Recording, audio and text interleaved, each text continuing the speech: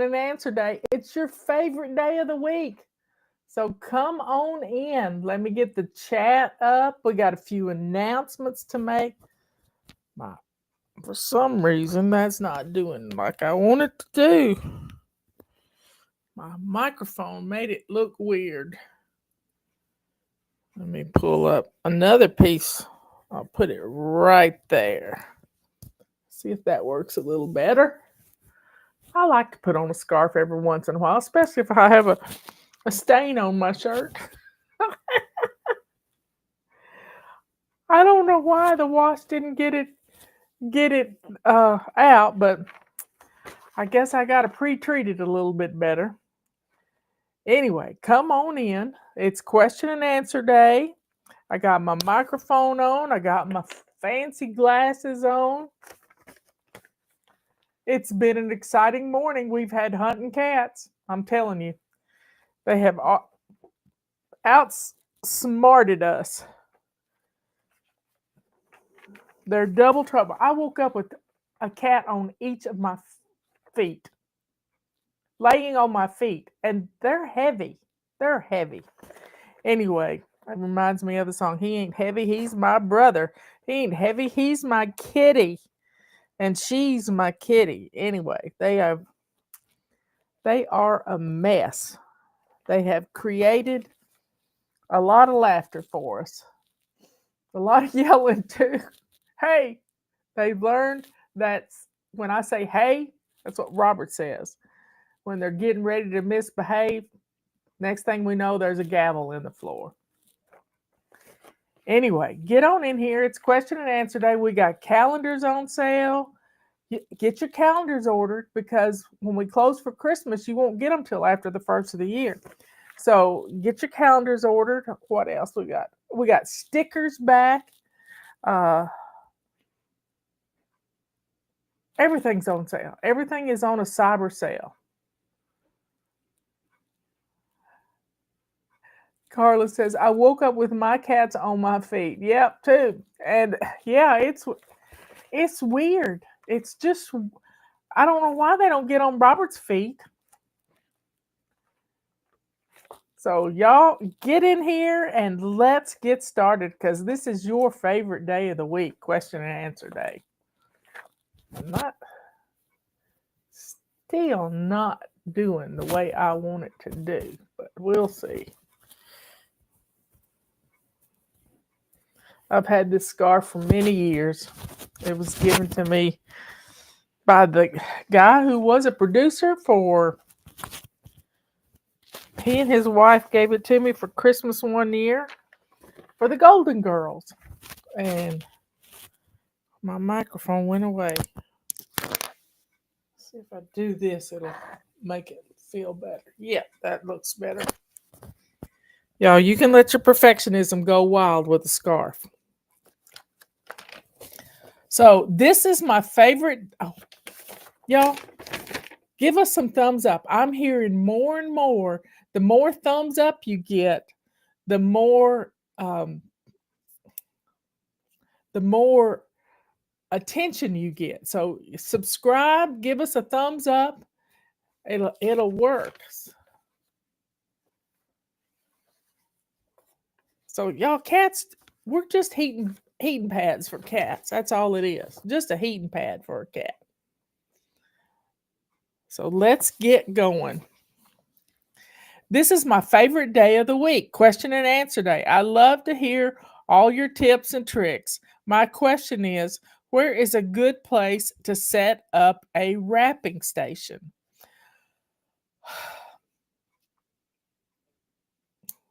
Well, it's just according to your house. I have my wrapping station right over here on my vanity. It's a flat surface, and I have some bows there, and I have some craft paper right there, and it's quite accessible.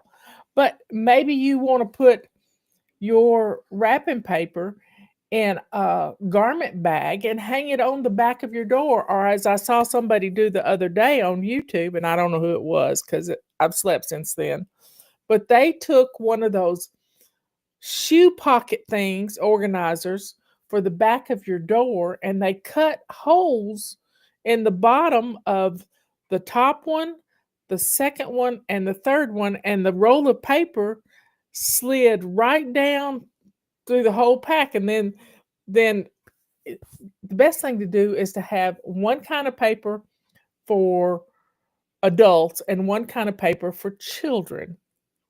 But I just use brown craft paper. I don't use anything else. I change the ribbons up and make it fun, because you could use Santa Claus ribbon and different things for kids. Anyway, so what's a good place? On the back of some door somewhere where you got a flat surface. And if you don't have a flat surface and you've got a folding table, put the folding table up. You can take it down easily and slide it under the bed.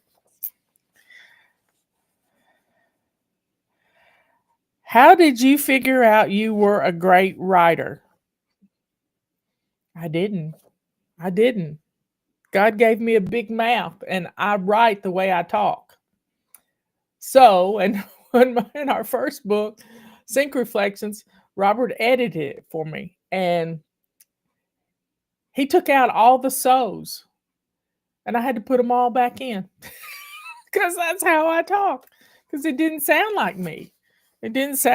So God gets all the glory for, I was behind the door when he handed out spelling, but with Word, you got spell check, except for there and there. You have to be careful with synonym. Are they synonyms or homonym? I don't know. I don't know what they are, but I learned it in second grade because I made a big list of them.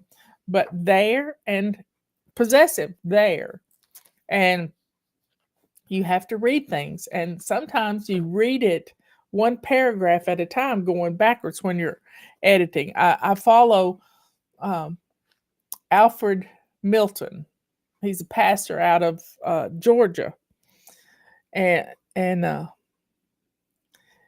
he's got a free seminar on his website, alfredmilton.com, or God Unlimited. Listen to one of his podcasts. At the end of every podcast, he talks about, he has a seminar on how to build a website, how to publish a book, and he's more up to date than I am on this stuff because he's just done it. He's got a book called 7 Mountains, and it's a really good book. It's a short book, but he teaches you how to publish your own book on Amazon. Robert did his book on Amazon. Patty's done her books on Amazon. We've done one book, I think, on Amazon. But hey, it's all good. It is all good. Can you teach me how to make gravy? Well, I have a video for that, and I didn't send the link to Patty, but it's in I'm making fried chicken. And when you make fried chicken, you got to have gravy. And all gravy is some butter or some shortening.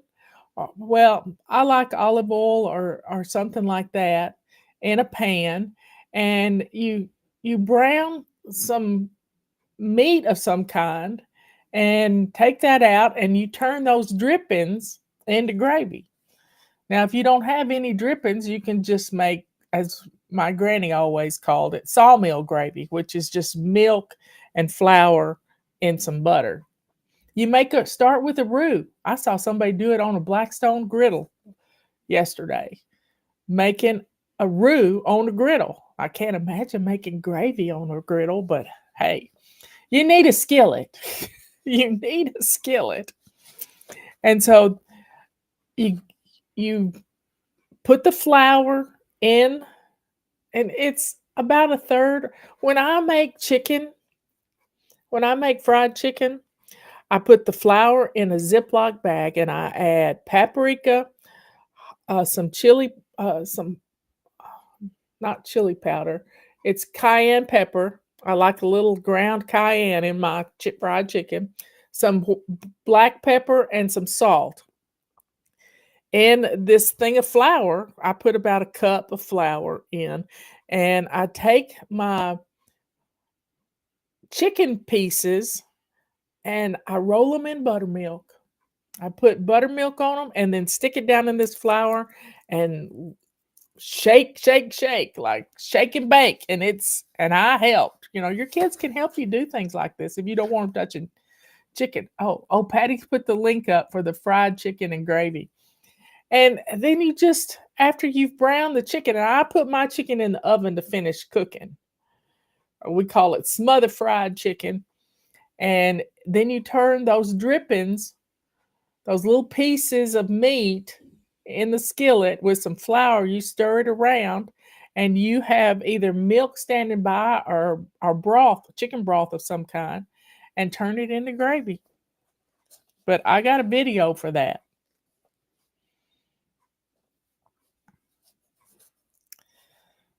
So going back to question number 2, how did I figure out I was a great writer? God did it. I didn't do it. I never dreamed anybody would listen to me. But God had a plan for my life, and it was all about running my mouth to help you gain control over the evil one, the chaos in your home, so that you could be all you were supposed to be in God's kingdom. Yep. And be sure and listen to Dutch Sheets today. It's all about keeping it simple. I've shared it on our YouTube community page. And we try to make things, because of our perfectionism, we try to make everything harder than it really is. Even the good Lord. We try to make salvation hard. We try to make it hard. And it's not hard. If it were hard, nobody would do it. That's why, people think Fly Lady's hard. It's not. Go shine your sink. Put your shoes on. Get dressed. And declutter something every single day. So, teaching to make gravy, I got a video for that. How do you buy a gift for someone who has everything and doesn't want anything, but you want to do something nice for them? Know what their requirements are when it comes to their health. Are they diabetic? You don't want to send them cookies, but it wouldn't hurt to have a cheese and sausage platter of some kind. Know, what they can eat, and then put together a charcuterie board for them. But you might not want to take everything, might not want to lay it out on a board. You just have it where they can do it themselves. Maybe a nice little cutting board. I gave my daughter-in-law one a few years ago that had all these little containers that came with it for dips and spreads and all kinds of stuff, and she loved it. So make it something consumable. Something simple and consumable.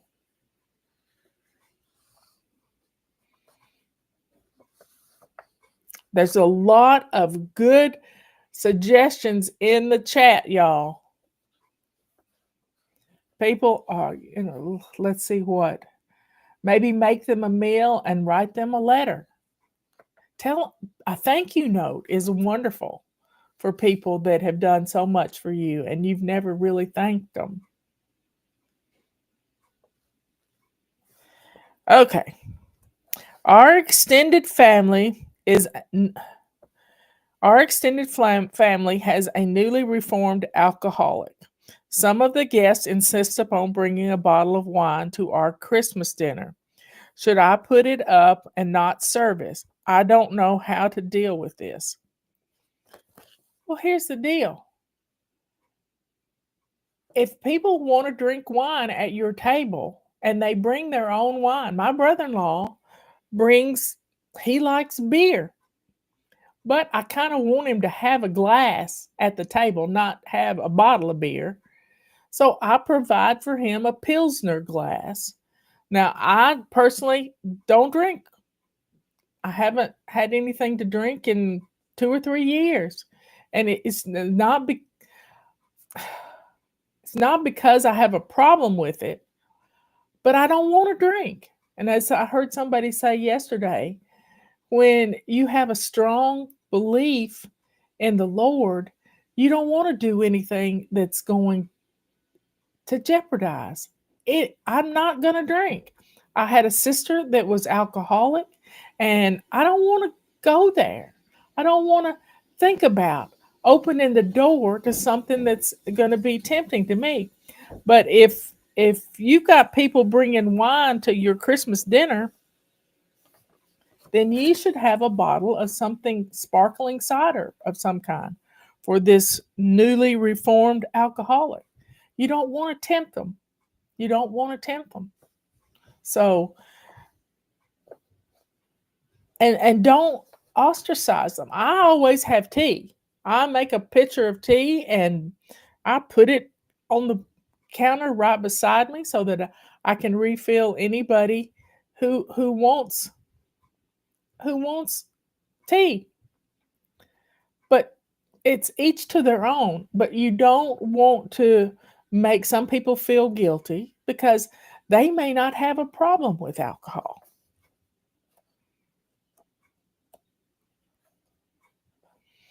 But if they bring a bottle of wine, that means they want to drink a glass of wine.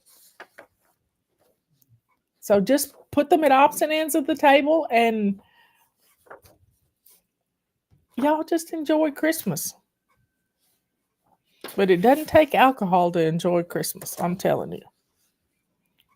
My house is looking pretty this year for Christmas. That's all because of you. No, you did the work. I have even started to decorate, and that's something I haven't done in over 10 years. As I pull out things, should I declutter as I go, or am I going to run out of time? Pull out one box, have a box or a bag standing by. As you put out the things you want to use, put other things in a box to go to Goodwill because some people may not be able to afford Christmas decorations. Some people, I remember starting out as a young wife, and our first Christmas was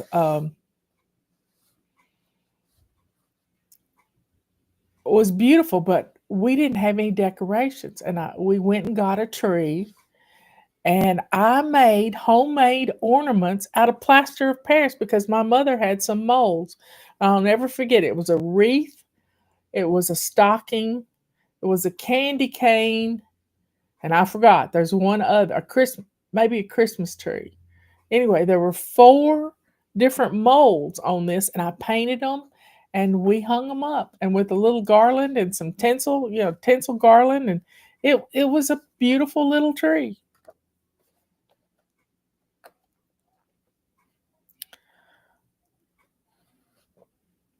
But don't pile on doing too much. You can also declutter after Christmas as you put things away. That's always a good time to do it. How do I still get your musings without getting so many emails that it fills up my inbox? Is there a pared down system for people like me? I've been a flybaby for over 8 years and my home is so pretty now.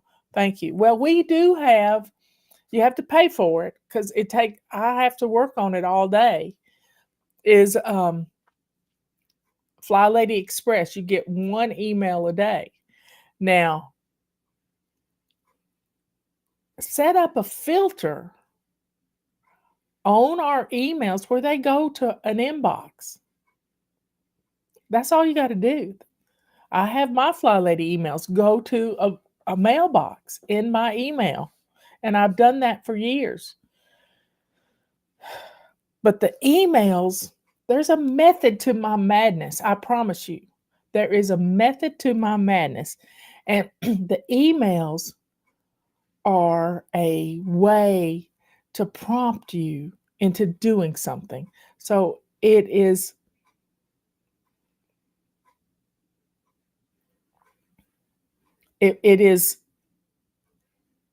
it's fly washing you every time you open up. And if you have them come to your phone, You have them come to your phone, you can just glance at them, read a couple of paragraphs, and you're going to get up and do something.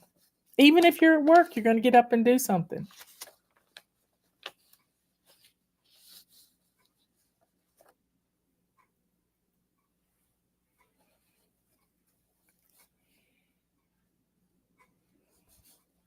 So please get our emails. Try them. We got a brand new year starting in just a few days. Here it is, the 12th day. Uh, 12, 22, like 19 days.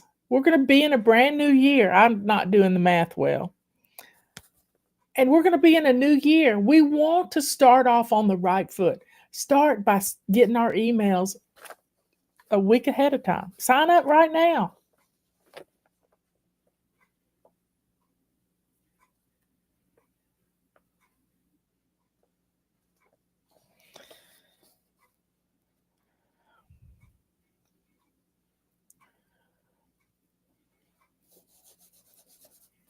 I'm watching Carla talk about eggnog crystals that she used to buy.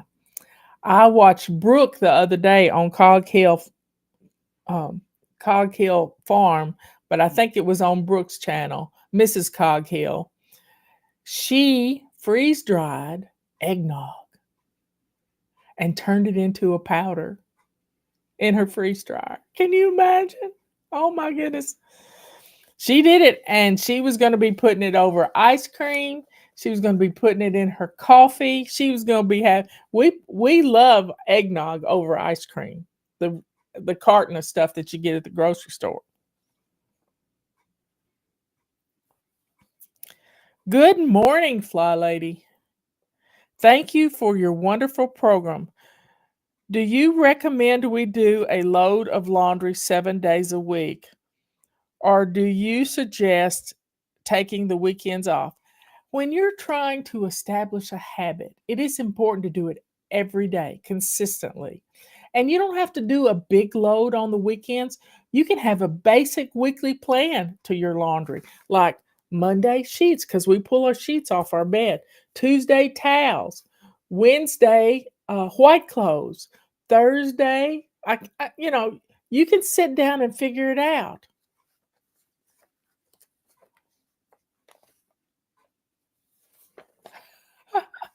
Freeze dried eggnog, yep. Do you have a freeze dryer, Carla?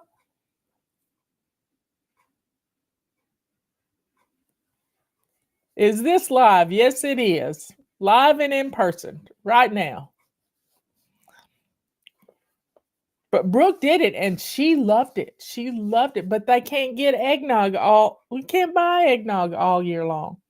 And she thought, I really like eggnog.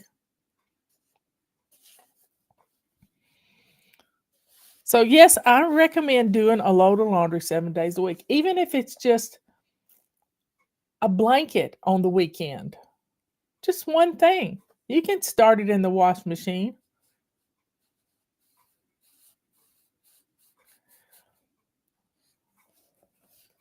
I think silk is a milk alternative.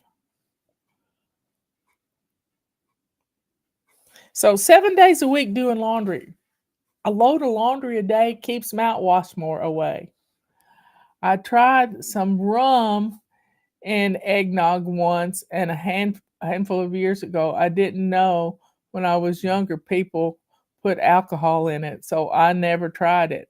It ruined it. It's like eggnog straight from the carton.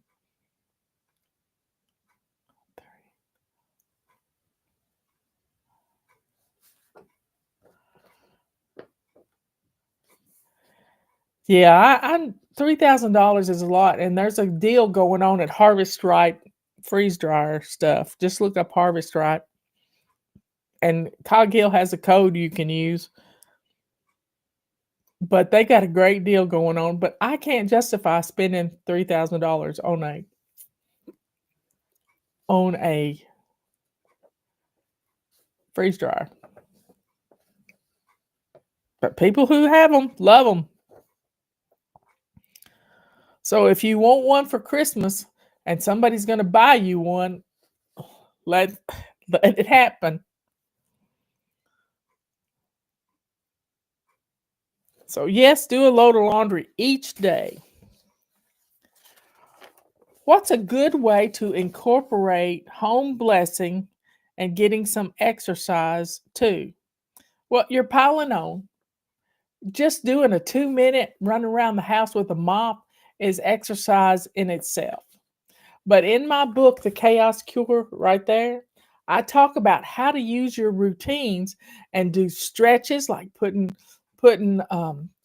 emptying the dishwasher and getting up on your tiptoes and stretching and putting plates up in the cabinet. This is all fun stuff.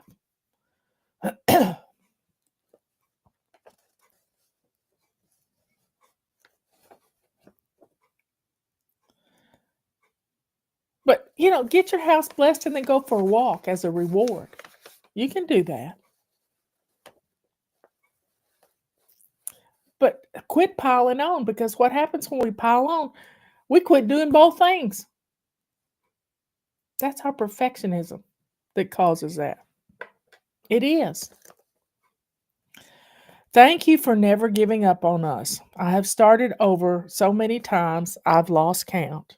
Today I searched through my control journal to figure out what I was doing wrong. I realized that I quit before I even get one room decluttered. How do I stay on track this time with decluttering? You got to declutter every day. It's the consistency of getting rid of something every single day, getting it out to your car so that you can donate the next time you're out of the house. How do you house bless? Check back with us on Monday.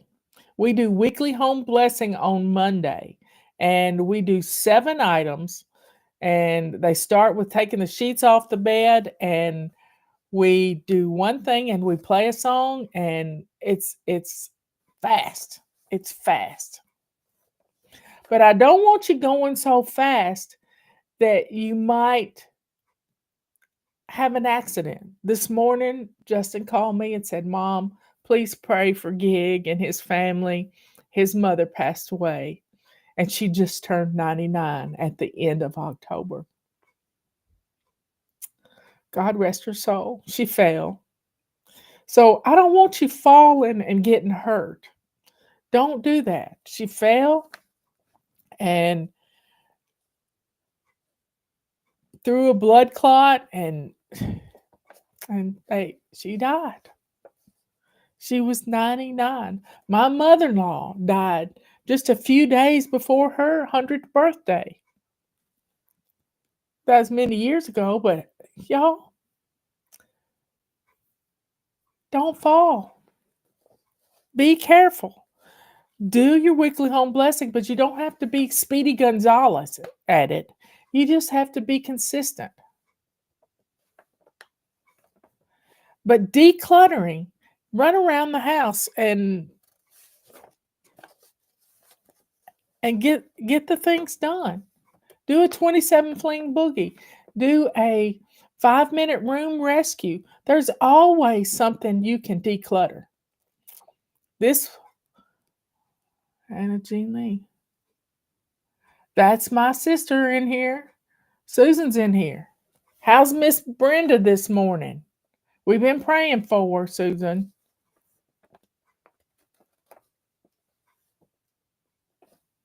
Yeah, on the weekends we do, on Saturday we do a marathon. Sometimes I'll do something. Ask yourself this question. Has this item served its purpose? If it has, find a new home for it, donate, or put it in the trash.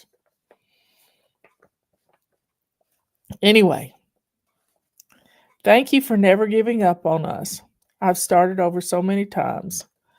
I realized I quit. How do I stay on track? Declare. You got to do it every day. You got to, Miss Brenda is coming off the ventilator. That's what we prayed about yesterday.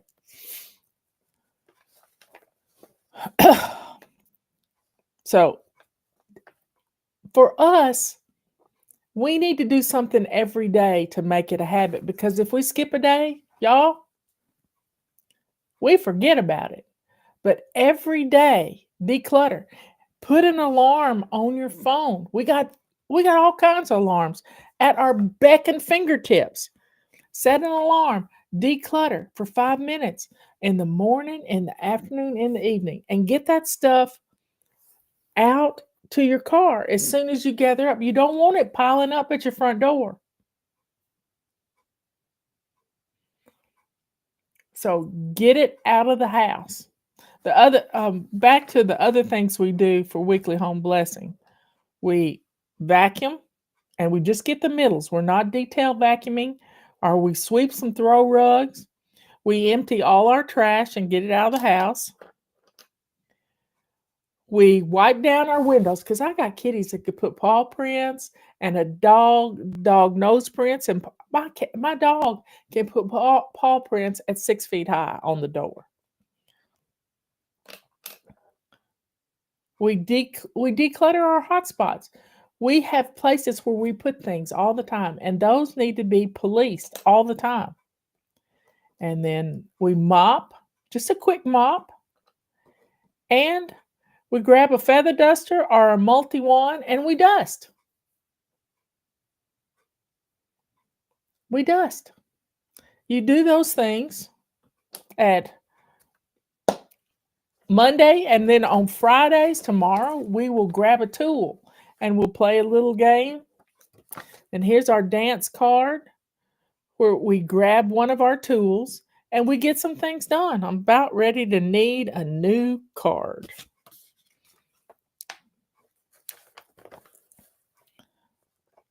So, our perfectionism doesn't like skipping a day. So, stay focused.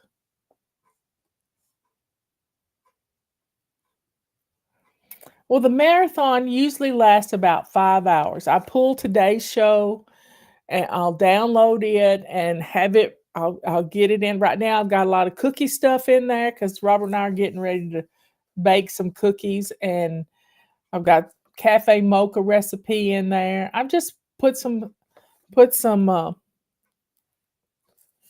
different things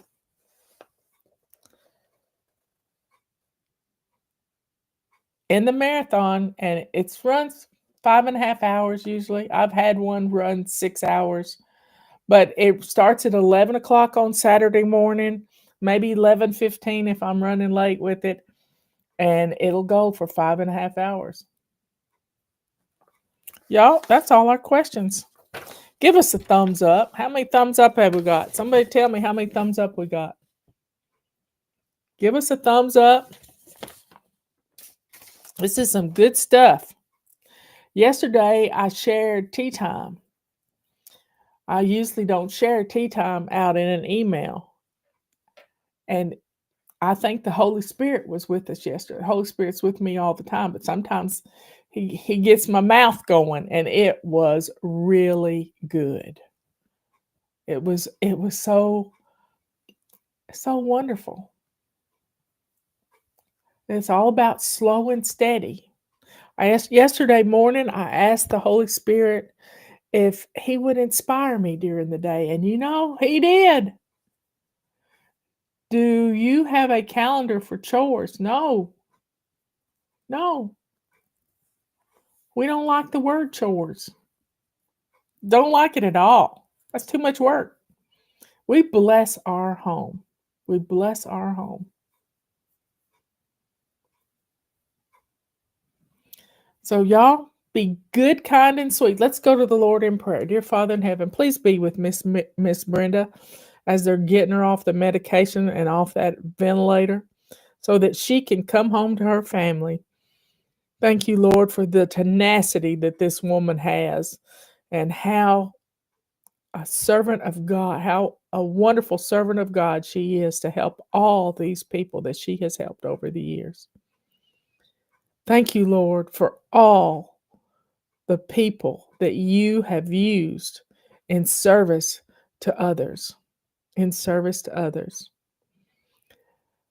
Please be with Gig's family as they mourn the loss of his mother at 99 years old. I'm just thinking she had to be such a wonderful woman because she lived such a long life. And that's your gift to us.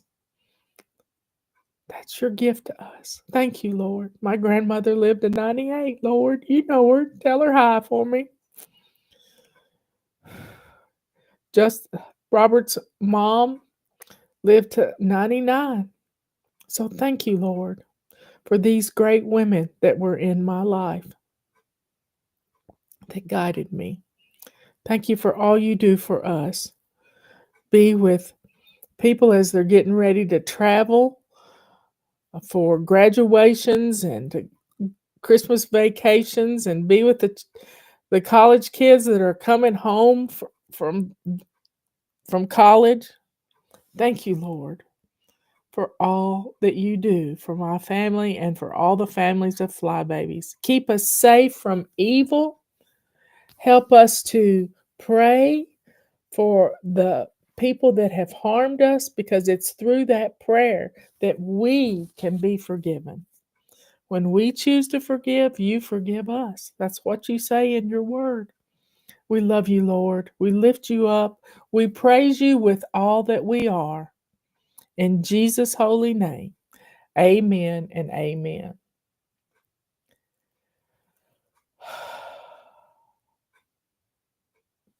Okay, folks, y'all be good, kind, and sweet. Be good to yourself by cleaning off some hot spots. Nothing makes your house look messier than having of every flat surface being a hot spot. Be kind to others by sharing Fly Lady with them. If you know somebody that needs some help, share Fly Lady with them. Whether you buy them a book or you take, we keep this free. Our emails are free. And let the joy that is in your heart show the world who you are. A child of the Most High, the only living God in the cosmos.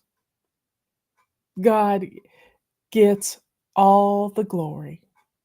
To God be the glory. See my little sign back there? And that chicken right there, that reminds me of Psalms 91, that we are sheltered under God's wings. He protects us.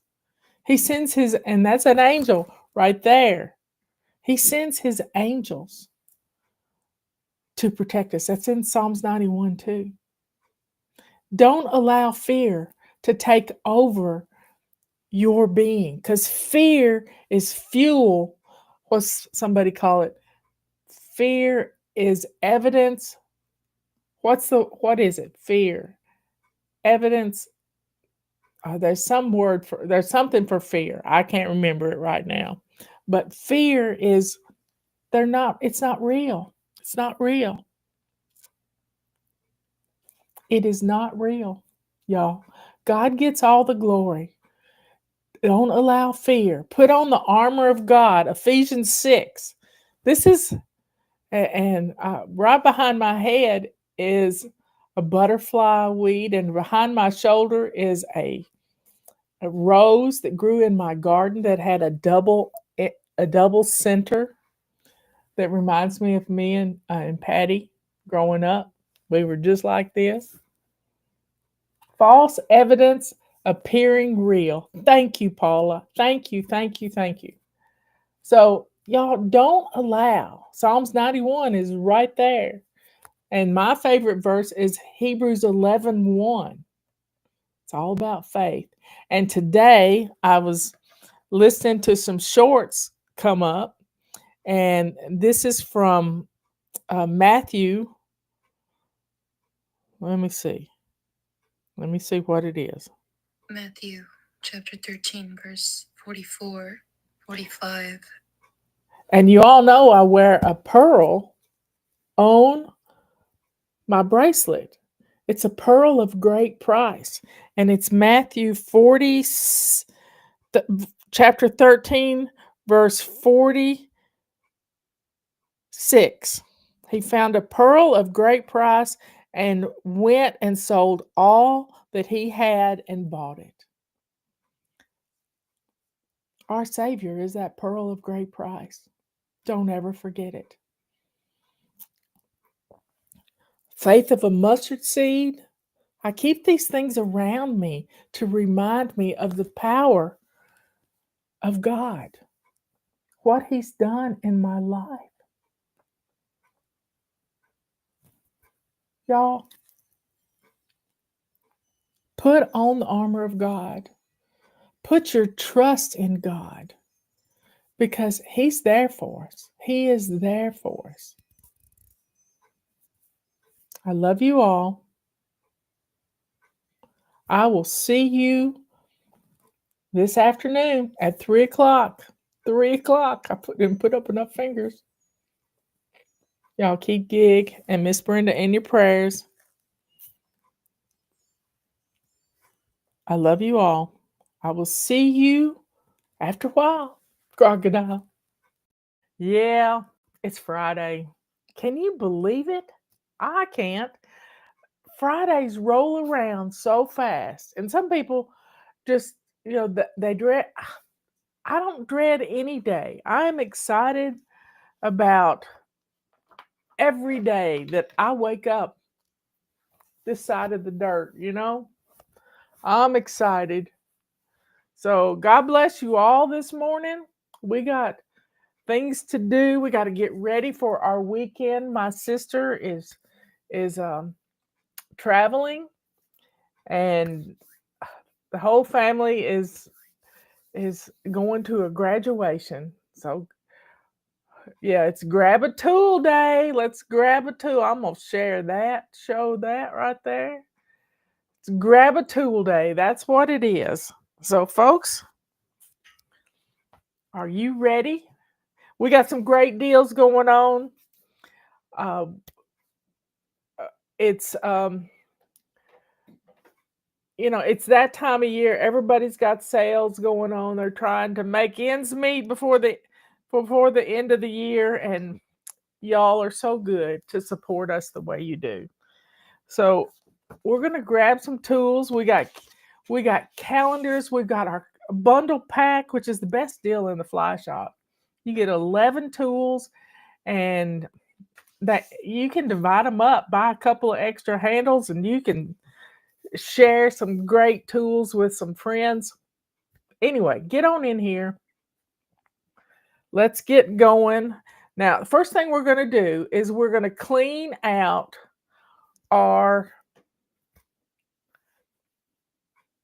the first thing we need to do is to pray for Miss Brenda.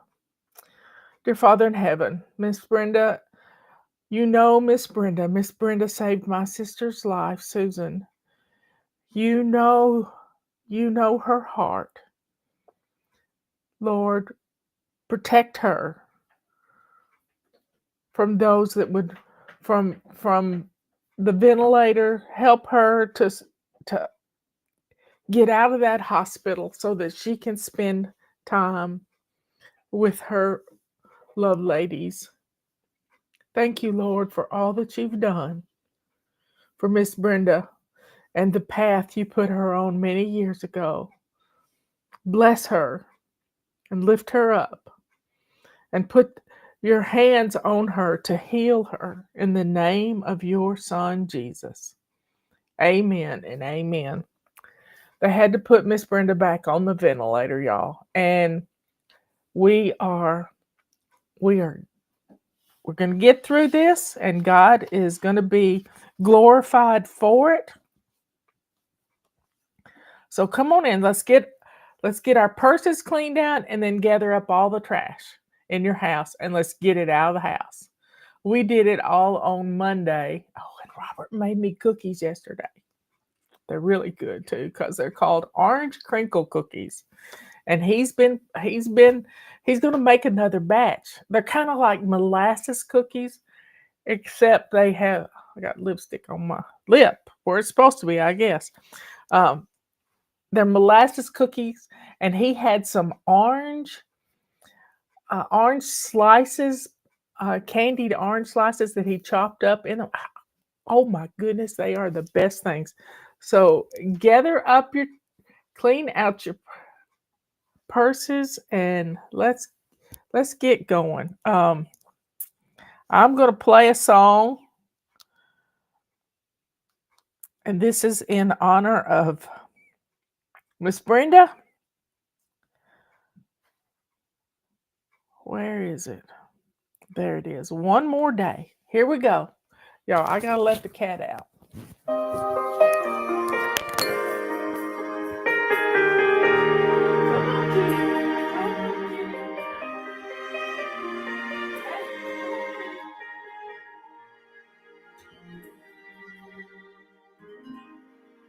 I can hear the thunder rolling,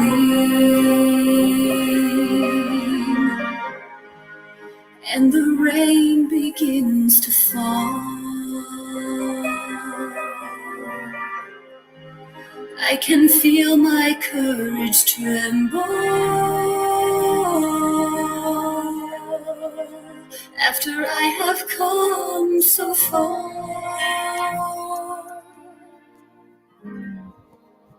Today my heart is sinking, and my world is caving in. Faith of a mustard seed. But there's light on the horizon, and the darkness will give in to one more day of hope, one more day of faith. Tomorrow will be brighter if I get through today. Better days are coming further down the road. So for now I'll just keep clinging to one more day of hope.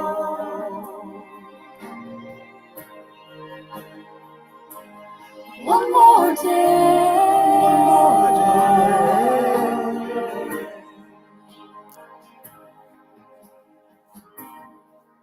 And I know that I'll get through this.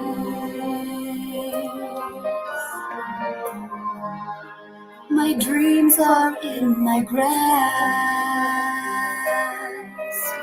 Set up straight, Marla. When I find the power within me,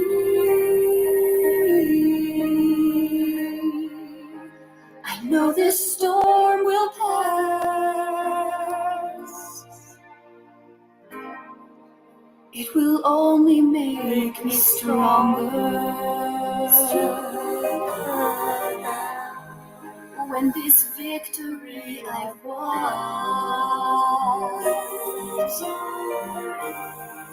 I can last a little longer.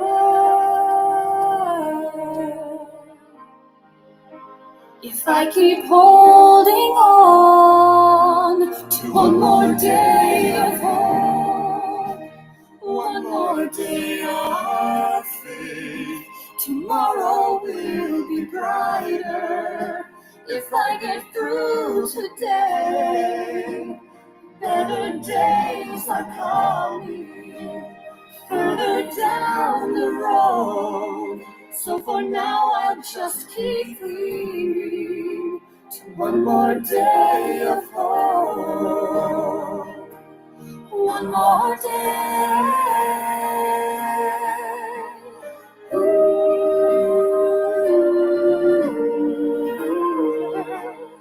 Better days are coming further down the road. So for now I'll just keep clinging to one more day of hope.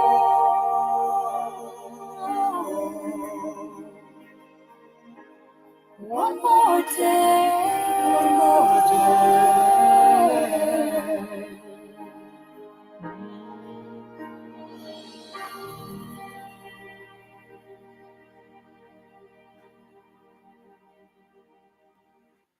Okay, folks, we have a mischievous kitty here in the studio.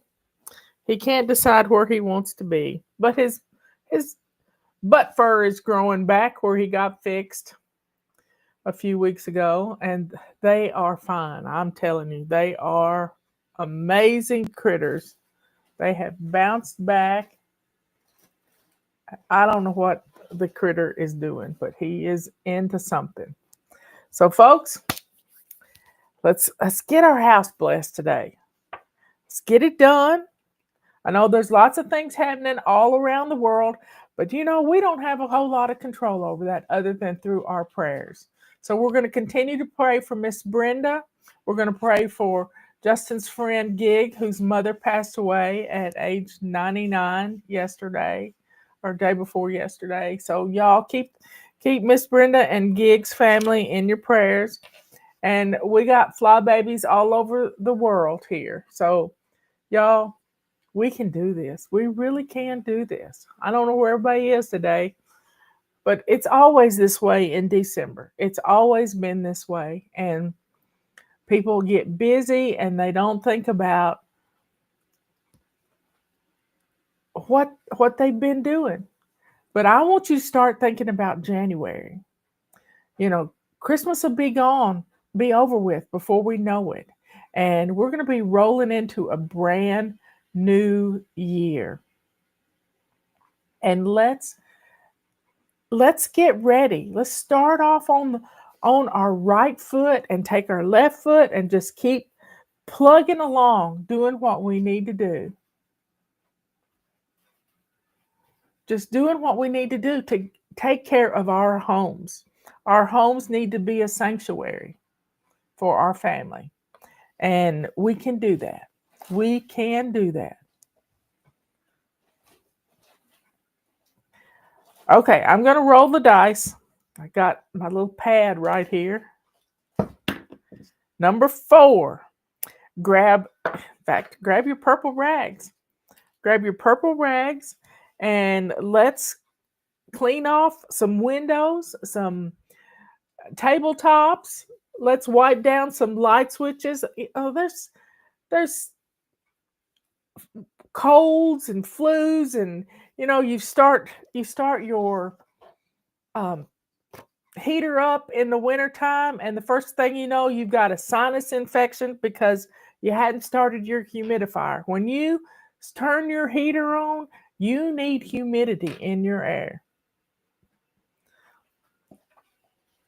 So let me find my Sharpie. So I'm going to do that one this time. We've done trash and trash. And I think the kitty went out. No, kitty came in. Kitty came in.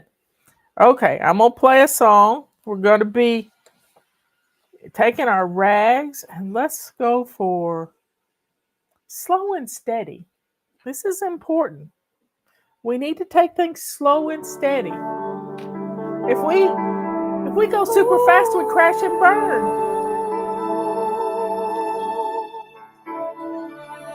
All day I rush around, but I'm still on the ground. This is Grab a Tool Day.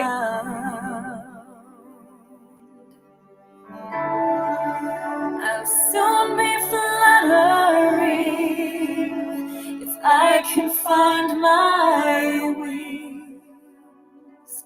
Find my wings. Impatiently, I want to fly today, but I hear a gentle voice inside me say that slow and steady steps will be my pace. Slow and steady steps will win this race. It will take some time, but the victory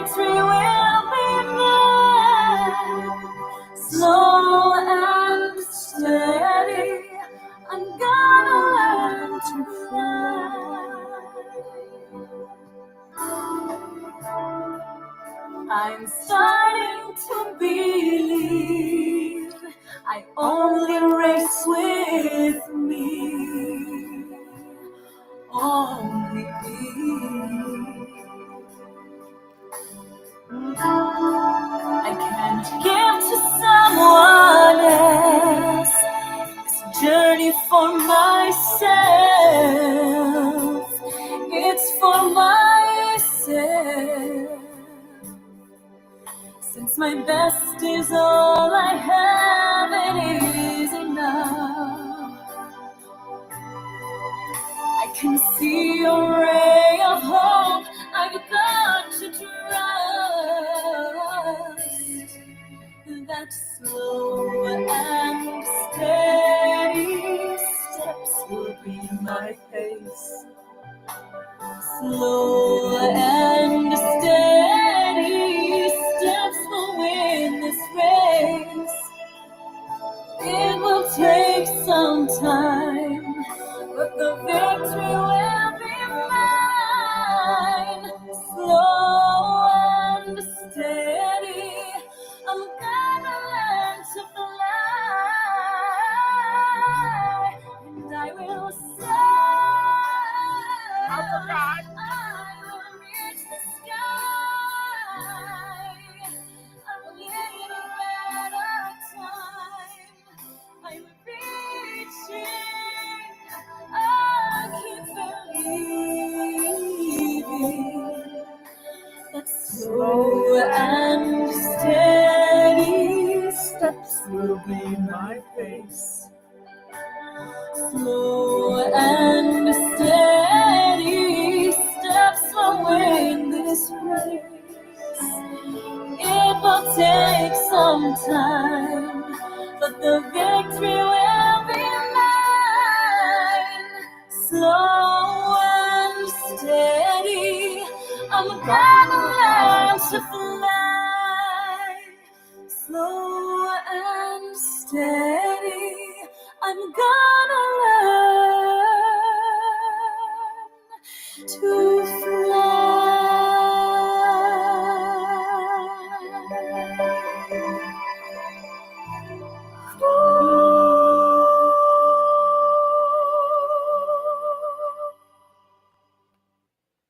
Okay, you ready?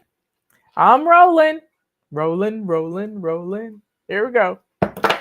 Number 1, grab your feather duster or your multi-wand, whatever you got.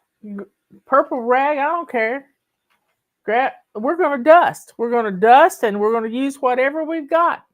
Feather duster, whatever. So let's see what song we're going to play.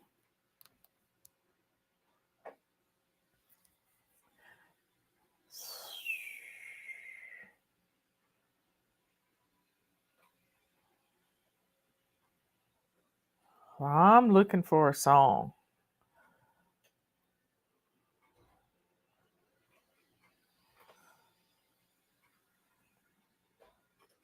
There it is. So Long Dust Samba.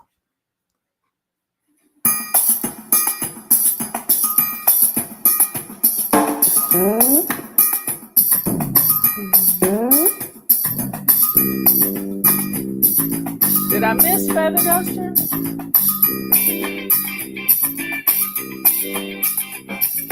You can do all kinds of dances, hip hop or ballet. I will tell you of a dance that you can learn today. Hey, you don't need some fancy clothes, don't need some fancy moves. All you need is a feather duster to begin the samba groove. So long the samba, mama, can I dust a little longer? My world has turned gray, I need to brush this dust away. So long the samba, mama, can I dust a little longer? My world has turned gray, I need to brush this dust away. So long the samba, mama, can I dust a little longer? My world has turned gray, I need to brush this dust away. So long the samba, mama, can I dust a little longer? My world has turned gray, I need to brush this dust away. Does it feel high? See me flying, dusting low. Watch me go. Moving to the sound rhythm. I'm solo dusting show. Then I take the feather duster, shake it good outside. Come back and I feel like dancing. It's summer party time. So long the summer. Mama, can I just a little longer? My world is turning gray. I need you to brush this dust away. So long the summer. Mama, can I just a little longer? My world is turning gray. I need you to brush this dust away. So long the summer. Mama, can I just a little longer? My world is turning gray. I need you to brush this dust away.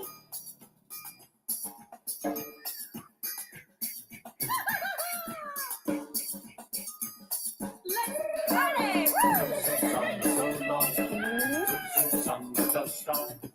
It's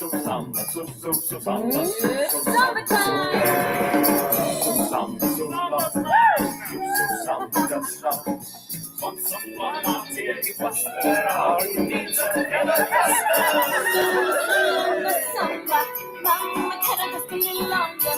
My world has turned fair. I need to brush this dust away. So long the summer. Mama, can I just a little longer?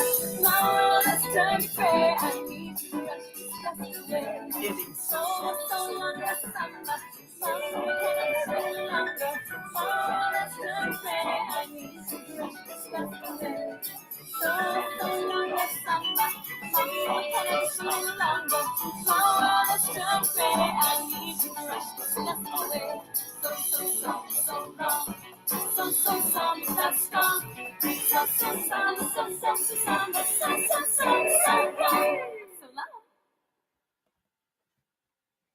Okay, y'all. Here we go. We're going to do our floor. So grab your mop, your carpet sweeper, a broom, and maybe you just need to do your thresholds on your doors, and a rubber scrubber, and we're going to get after our floors. So here we go. Mop. Let's see. I got a rolling kitty fight in here. Let's see if anyway, we're doing the floors now. So grab your mop, your broom, your carpet sweeper, and put your rubber scrubber in your hand, just in case you need to brush some furniture or the threshold of your door, whatever you need. You got it handy. Put it in your pocket. I know I can mix things up a little bit.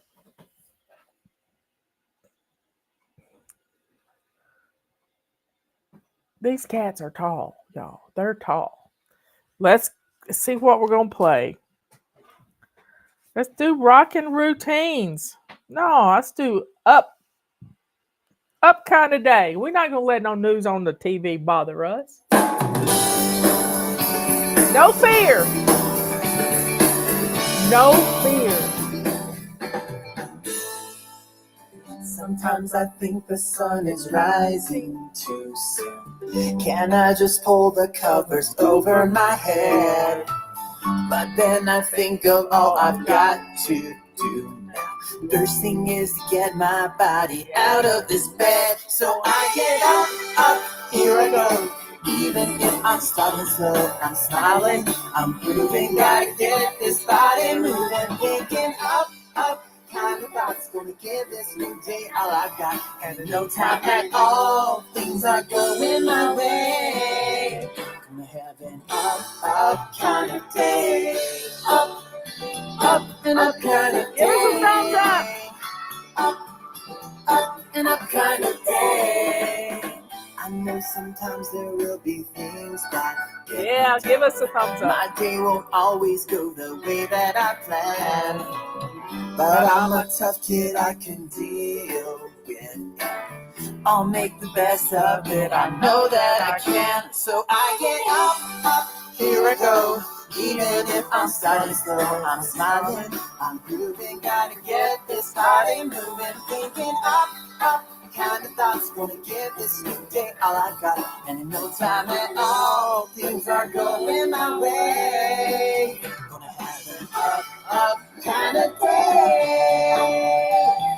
An up kind of day. Up kind of day. Even if my day seems long, nowhere for my dreams to go, I'll still reach for the sky. It's time to watch me die on an up kind of day, yeah. Up on an up kind of day. So I get up, here I go. Even if I'm starting slow, I'm smiling. I'm moving, gotta get this body moving. Thinking up, kind of thoughts, gonna give this new day all I got. And in no time at all, things are going my way. Gonna have an up kind of day. An up kind of day, yeah. An up kind of day, yeah. An up kind of day. Okay, folks. My sister Susan is in here.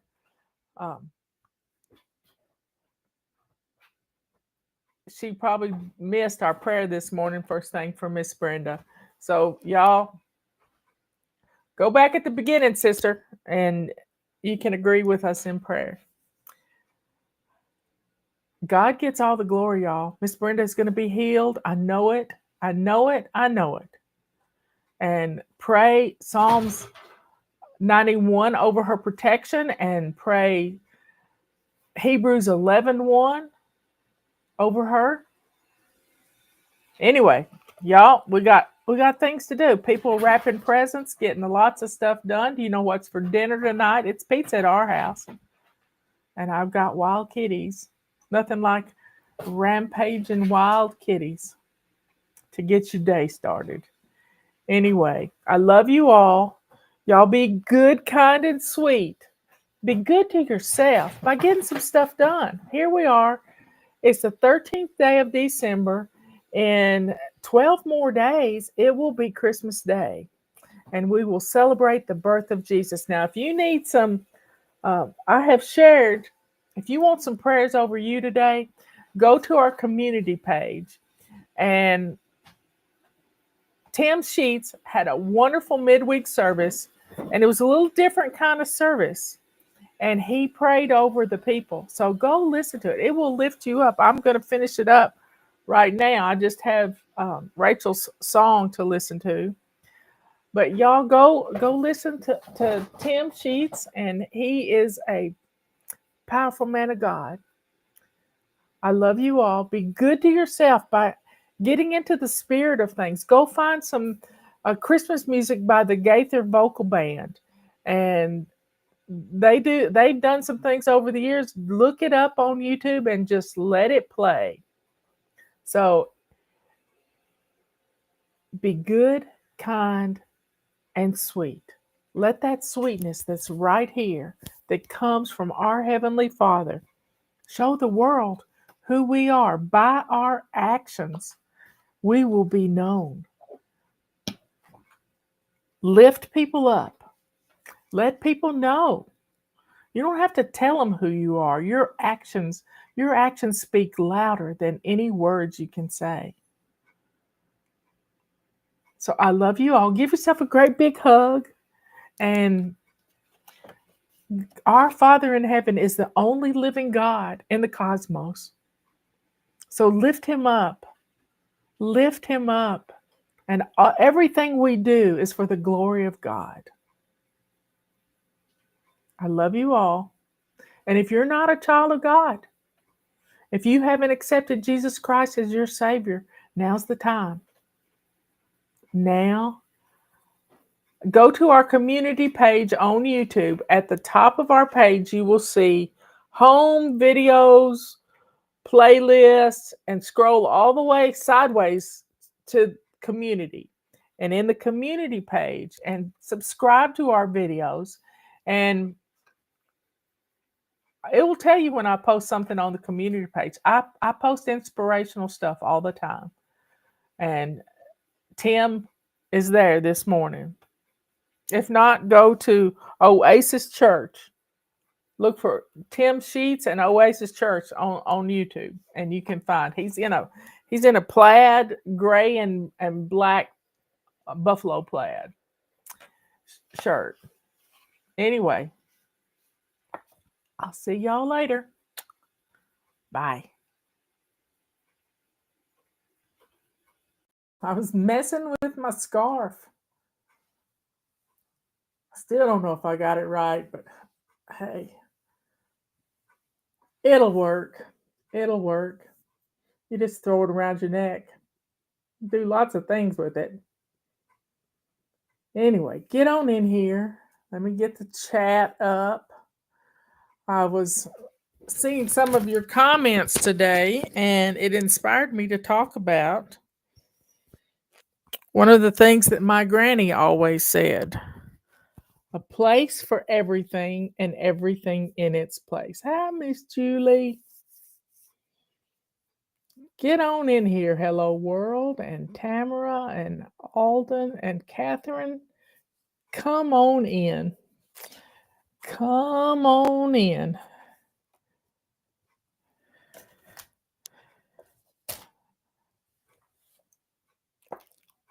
So, a place for everything and everything in its place.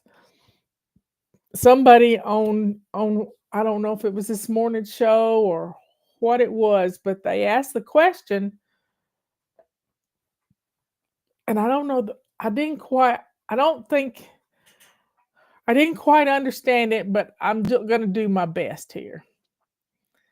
Gonna do my best. Let me see if I can find her question.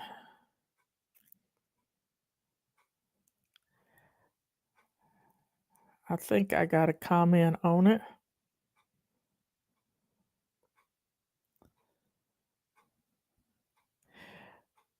I think that's it.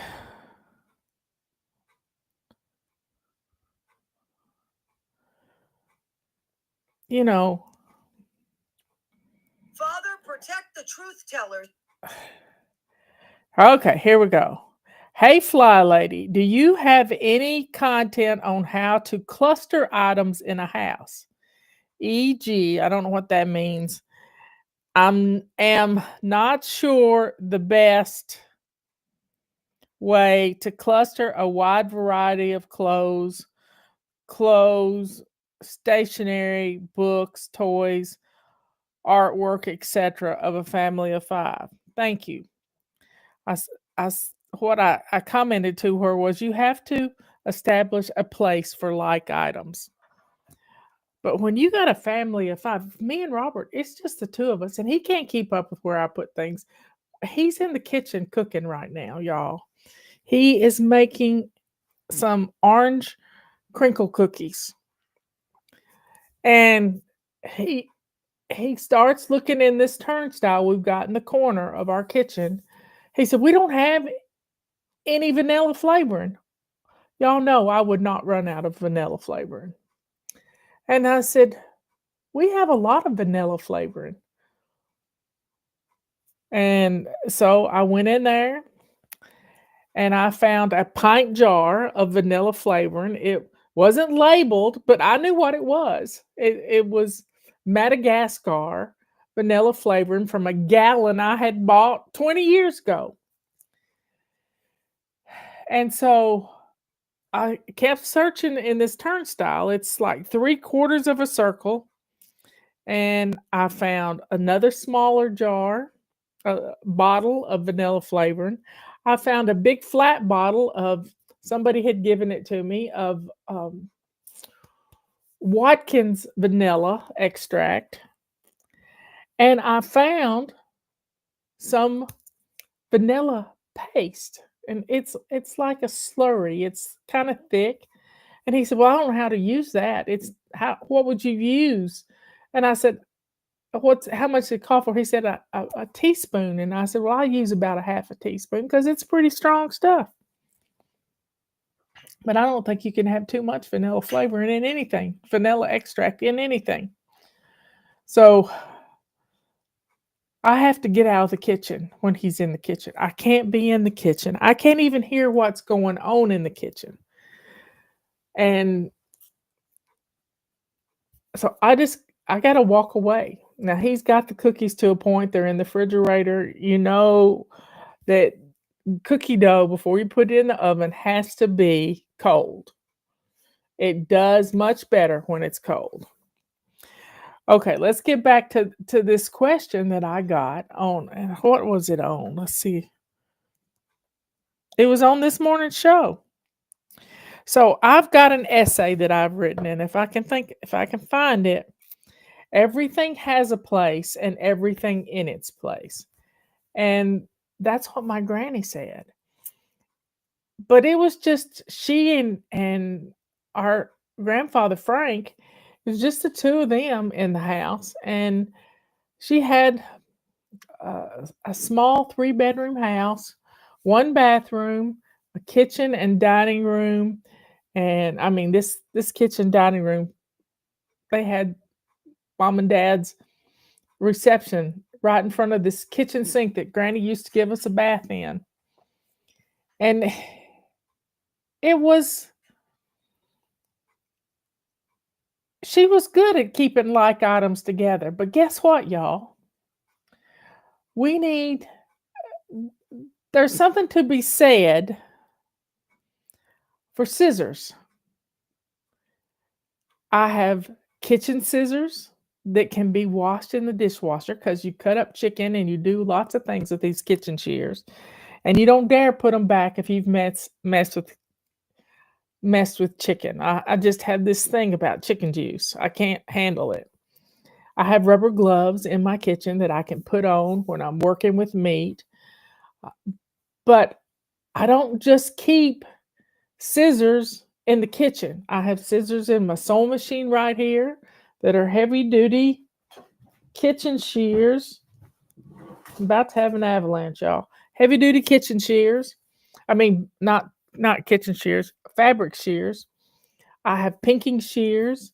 I have scissors in my bathroom for cutting open Epsom salt, and I have specific scissors for thinning my hair and for cutting my hair. I have scissors by my chair for opening up packages from Amazon. I also have some really heavy duty scissors. Sometimes you just need. I have 2 pairs of scissors that's in my pencil holder. And then Robert has a pair of scissors by his chair in his pencil holder. I also have a pair of case scissors that was a gift, and they're in my utility drawer where we keep our silverware. So I got scissors everywhere. Everywhere. I don't want to be without a pair of scissors. When I need to put my hands, I don't think I have any scissors in my bedroom. But Robert's got scissors in his bathroom. He's got hair thinning scissors. He's got hair cutting scissors. But I have a place for all of them. I could go right to them at a moment's notice and get them. But once upon a time, when this room was an extra bedroom, I was still decluttering. And I decided I was going to work my way around this room. And I had a lot of cables. Cables for computers, cables for chargers for phones. I had all kinds of cables. Well, I started gathering them all up in one spot, y'all. I had a sweater plastic tub that would slide under the bed. And when I would run across some of these things, I would put them in that box. Y'all, I ended up with a whole box of cords for everything in the world. From iPods antique iPods like this one is, you name it. iPads, different chargers for everything. All kinds of different jacks. I just had everything. So as I would declutter, I would establish a place for things. Now, as you start decluttering, you're going to run across pictures, film. You're going to find film. If you're as old as I am, probably got a bowl of film on top of your refrigerator. You're going to run across all these things. And so you start, maybe take a drawer that's in your nightstand and start putting pictures in that drawer. Establish one place for those pictures. As far as clothes go, clothes that are too little for anybody in your household need to go in a giveaway box, and they've got to be clean. So they need to go through the laundry first, and then as you process the laundry, you have one bag. Maybe it's a grocery sack, maybe it's a tote bag that you put these giveaway clothes in this grocery bag. And preferably in your laundry room so they don't get mixed back up with the clothes that you wear now. So keep thinking about everything has a place and everything in its place, because finding the place, now it might not be the place that you want. I no wonder these glasses won't stay on my head. They keep falling off, and I've got a nervous tick playing with my glasses. Here we go. They were sliding down my nose. That's much better. So having a place for everything and putting everything in its place. Maybe you got 10 places for scissors around your house. I wouldn't be the first one to have that. But guess what? It's okay. You don't have to beat yourself up because you got different scissors for different jobs. That's just how it is. I've got a pair of scissors that's underneath our coffee table in a basket. And I use those scissors to cut open styrofoam that you get when you do carry out on something. And we cut the styrofoam clamshell things in half and stack them inside of each other before we throw them away. I don't think they can be recycled. They might can, but I don't know. But have a place. What other thing? Clothes. I have winter clothes and I have summer clothes. And there's fall and spring, and they kind of all mix together. In the summertime, I like to wear brighter colors, hot pinks, and I wear them in the winter too, but hot pinks and yellows and different things. But I have a drawer for my summer clothes, and when summer is over, I put them in that drawer, and I pull out my winter stuff, and they get rotated at I think it's September, and I have an alarm set, and it gets written on the calendar to rotate those clothes. I watch Robert. Robert does it all the time. He has a plastic Rubbermaid bin that's clear that he puts his shirts in. He runs them through the laundry and he makes sure they're really dry, and then he'll fold them up and put them in this Rubbermaid tub, and he's got a place in the top of our closet where he puts them. And then when spring rolls around and he has to put away the winter stuff, he makes sure all his flannel shirts get washed, and then he puts them away, and he puts the summertime short sleeve shirts out. Let's see. It's not fun going to work sick. Yeah, it isn't. It's not. That's not good. We're going to pray for Sage right now. Dear Father in heaven, please heal Sage. We rebuke anything that is attacking her precious body, and we command it in the name of Jesus to go back to the pits of hell where it belongs. By his stripes, we are healed. And we know Miss Sage can feel a whole lot better in the name of Jesus.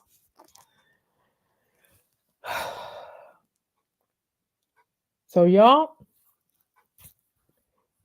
be aware that as you start decluttering things, you're going to put like items together. Grab a basket, grab a tub, and start filling it. But you got to label it. You got to know what it is. You got to know what it is. So everything has a place and everything in its place, and it doesn't happen overnight. You have to baby step your way through all 5 zones, decluttering every single day. And before you know it, you're going to know where everything is in your house. You are. You're going to know where everything is. God gets all the glory.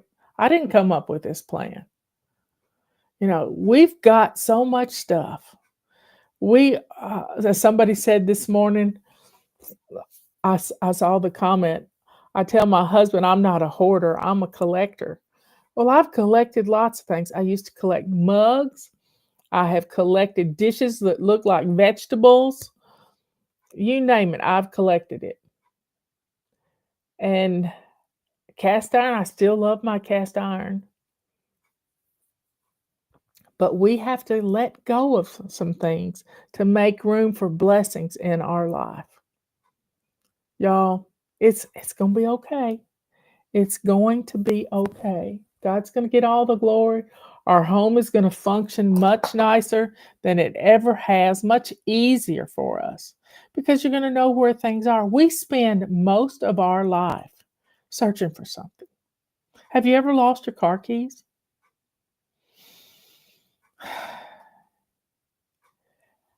That's not fun, searching for car keys. It's not fun at all.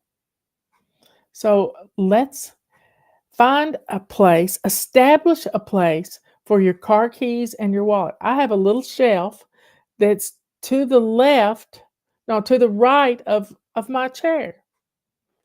And on that shelf, my wallet is about this big. It's a wristlet and it's got and I hang that on, it's got some pegs on it. I hang that there. I put my keys there because they're on a lanyard. And it works for me. You can't see that from the door. And usually I've got a light jacket hanging over my purse so nobody can see it if they come in the house. Not that anybody ever comes in the house except Justin, and he knows where I keep things. But decluttering a little every day and starting to gather up these caches of stuff, cords, extra medicine. You can't even find it because you got it everywhere, stashed everywhere. So folks, clean off a countertop. Open up a cabinet door. We're in the kitchen this week. And clean out from under your kitchen sink because that's going to make it much easier for you to hide some of those appliances you don't use often. Maybe in the base of your linen closet. Put it there. Turn that linen closet into a pantry. So y'all, be good, kind, and sweet. Be good to yourself by start putting these things together. Be good to your neighbor by knowing where things are. If somebody needs a cord, you can find it. And let that joy that is in here show the world who you are, a child of the Most High, the only living God in the cosmos. To God be the glory. And if you don't know Jesus, listen to Dutch Sheets this morning. We make it too hard. It's not hard. It is not hard to know Jesus. He is our Savior. He is the Son of God. God sent him to this earth to die for us, and Jesus chose to do it.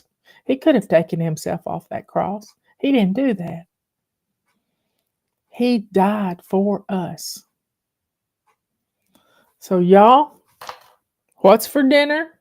Knowing what's for dinner, that is so we're having hamburgers. We're having hamburgers. I'll see you later. Bye. Come on in here, everybody. I know I'm late. I apologize. But I got a last minute phone call from somebody I haven't talked to in months and months and months. And we just had to catch up just a little bit. Anyway, come on in here. Come on in here. Should I play a song to get us started? Let's see. I don't know what I want to play.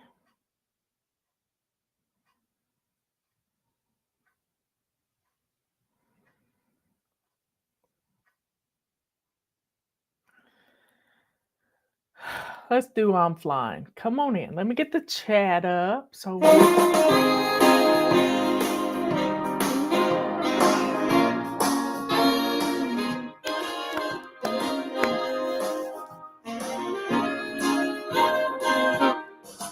Well, my sink is shining, but I'm not whining, I'm flying. I'm just a baby stepping, and I'm not obsessing, I'm flying. I've got my list of things to do, and I'm ready for action in my lace-up shoes. But I'm no model, I'm just working smarter, I'm flying.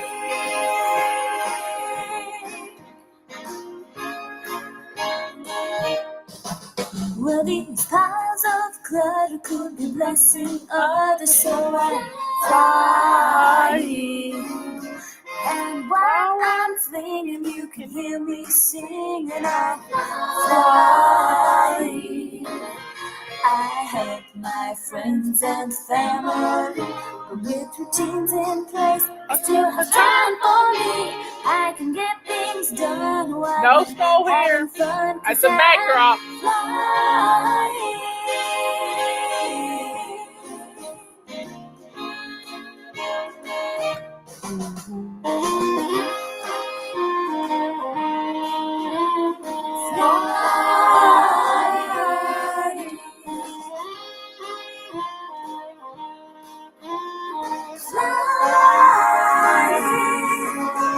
I have no wings to sing the blues. Do you know the system? Have you heard the news? You can start today. I found a better way. I'm flying. Yes, I'm flying.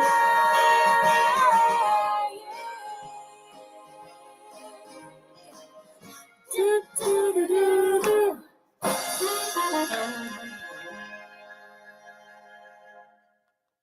Well, welcome everybody. We promised we'd talk about cookies this afternoon. I know when Justin was a baby, he loved a Cookie Monster, the blue Cookie Monster. Cookies! He just loves it. Now that's been 49 years ago, just so you know. But put nothing better than a warm cookie in your hot little hand and excited about it. But I made cookies all the time when he was growing up. In fact, he grew up with breakfast being homemade cookies straight out of the oven. Straight out of the oven. So it's hilarious. Yes, and they ate cake too. Now I wasn't big on I like the days we had homemade biscuits and eggs. We made bacon, egg, and cheese biscuits too. So C is for cookies. Yes, ma'am, it is. So folks, we've got some tips for cookies. Patty's going to put a link in, and it's been in your flight plan, your flight plan, and something else. Oh, the Fly Lady Express. It's been in there. I've left it in there. There's cookie tips, and then there's my triple recipe for cookies. And if you have my book, The Chaos Cure, right there, The Chaos Cure. I don't know why that's not showing up. There's a whole section on cookies. And you can make cookies from brownie mixes and all kinds of stuff. You just have to adapt them just a little bit. Anyway, get on in here. So those of you who have favorite cookie recipes and you've got them where you can copy and paste and put them in there, share them with everybody. Y'all just start sharing your favorite cookie recipes. My favorite cookie recipe is on the bag of Nestle's chocolate chips. And it's just a simple recipe. It's got half sugar and half brown sugar. And that's the cookie I've always made. And instead of using plain flour, I use self-rising flour, so I don't have to do any of those other things, baking soda or baking powders or whatever. And then my favorite tip for cooking anytime you go into the kitchen is start with a sink full of hot soapy water. Make sure your countertops are cleared off, but this sink full of hot soapy water is going to pre-wash everything before it goes in the dishwasher. And it just makes everything so smooth for cleanup, because a lot of times we don't want to get in our kitchen and mess up our kitchen because it's clean. But starting with a clean kitchen is just wonderful. Now, we have a whole section on our website about cookies. I mean, we've got hundreds of cookie recipes that people have sent in, but I have a surprise for you. Let me find it.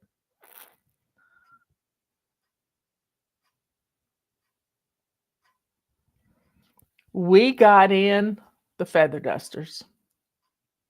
They came in a day before they said we would have them. They shipped them out from Atlanta this morning, and we got them early afternoon. And straight out of the package, y'all. Let me go back here. I'm going to flip this away. And you can see Justin twirl it just a little. That's what they look like straight out of the package, not poofed or anything. They don't have a purple feather in them, but they're the premium feathers, and we absolutely love them.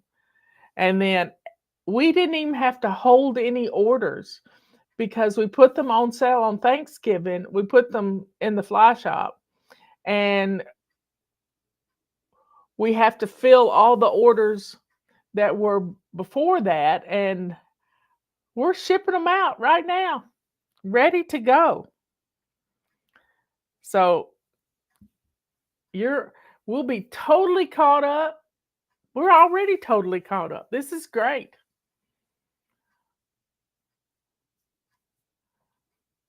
Now, I used to make my chocolate chip cookies in I think it was a 9x9 pan, but you could do it in a 13x9 pan and turn them into bar cookies. Well, the problem was they didn't have any purple feathers. And we get our feather dusters from the Middle East, y'all. And everything's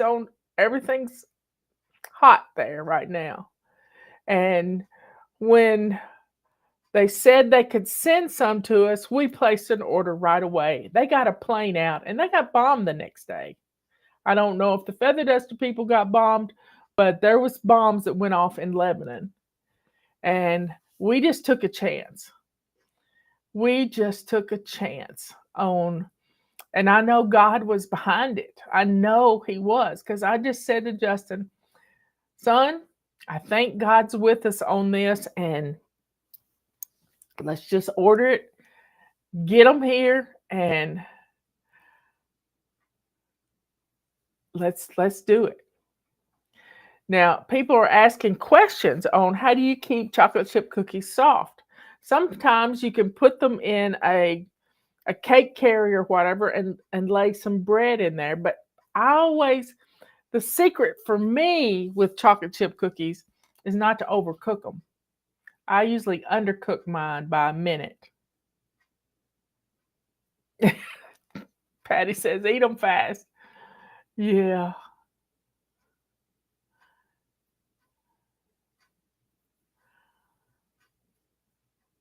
Celebrate 38 years. Well, we're celebrating 27. And I'm thankful. I am thankful. We want to go eat German food, but we don't know. We just never know. I buy brown sugar by a 6-pound package. Robert said, why did you buy that much brown sugar? And I said, because we go through it. And because especially during cookie time. But making the cookies, you can't cook the cookies the day you make them. That's just one of the rules. You can't do that. I like to put them into logs like you would. Now you don't buy cookies like that at the grocery store, but you could buy, look like a sausage log, and you would cut the cookies up and divide them into 4 parts and then put those on the cookie sheet. I still do my cookies like that. I wrap them up in saran wrap and form a log out of them and put them in the refrigerator. I put them in a Ziploc bag, and then that way the dough gets firm. They don't spread out on you.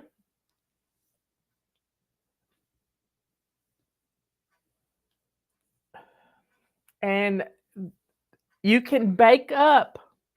You could take a slice out of each one of them, and you're going to have a dozen cookies, assorted cookies.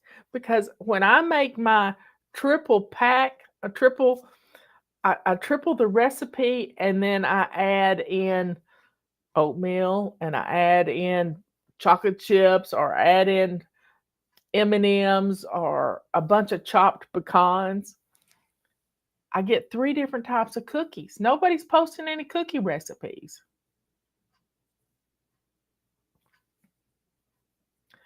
But cookies are not just, getting in the kitchen. Sometimes somebody does chocolate covered pretzels. How fun is that? And you can crunch up some candy canes and roll them in some candy canes. So, y'all, we can have some fun in the kitchen if our kitchens are clean. So I want you today, it's anti-procrastination day. I want you to get your kitchen looking good. Well, you might not have to bake cookies. Now, there are some cookies that are no-bake cookies. And I know Rebecca's husband, Tanner, he loves these things that have oatmeal in them and chocolate, and you stir them up. And I don't even know what the name of them, the name is. So, and I've made some rum balls. Maybe you don't want to make cookies. You make sausage balls and freeze them. Sausage balls and Bisquick or some other kind of biscuit package. Somebody I saw made sausage balls with like a Hooters biscuit mix or something. I don't have a clue what it is. But what is Robert's favorite cookie? I think he likes his little old lady cookies best. It's an oatmeal based cookie. He's been playing with some chocolate cookies, and He didn't get enough chocolate in it, and he made another batch. And guess who eats them?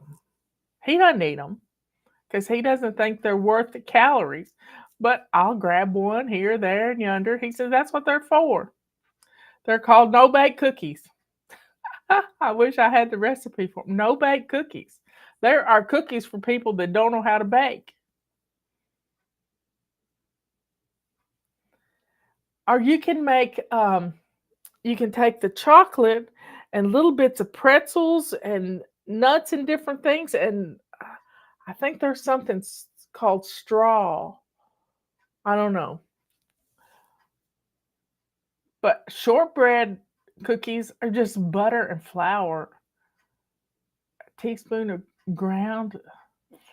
You know, you can make any cookie look good. Gingerbread cookies, that dough, I like to do it in and make one big batch of it and put it into the logs. And then you can take one slice about an inch thick and let each child roll out that one little piece. And then they can use the cookie cutters, and you have green sprinkles and browns, you know, all kinds of different color, red sprinkles, gold sprinkles, or you have the stuff to make them into gingerbread men. Christmas cut butter cookies. Wow, Susan, that looks wonderful.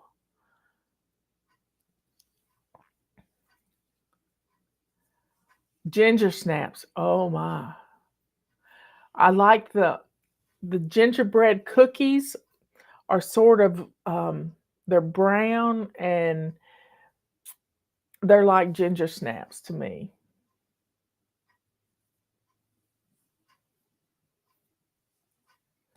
I'm looking at your recipes that you're posting. But having an assortment of cookies ready to go in the freezer, you just have to heat the oven up, slice, and bake. Red Lobster biscuit mix is a good for sausage. That's it, Gail. Thank you, thank you, thank you. It wasn't Hooters. It was Hooters stuff to go on chicken wings. But this was Red Lobster biscuit mix. I guess it's got Old Bay in it. I don't know. But Old Bay makes everything better.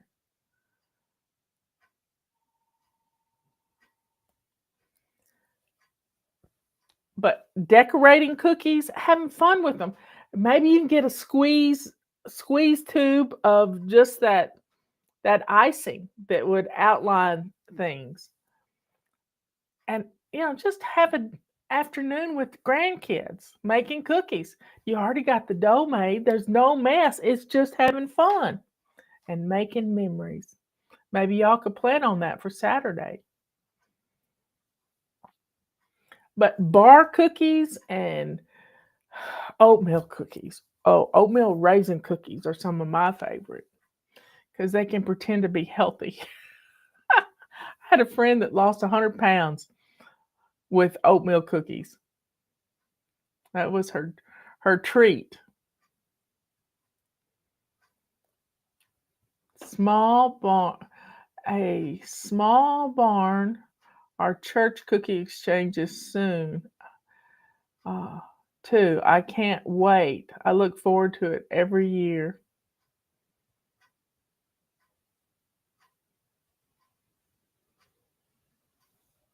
Well, you just have to practice. That's what Robert does.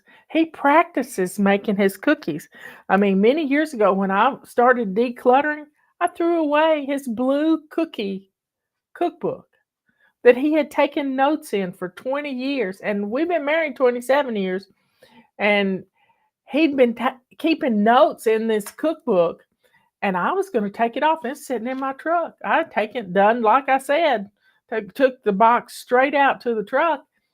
And he said, "What are you doing?" And I said, "Well, I'm decluttering cookbooks." And he said, "Where's my blue cookbook?" And I said, "It's in the truck." And I went and rescued it for him. I've never touched that cookbook again. Never touched it again. So he loves that cookbook. And he has made cookies out of that cookbook every Christmas. Every Christmas. So maybe you make candy.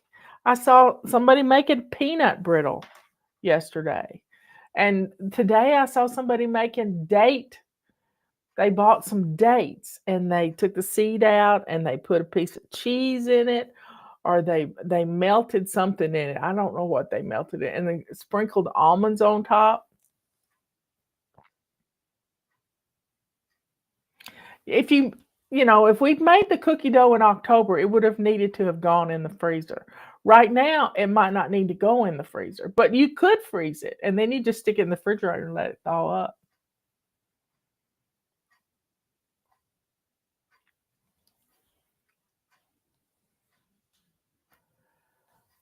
I'm not big on peanut butter cookies, but I do like there's a peanut butter ball that's made with peanut butter and powdered sugar, and you roll it up into balls, and then you dip it in chocolate. I love those.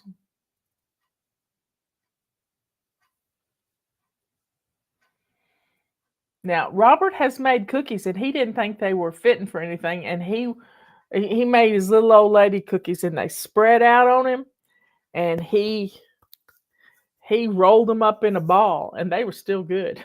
Michelle and I really loved them. Chocolate balls are my favorite. Yeah, peanut butter chocolate balls. So you don't really have to bake to be able to put together some Buckeyes. That's what they're called, Judy. Thanks. That's what they're called. So they're pretty good. And I was talking about the cookies that have the powdered sugar on them. Somebody called them wedding cookies yesterday.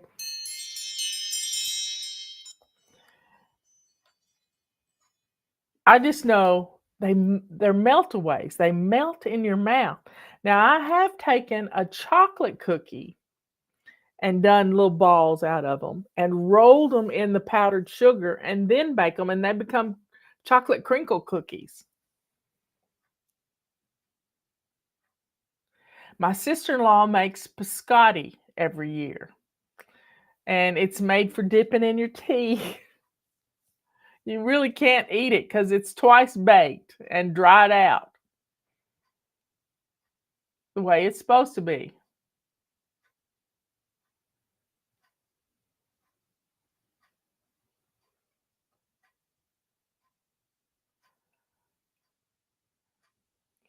And I know Jack used to make at Christmas time, he would just bake lots of cookies. And I don't know if he's going to be able to do it this year. He did have a good doctor's appointment yesterday, so we're real happy.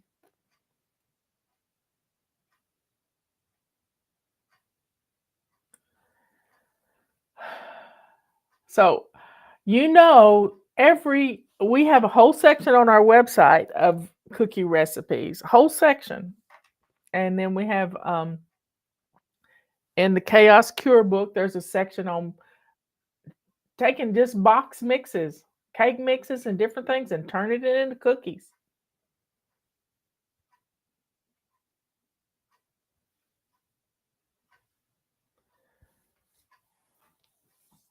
But you don't have to bake to make something little and put it in your hand and let the kids have fun with it. And another favorite thing of mine to have is parchment paper. And I get the size that are already pre-cut that go on my cookie sheet. And I have and once they get through cooking, I take them out of the oven and slide it right on to my rack for cooling the cookies. Here's a no-bake cookie recipe. 2 cups of sugar, 4 tablespoons of cocoa, 1 stick of butter, a half a cup of milk, 1/2 teaspoon,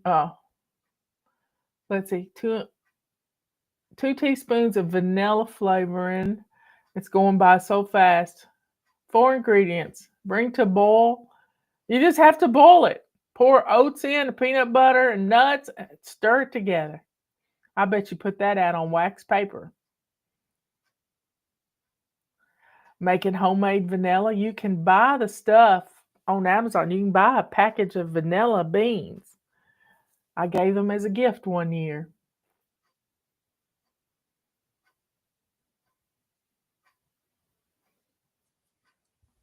So, folks, don't say I don't bake cookies, because you can bake something. You can cook up something. Uh, Justin's Granny Elizabeth used to make something called date loaf, and she would cut it into little pieces. I helped her make it one year, but you got to get you got to get the sugar to a certain crack stage or whatever.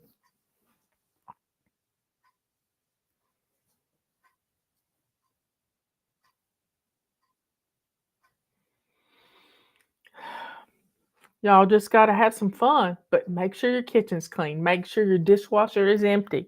Make sure you have a sink full of hot soapy water. Get your mixer all cleaned up and ready to go. I love my stand mixer, but if you don't have a stand mixer, you can use a hand mixer. Robert never uses a mixer. He just stirs things up with his hands and does small batches.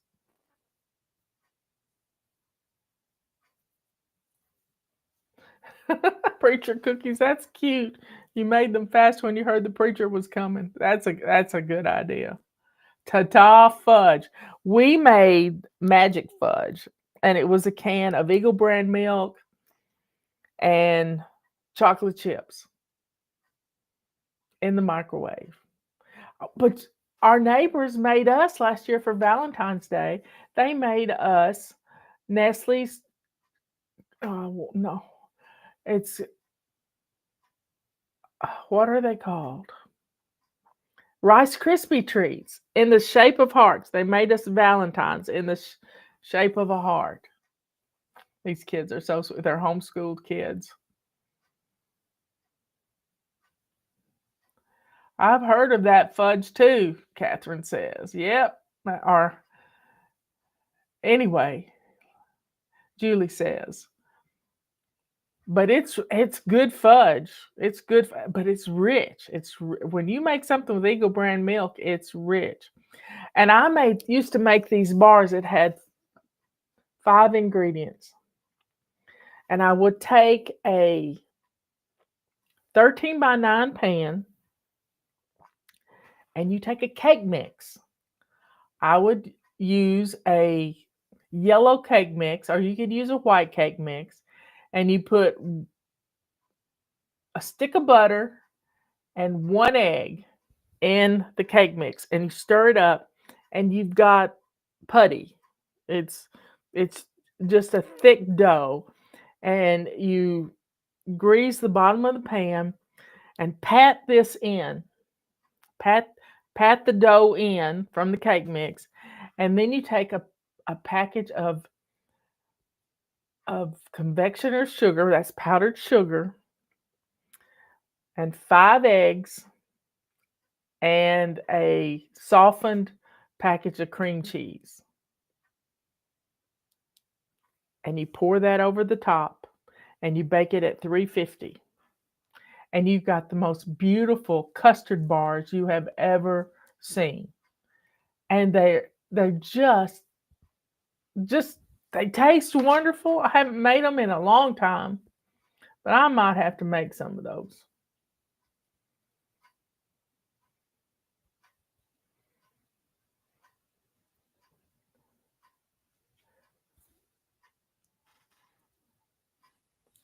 Anyway, Patty says we have to rename the fudge, not magic fudge. I agree.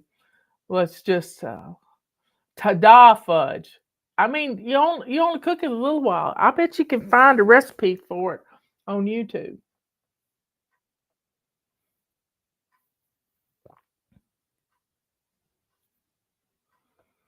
But these are custard bars, and they're just wonderful. And you could turn them Christmassy if you wanted to. You can put some vanilla flavor in it, or you could put some peppermint flavoring in them.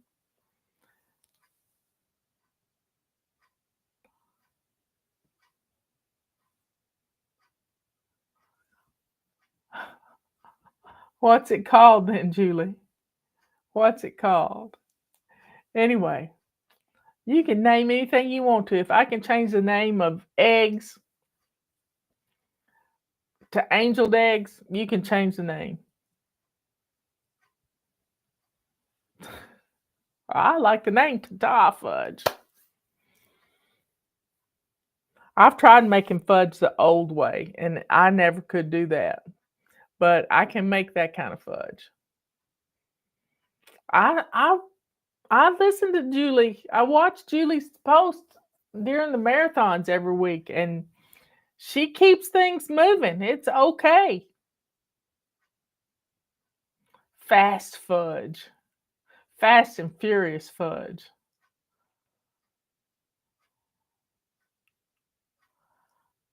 And you named it, Julie. You named it. A bag of chocolate chips, Eagle brand milk. That's all you need.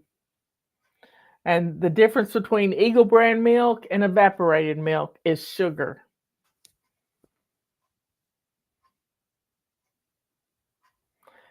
Divinity cookies. Wow. I helped Justin's granny Elizabeth make divinity one time, and it was too humid out and it didn't work. I never tried it on my own. But a big old pecan in the middle, those she would make some of the most amazing candy.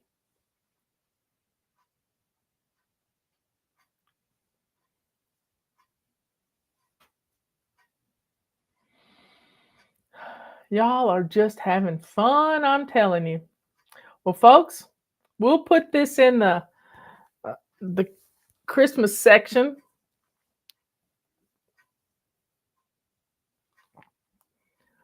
But always start with that sink full of hot soapy water, empty dishwasher, and put things in the dishwasher, put things in the sink as you use it up, and no knives in the sink. I don't want you to get cut. We have sharp knives around here. Really sharp knives. You can have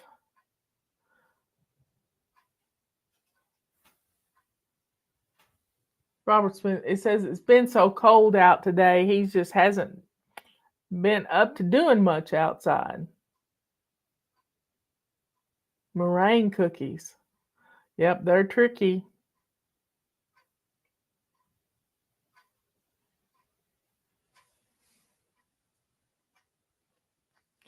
Anyway, folks, y'all have a good rest of the day. And bake up a memory or stir up a memory. But when your kitchen is clean, it's so easy to get in there and do something fun. Even, I mean, one of the things we like to make for New Year's is that trash where you take live cereal or Chex Mix and put some pretzels and some nuts and for football games and things. Just put up, make some trash with some soy sauce and which I can never say it anymore after that guy said, "Wash your sister sauce." He's so funny, but whoosh, I can't even say it. Y'all keep Amanda Grace's little dog Toby in your prayers. He used to be paralyzed, and a miracle happened, and now he's got kidney stones in his bladder, and they're having to do surgery today. And he's an old dog, so keep Toby in your prayers. She asked for prayers today, and a special announcement: Worcestershire sauce. I'm just gonna say, wash your sister. Anyway, folks, y'all be good, kind, and sweet. Stir up some memories. Roll out some dough. Have some fun. I know Patera the other day made monkey toes. I finally figured out what it was. It's monkey bread. And she would take rolled dough, and you can buy it at the grocery store frozen, and cut it into pieces. And get a bag of 24. That's what we did for Thanksgiving. And cut it into pieces, roll it in butter, and roll it in brown sugar and nuts, and put it in a bundt pan and let it rise. And or you can do it with biscuits. You can do it with lots of things, and make up some monkey bread. Monkey bread. Now, my daughter-in-law doesn't like nuts and things, so I make her monkey bread. It's like cinnamon bread. This guy says that. I think he coined the phrase because he couldn't say Worcestershire. Thanks for putting it in there so I could figure out how to say it. So y'all, have some fun in your kitchen. That's what kitchens are for. Kitchens are the heart of the home. And when you start cooking with empty countertops, a sink full of hot soapy water, you're going to love it.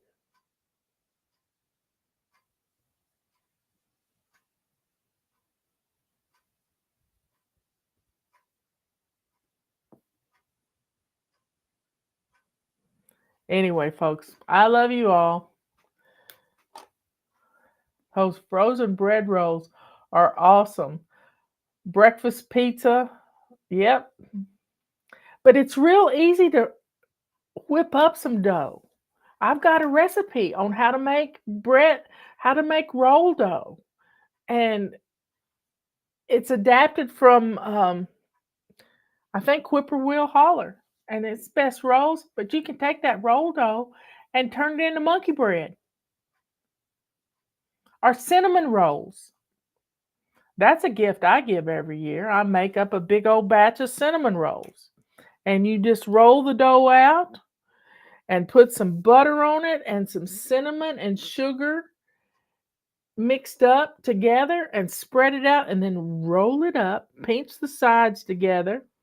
And then my secret is dental floss, not just plain dental floss. And you use that to cut the sections. Put them in a pan, and it's all good. Now, I've made monkey bread, turned it into pizza bread. You take the dough and you stick a little mozzarella cheese piece in the middle of it, roll it up, roll it in butter and Parmesan, and put it in the bundt pan. And then you take that and dip it in marinara sauce, and you got pizza bites. Now, you could season it up really good with some garlics and some different things. You could put pepperonis inside the pizza dough with the cheese. You could have fun. The dough's already made, and you just start playing with it.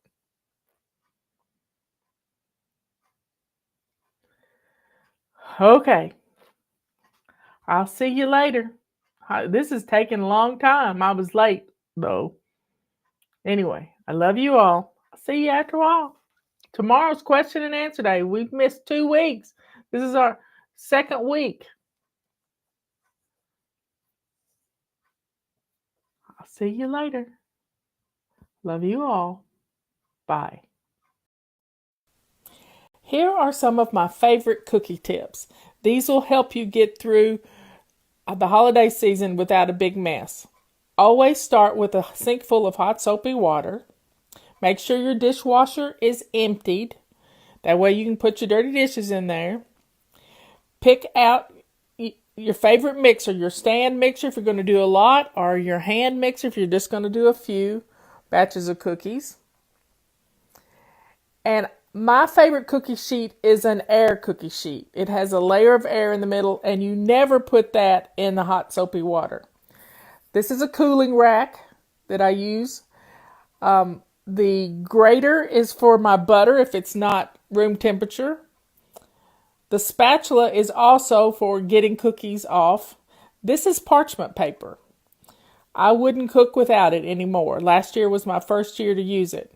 Parchment paper fits right on the cookie sheet, and it'll slide right onto the cooling rack without having to take them off. This is my favorite cookie recipe. It's the recipe on the back of the chocolate chips. I adapt it. I use self-rising flour instead of plain flour. Omit the salt and the baking soda. Get out all of your ingredients and always use real butter. Real butter makes cookies much better. Put your dishes as you mess them up in the sink full of water. And then in the end, put everything in the dishwasher and start it off. This is going to make your cookies wonderful, and you're going to love baking this holiday season. Today, we're going to make 3 batches of cookies with 1 mixing.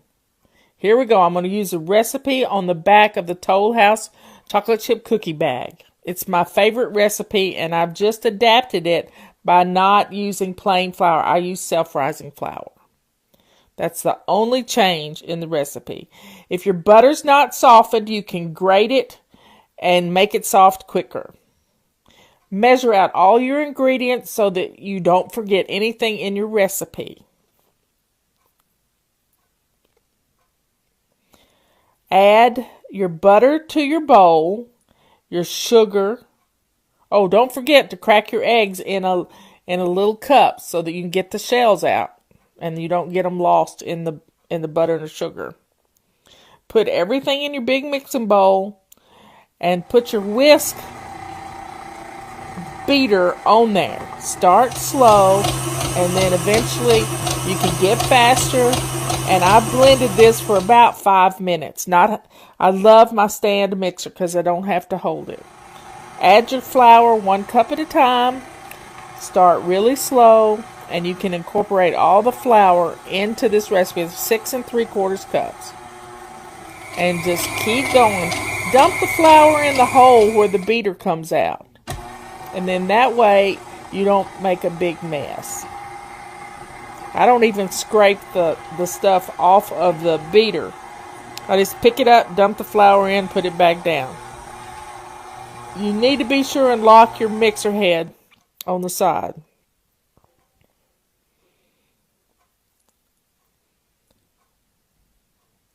This is just a fun way to get a lot of cookies out of three recipes combined. Divide your dough into 3 parts and scoop it out and put it in 2 other mixing bowls. And then we're going to make oatmeal cookies now. 3 cups of oatmeal, a teaspoon of cinnamon, and some nuts. No, and some raisins.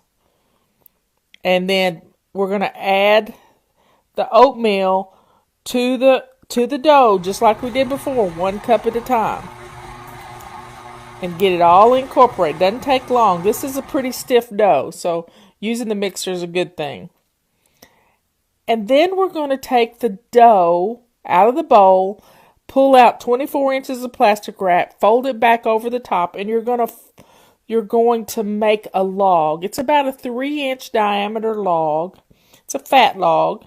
And then we're ready to go to make our next one. And it's going to be chocolate chip cookies. We all love chocolate chip cookies. So I like to pound my pecan pieces, and I'm using Robert's gavel to do it, but you can use a rolling pin. In a Ziploc bag, it works well. You don't make a big mess. Dump it all in and take a wooden spoon and stir it together. Form your log again, and you got 2 different types of cookies now. Next, we're going to make pecan sandies. This is one of my favorite cookies. I like my pecans pounded very thin, or you can grind them in a food processor. But I didn't want to mess up another thing to clean. So I just stir them all together. Be sure and use a wooden spoon because I broke that red spatula while I was doing it. It's a pretty stiff dough. Form it into a log and put it with your other 2 logs in a big Ziploc bag. Stick it in the refrigerator. The key here is not to bake the cookies today. Do it tomorrow or whenever you want to. Slice a 1-inch section and divide it into 4 pieces. Put it on some parchment paper on your favorite cookie sheet. I like the air ones. And then you just have to slide the parchment paper over onto your cooling rack. And you're good to bake cookies. 3 different types. See you later.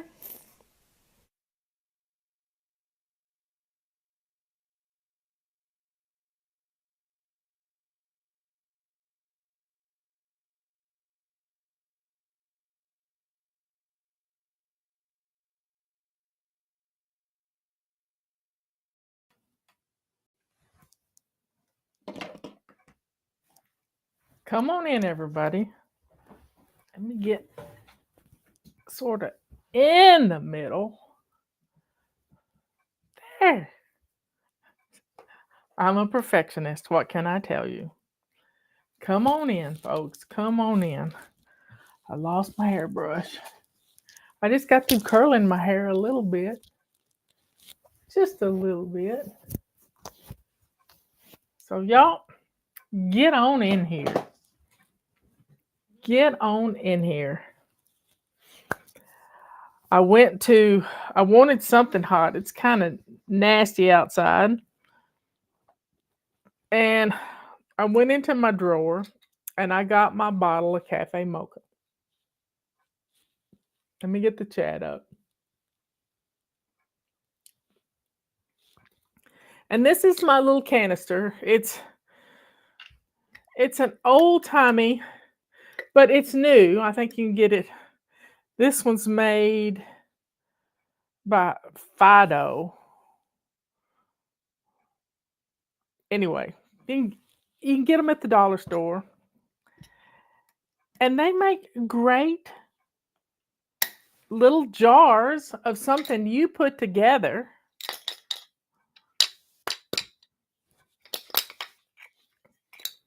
Of Cafe Mocha. And I have experimented with Cafe Mocha over the years. Let me tell you the story about Cafe Mocha.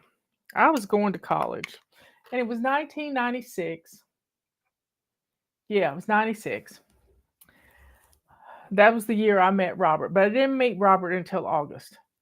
And we got married in November. So I didn't have a whole lot of money. A lot of things happened that spring. And I couldn't afford to go to the coffee shop and get a cup of coffee with people I went to school with. They were much younger than I was. I was in my early 40s, 40, 42, 43. And same age as my sister, Susan, right now. And it was one of those things where I was feeling kind of left out. But I didn't want to feel left out, so I started experimenting. I mean, I had a thermos bottle. I had a thermos bottle, and I would fill this thermos bottle up with hot water, and then I would have a travel mug.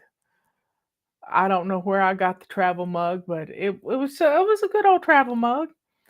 And so I would mix up a concoction and put it in a little Ziploc bag of instant coffee, powdered milk, and Nestle's Quick. I mean, I grew up on Nestle's Quick. I love Nestle's Quick. And so I put together this recipe, and it started with a jar, like a 12-ounce jar of Cafe Mocha, of instant coffee. And I like Taster's Choice because it was freeze-dried coffee. And it just tasted more realistic. Now, you don't have to use a whole jar. If you're making a bunch, yeah, you could use a whole jar. But you can use, this is a proportion recipe. And I have my Cafe Mocha right here in my little Fly Lady cup. Oh my. And I took it one step further. I ordered a bag of freeze-dried mini marshmallows. And I just put a handful in it. So this is just a treat. It's just an amazing little treat. So I kept experimenting till I got the proportional relationship down pat. So it was 1 part, and you can use a cup. 1 cup of instant coffee. Use what you got in your pantry if you have some. 2 cups of Nestle's Quick. Now, if you don't want to use Nestle's Quick, then use a cup of Hershey's Cocoa, because Nestle's Quick has sugar in it and cocoa. So just use 1 cup. Just play with it yourself. But I use 2 cups of Nestle's Quick. And they used to make a strawberry Nestle's Quick.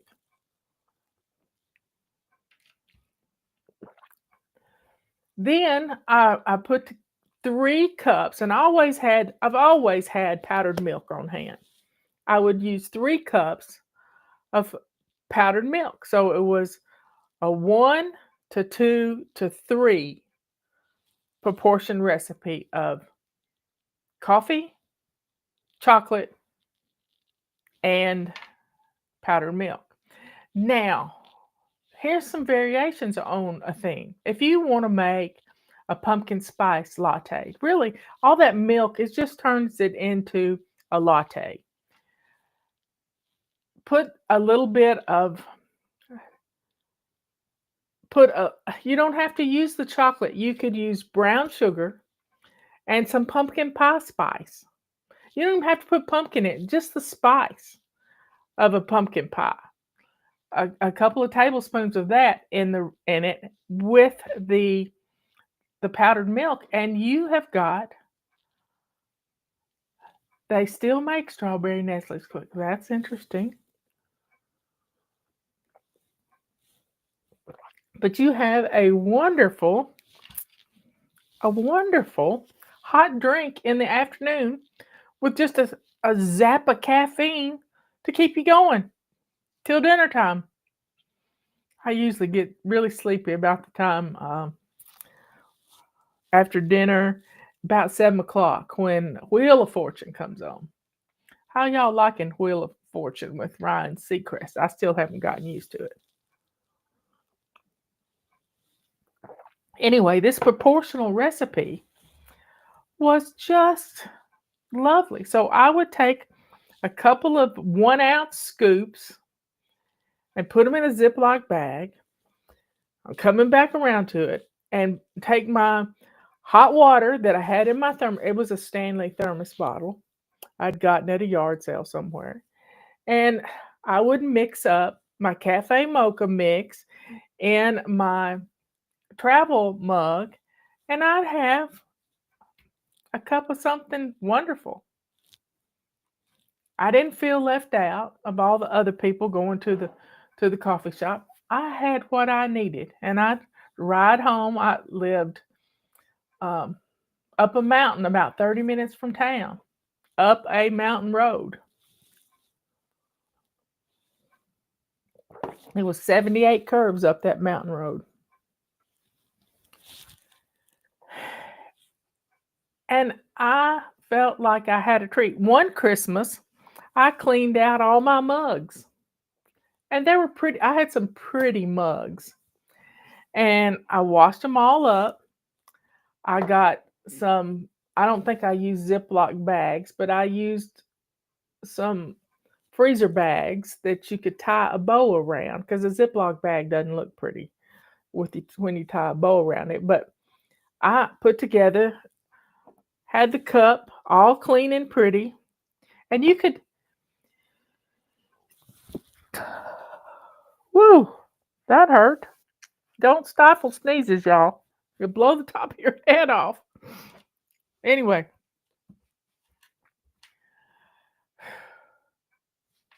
I'm going to open this paper towel up so that if I need to sneeze again, I can grab it.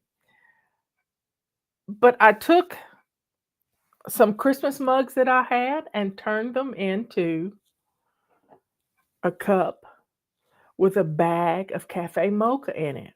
Now, if your powdered milk is a little more granulated than you like it, you can put this whole concoction in your food processor or your blender and make it finer. And I added a scoop. One year I had some wooden spoons that I could put in there.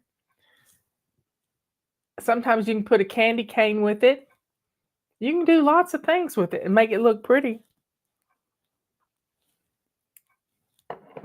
But I gave it as a gift. Just little friend's gift, just a wonderful little gift. Nothing fancy, just some mugs that I was getting rid of. And in fact, I've got some right now I could get rid of and do the same thing. Cafe Mocha, all good to go. And it's a thoughtful gift. Maybe you make it for your teachers. Um, Maybe you make it for your Sunday school class. Everybody gets a mug and a bag of Cafe Mocha. But remember, it's a 1 to 2 to 3 proportional recipe, starting with the coffee, with the Nestle's Quick, and 3 cups of powdered milk.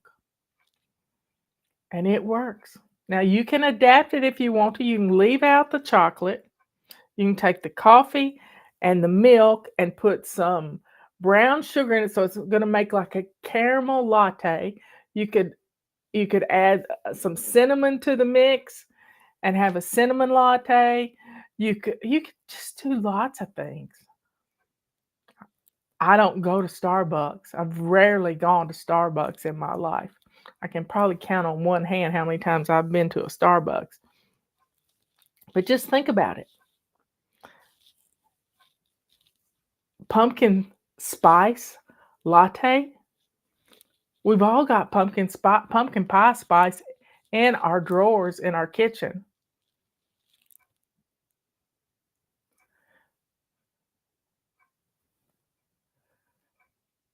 Powdered creamer has more oil in it, I think.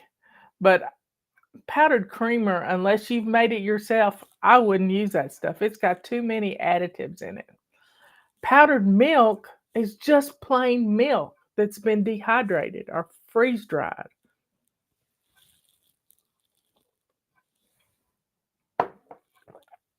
So that's how the Cafe Mocha recipe came up. And I've tried to get a local company here to make some so we could sell it, but it always didn't taste right. It didn't taste like mine. And I use Taster's Choice, Nestle's Quick, and Carnation instant milk. Oh, thank y'all. Thank you very much. One of our fly babies, Hello World, needs our prayers, y'all. And she has been diagnosed with something that's terminal. And we need to rebuke whatever is attacking her in the name of Jesus Christ. We rebuke that infirmity that is attacking her body in the name of Jesus. And we command that infirmity to go back to the pits of hell where it belongs, never to bother another soul again. We also agree with the word that by Jesus' stripes we are healed. Do you hear me? By his stripes we are healed. And the healing is going to happen. At this point, don't believe what the doctor said. I'm not telling you to ignore him. I'm telling you to put your faith in God. Put your faith in God.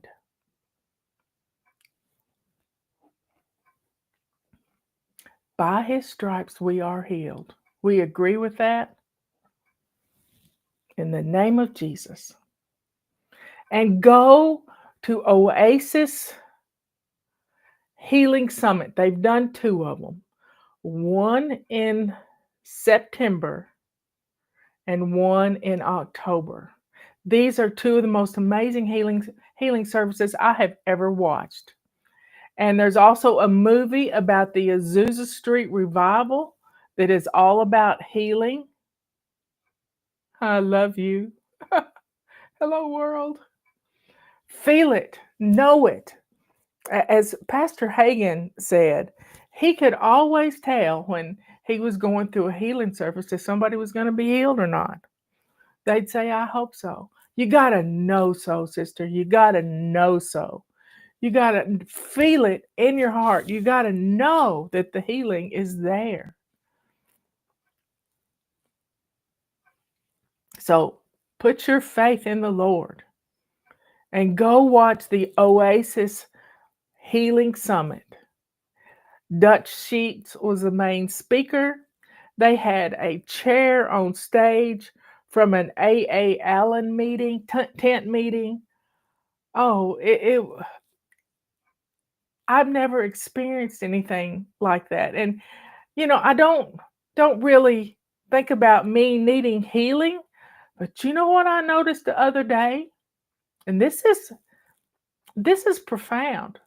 It's been years since I could get my wedding rings off. I mean, my fingers swell, my toes swell. I have no inflammation whatsoever. None. And I give it all the glory goes to God. I didn't ask for healing, but all of a sudden, night before last, I could take my rings off. Not that I take my rings off, but look at this.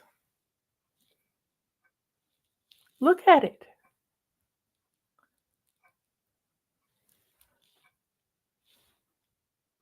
No inflammation, none whatsoever. No feet swelling, none whatsoever. I am healed by the grace of God and the glory of Jesus Christ. The 39 stripes he took. I know I was healed. I didn't ask for it, but other people have not asked for healing and they got healed. They had a testimony from a couple they were in the balcony and people were going down to get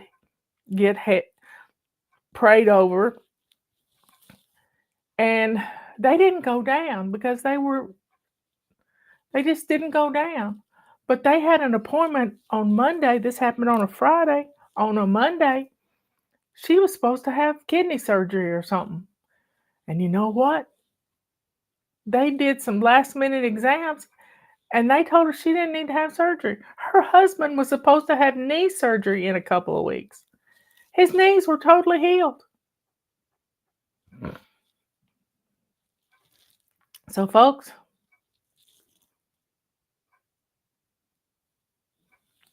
you can make this thing decaf if you want to. Get some decaf instant coffee. I need a little caffeine every now and then.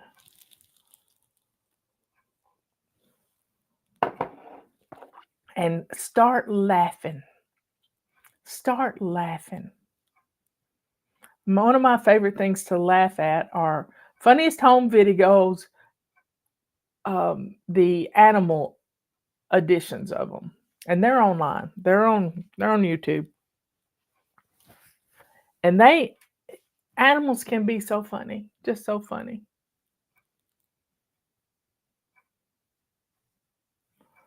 I don't know what's going on with Tracy. I'm getting in, asking for prayers for our family.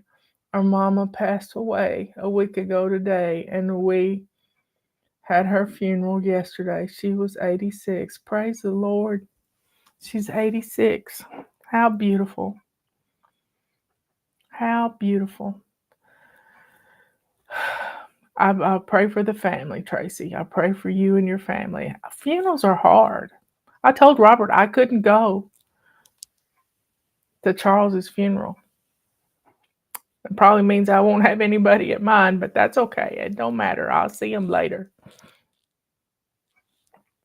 Anyway, praise the Lord.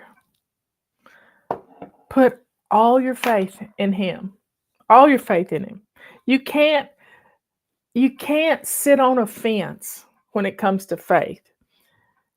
And the Bible tells us the faith of a mustard seed can move a mountain from here to there. It doesn't take much. And sometimes it takes a step forward in transmitting that faith. One of the things I remember from the Azusa Street book that I read. Now, Azusa Street was in LA. It was an old stable. It had been a furniture warehouse. It had been lots of things. And they started having church services there. And one of the things when people would get prayed over, I mean, the glory of God came down. People, the fire department was contacted because they saw fire coming out of the roof. It was a fire. It was a glory of God because people would come into this presence of this fog in the room. The children played hide and seek in the fog. And the children were healed. One little girl couldn't hear, and she couldn't go to school because she couldn't hear. I've seen an interview with that woman on the internet. All you got to do is look it up. Girl healed of hearing. But they would take a step out in faith, like somebody needed to walk. They haven't walked in years, and they were in a wheelchair, and they were brought into the stable in a wheelchair. And so the people that were ministering to them, the first thing they do is that they before they ever started praying over them was lift up the little flaps on the wheelchair that hold the feet. Lift them up. Because a lot of people stood up and tripped over those little flaps. They were so excited that they could walk. So folks, take that step. Know that you're being healed. Know it. Whatever it is for you. Whatever it is for you. But watch the Oasis Church. Dutch Sheets' brother, Tim, who is the pastor at this church, they started praying over him every week in a prayer call. He had stage 4 cancer. And they started praying over him every week. And it was just Dutch and his friends, and they'd come together with Tim. And this prayer call turned in to this healing summit. They've had 2 of them. I think they're going to do one every month. They might even start doing them every week. I don't know. But if you can't get there, you can watch it online. There are hubs of people all over the world that are streaming it live.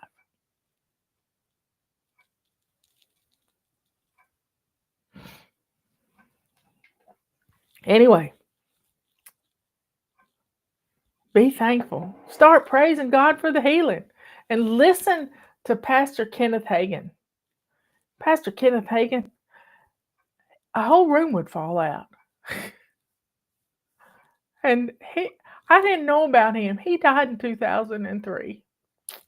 He and Derek Prince died within 5 days of each other. You know they had to be celebrating in heaven when those two got there. But Pastor Hagin, he was healed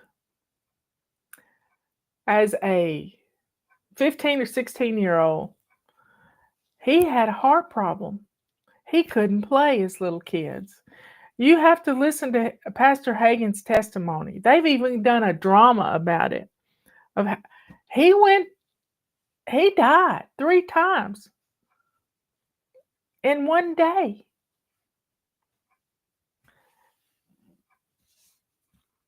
And it's just a powerful drama that they did at Rhema Bible College, Bible Church. Just powerful.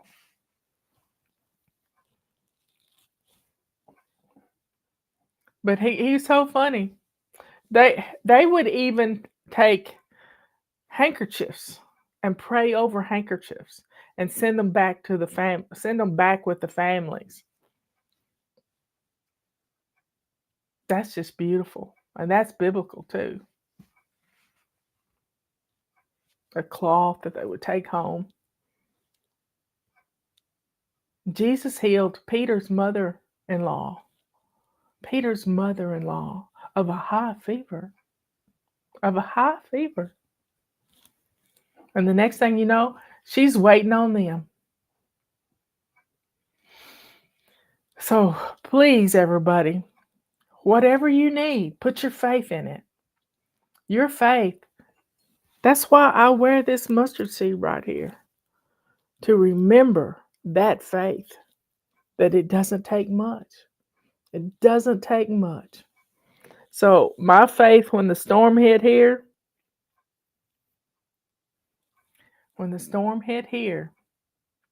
my faith was to be calm.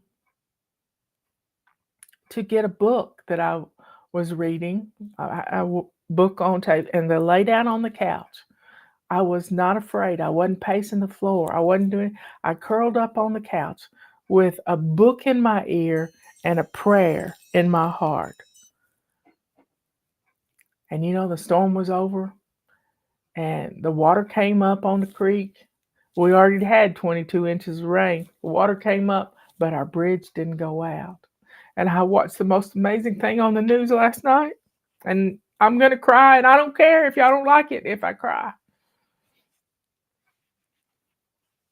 Don't care, because this was beautiful. This family was stuck. Their bridge was gone. They couldn't get to their house. They ended up having to put down things to walk in the creek to get out. And this one elderly lady, she crawled out. So the daughter put a sign up. We need a bridge. That's a step in faith. And one morning, they woke up the next morning and they had a new bridge. Now, whether it was angels building it during the night, they don't know who did it. But she put a step in faith. We need a new bridge. And there it was. We've got some Amish that have come down from Pennsylvania who are building cabins, little sheds, and making them warm. Little sheds and making them warm. Cabins for Christ. Imagine that. Cabins for Christ. So y'all, step out in faith. You'll be surprised at what God will do. I love you all. Be good, kind, and sweet. Thank you, Lord, for the healing that is coming upon your servant that has asked for prayers. Hello, world. Thank you, Lord. Heal whatever's going on in her head. Heal it in the name of your Son. Thank you for all your healing, Lord. Keep us safe from harm. Protect us from evil. In Jesus' name, amen and amen. Be good, kind, and sweet.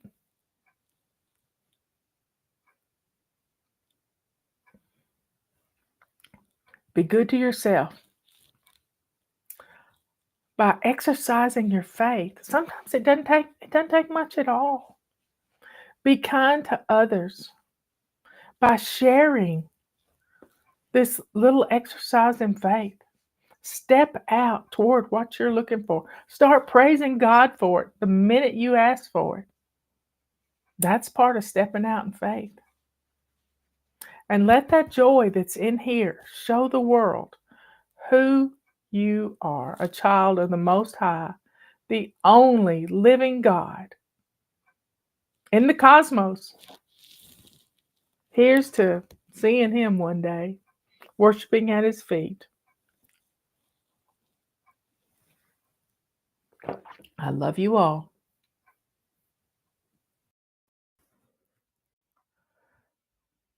Get on in here, everybody. Come on in. I got me a new plaque for the wall. It's Psalms 91. I don't know where it's going to go. Is it going to go right there? I don't know. We'll see. I got to find it's bigger than I thought it was going to be. Psalms 91. Yeehaw. Anyway, I'll get that up on the wall in a few hours, maybe. I don't get in a hurry about anything. Come on in. Let's get the chat up. We got a few people coming in.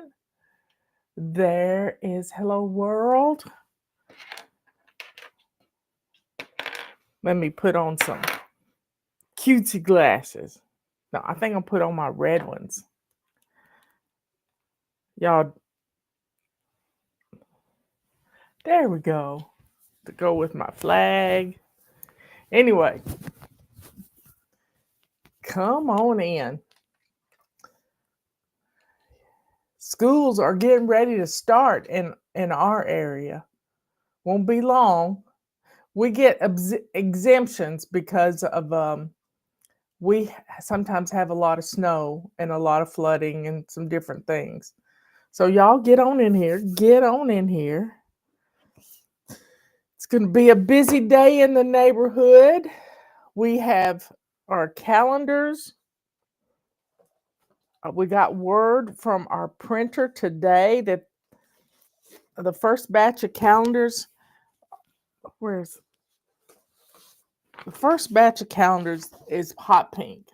I mean, the whole 2025 calendars are going to be hot pink.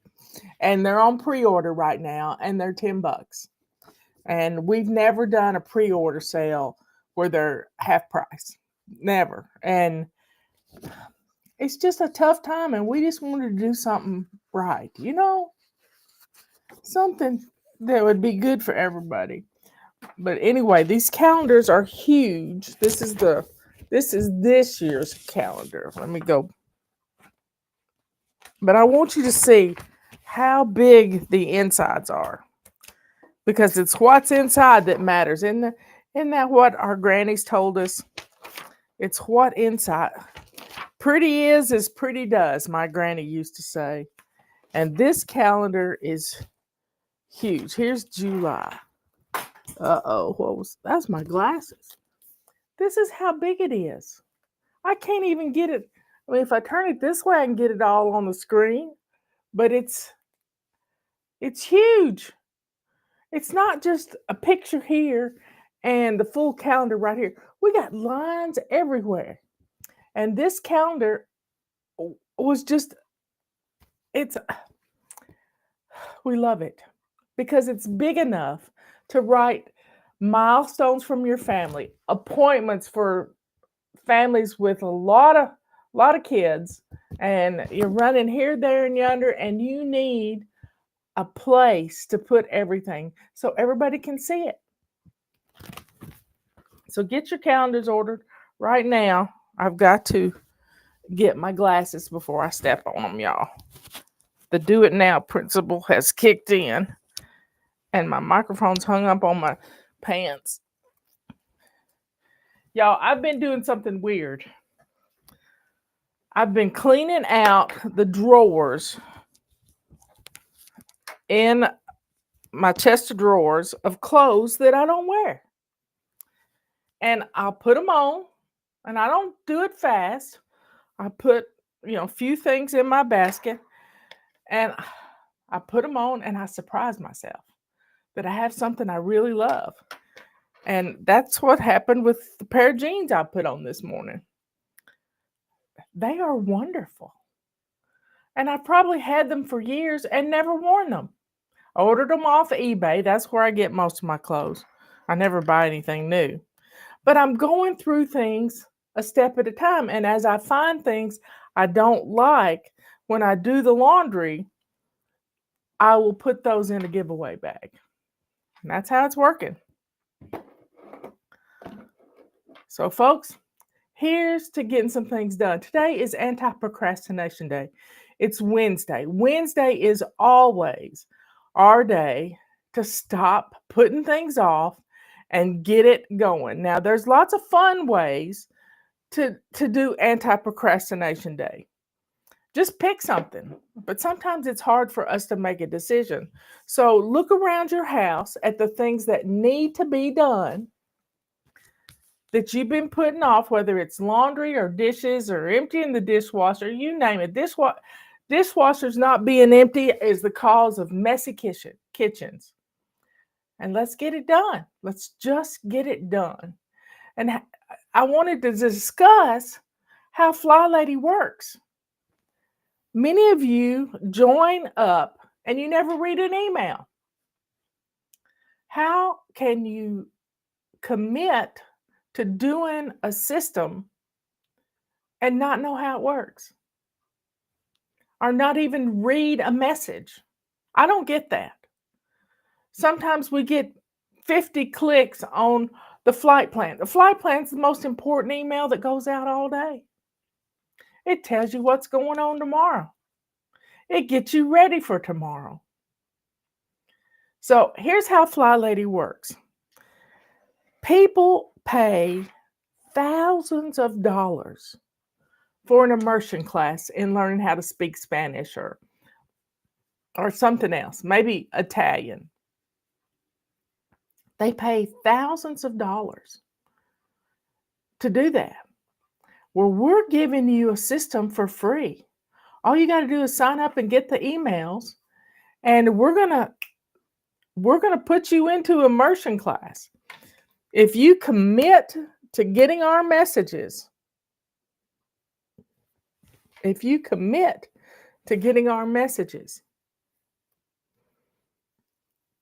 we're going to be in your face. There's somebody says they click on the website to see the flight plan. Well, that's fine, but we have brains that are all over the place. I mean, we ricochet. Our brains ricochet, and that's not a bad thing. I am happy to know that I can go from flower to flower to flower and get things done and actually accomplish a whole lot more than staying hyper focused on something. With our hyper focusedness, we can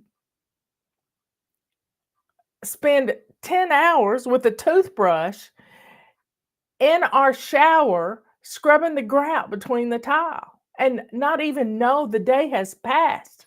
Yeah, we can do that. But guess what? We don't have to do that anymore. We don't have to be that way anymore. That's our obsessive compulsive personalities, our perfectionism. We want to see that shower grout shining. Well, guess what? It's grout. It's grout. You don't want to put some chemicals on your tile because you got to smell that stuff. So you need to be careful with what you put in your lungs. I've had a friend from high school who was cleaning her shower, and she sprayed it with something, and then she sprayed something on top of it, the chemicals mixed, and she fell out with little kids in the house. She fell out in the floor. She asphyxiated herself with some chemical that was awful. So you got to be careful with what you mix. That's why we recommend only using like shampoo or old body wash to clean your shower. If you'll take a purple rag, you can clean shower doors with a purple rag and no soap, because the soap film that's on your shower doors or on your shower walls is soap. Soap is soap. Now we got this great little scrubber tool that is wonderful. We have where is it?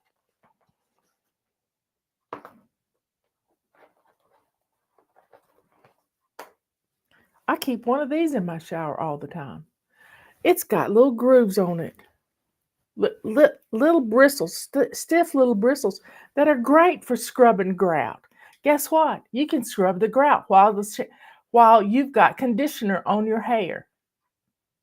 You can do that. We got the tools to do that.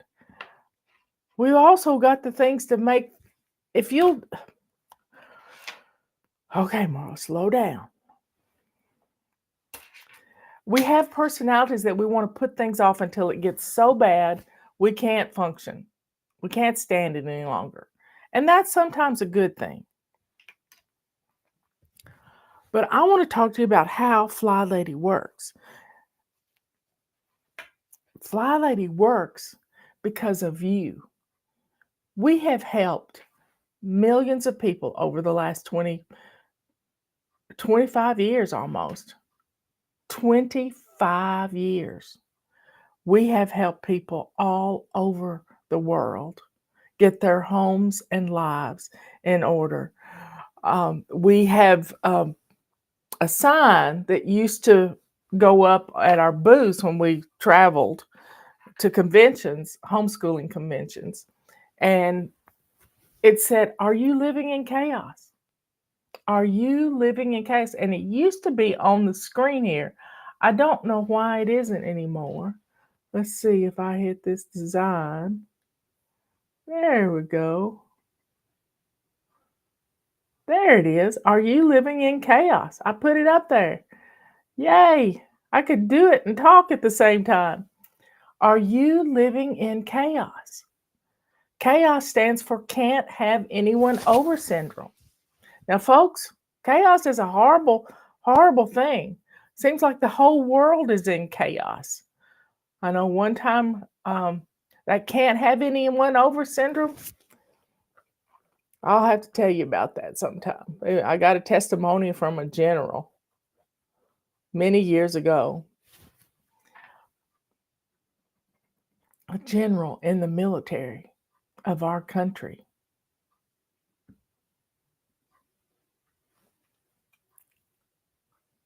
Chaos is a terrible thing. A terrible thing. And we can't just instantly snap our fingers and chaos go away. We have got to take baby steps. Let me tell you about my baby steps. I started on January the 1st of 1999. I was determined to get organized. How many of you have said that? I'm going to get organized. This year, I'm going to get organized. Well, I sat down to figure out why I wasn't. Here I was, 43 years old, and didn't know how to clean house. And I was scared to death that people on the board of commissioners in our county, I was going to become a county commissioner, they were going to find out my dirty little secret was that I couldn't keep house. Robert deserved to have a home that blessed him. I deserve to have a home that blesses me. Y'all, we have a home that blesses us now. We do. We really do. We had septic tank people here pumping yesterday, and one of them was looking through our window to the back, and he said, "You got a really good view." And I said, "Well, come on, we'll go out on the back porch." He said, "No, I can't walk through your house with our shoes on." And I said, "It doesn't matter. It's going to get cleaned up." But they still wouldn't do it. They still wouldn't do it. So, but they could have walked through our home easily. How does Fly Lady work? We start with one habit, keeping that sink clean and shiny. That's it. It's all you have to do. You don't have to procrastinate. We do have a little rule. You can't miss 2 days in a row. But the main thing is you get that sink clean and shiny. However you do it, with baking soda or with barkeeper's friend, or rinsing it out and putting a half a cup of bleach in some hot water and letting it soak for a while. That's what I did. That's what I did on that New Year's Day. I picked one habit to practice for the whole month because I figured out I was trying to do too much at one time and it wasn't working. So I picked one habit to practice for the whole month of January. And that habit was keeping my sink clean and shiny. And you know what grew out of that one habit? And I'm seeing it in my head right now. The countertops got cleared. The stove got clean. The refrigerator, we had a copper tone refrigerator and a copper tone stove. And the clean went from that sink around the room because the stove said in my ear, well, why don't you clean me like you clean that sink? And I did. And we had yellow linoleum floor. And it was the type of linoleum floor that had grooves in it. And it was nasty. I got down sitting on that floor and scrubbed that floor and got it pretty looking. We had a door that went outside and in the kitchen, and that door was an old storm door. I shined it up. Everything in the kitchen got clean. Everything. By the end of the month, that clean was pouring over into the entrance of our home and our little dining room. And it was amazing. I'd walk into the kitchen in the morning and I'd be blinded by this shiny sink in a good way. I wasn't walking into the kitchen being greeted with mystery water, stuff floating on top of the water, sinkfuls of dirty dishes. And we had a dishwasher, and I had sinkfuls of dirty dishes. And Robert had asked me, if you'll just keep one side of the sink open, I will make you coffee every morning. Guess what? He makes me coffee every morning. Y'all, it's that shiny sink changed my life. But it also taught me to establish habits, simple habits. They are the foundation to our system, is establishing a simple habit. Get up in the morning, make your bed, go to the bathroom, swish and swipe as you're getting dressed. Put your makeup away, wipe down your counters. It takes 30 seconds. Grab a load of laundry, put it in the washing machine. That's a start to your day. Go into the kitchen, fix yourself something for breakfast. I don't eat breakfast. I just like to fast until about 2:00 in the afternoon. I have more energy when I do that. These simple habits that we practice every month and putting together a 3-step routine and a 3-step morning routine, afternoon routine, and a before bed routine. That before bed routine is the most important routine of the whole day because it starts you off on the right foot the next morning. It really does. So folks, this is how the Fly Lady system works. It works, it gets in your head. You commit to it. Now, we have had, and we ought to do an Ask Fly Lady question about, how the system doesn't work for me. And I can triage it just like this. Just like this. Well, Fly Lady doesn't work for me. We don't wear shoes in our house. Well, if you want to get your home clean, you need to put some shoes on. Every single sport has its own shoes except for swimming. And then they have little sandals that they wear to get to the pool because you're not going to walk barefoot. Every sport has its own shoes. We have shoes too. And we need to keep them tied to our feet because we're going to lose them. If you grew up like I did barefoot,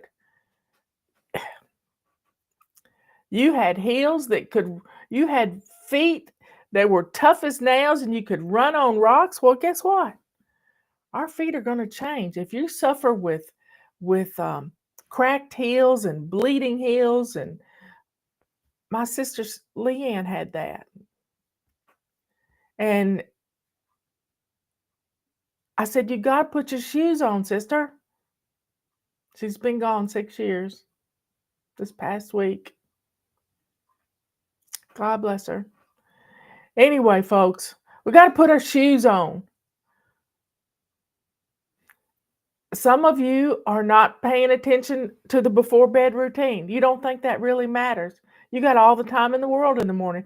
Yeah, we can dilly-dally all we want to. But if we will get up, if we will have our clothes picked out, we have no excuse not to put them on. I picked my outfit out last night. Put these jeans, laid them out in my bathroom. I had no clue they would fit like they did. And they're my favorite brand, Denim and Company. Who knew they made jeans?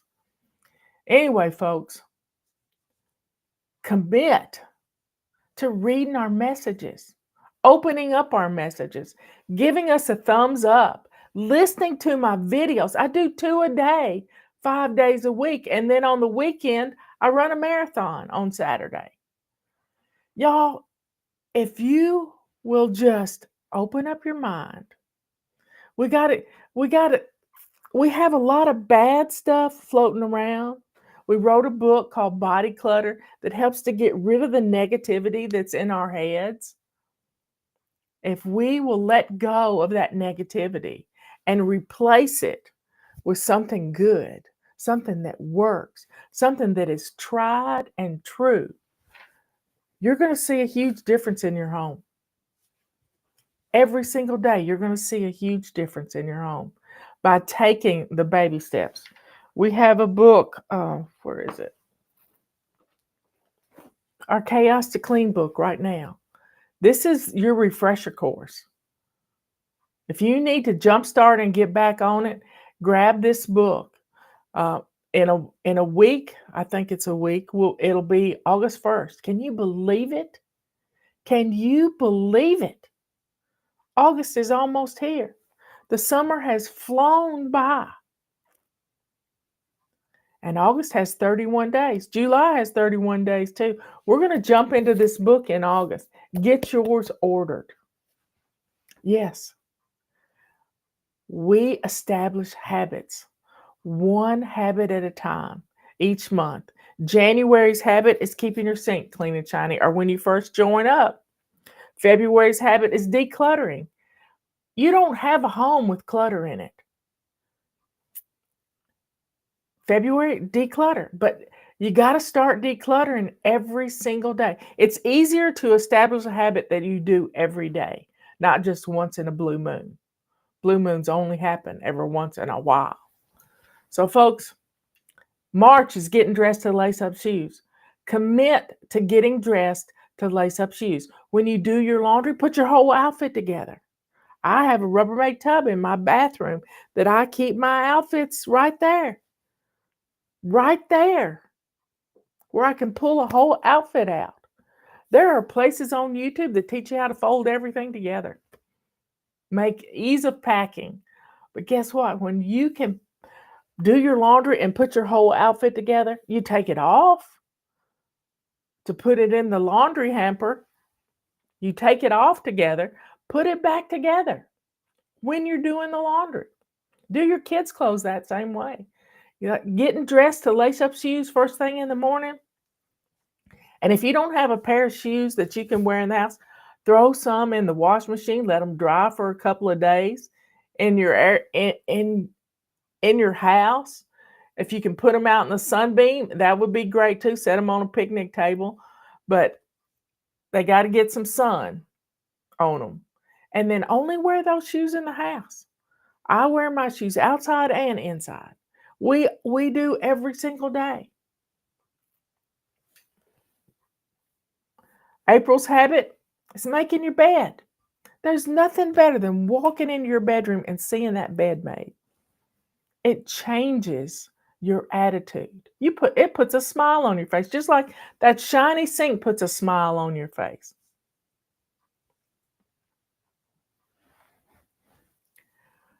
May's habit is moving, getting up, getting out, spending 15 minutes, 7 minutes out, 7 minutes in, 15 minutes moving your body. Maybe you're going to garden. Maybe you're weed eating. 15 minutes of up and moving. Sometimes it's 15 minutes every hour. Sometimes it's just 5 minutes. But you can do it. You really can do it. May's habit is moving. June's habit is drinking your water, staying hydrated, not drinking sweet stuff, water. Drink your water. And you're going to feel better. You're going to be energized. Now, not drinking excessive amounts and just sipping on a cup of water. If you drink a cup of water every hour, look at what you're going to get in. A cup is 8 ounces. This probably holds about 10 ounces. That's 80 ounces of water that you've sipped during the day, during the hour. Refill your cup. July's habit is swish and swipe. That's what we're practicing right now. Swish and swipe in our bathroom. But every room has a little swish and swipe. And keeping your sink clean and shiny in your kitchen, wiping down your countertops, that makes your kitchen look good. Making your bed in your bedroom, that's a swish and swipe. There's a swish and swipe in every single room. Cleaning off your flat surfaces in your living room makes your living room look neat. Yes. Let's see, that was July. August habit is doing a load of laundry every day. If you will do a load of laundry from start to finish every single day and put it away, you can start it at night when everybody's got their jammies on. You got a load of clothes. You got a load of clothes to put in the wash machine. And then first thing in the morning, when you get up and you're taking another load of laundry to the basement, put that load that's in the wash machine that you did last night in the dryer. And you're going to get probably 2 loads done today. Having that laundry done makes it easy for people to get ready to go to school in the morning when they pick their clothes out. And you can put your kids' clothes together in the full outfits. September is practicing our before bed routine. It changes your life. When you do that one routine, you are going to start out on the right foot every morning because you set up a launch pad so the kids wouldn't forget their clarinet or whatever they've got at school today, gym shoes, whatever it is. You've got it set on their launch pad. Now's the time to establish a launch pad. It can be anything from a crate and a hook on the wall for backpacks. That's all. That's it. Some place for somebody to sit and put their shoes on and grab their backpack. Have a place to put things so that they're ready to walk out the door to go to school. Yeah, it's on their way out the door. October is dealing with your paper clutter. We have paper clutter everywhere. When October rolls around, that's when we can, have a fire pit outside or start a fire in your fireplace. You can burn some stuff that you're scared that's going to get in the trash and people are going to steal your identity. But you can deal with it at home. If not, get a shredder. You can shred everything you need, and kids love to help. November, it's menu planning. We do menu planning every single week on Tuesday. We menu plan. If you don't do it on Tuesday, we got to end up procrastination day. Do it on Wednesday. It's going to change your life. It's going to change your finances because you're going to be planning for those leftovers. You just have to think about it. And we got a calendar that's big enough to put your menu plans on the calendar. Yeah, you can do this. And December's habit is pampering yourself every single day. Whether it's putting some cuticle oil on your fingernails, I put chapstick on mine every night when I put chapstick on my lips to go to bed. Put it on my cuticles. It changes. When you take care of you, there's nothing like a hangnail or a cuticle that's gotten dry and pulled away and it hurts. Take care of you. If you don't take care of you, who will? And that's what these pampering missions are all about. Sit down and get your Bible and read. We can read our Bible in a month. And I got it on our website. Take care of you. Take care of you physically, spiritually, mentally. Sometimes we just need to take a nap. It's not a bad thing. If you got little kids, when they take a nap, you may need to sit down and rest. Don't say this only time I've got to clean. Well, you got a little army right there with you.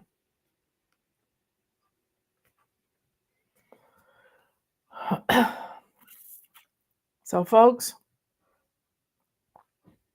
life's too short to keep going from system to system to system. Stick with something. I don't care whose it is.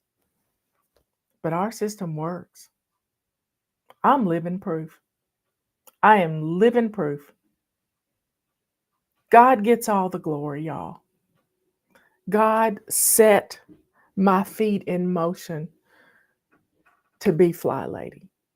Somebody asked me yesterday, the septic tank guy, he said, well, what's your website? I says flylady.net because he won't tell his wife about it. And he said, well, what does that mean? And I said, well, I used to teach fly fishing. He said, I've always wanted to learn how to do that. You know what? I came in here to my studio on my shelf over here. I had 2 books. There's 2 guys. And it was the Curtis Creek Manifesto. I pulled them out. I've got 2 more in my nightstand drawer. And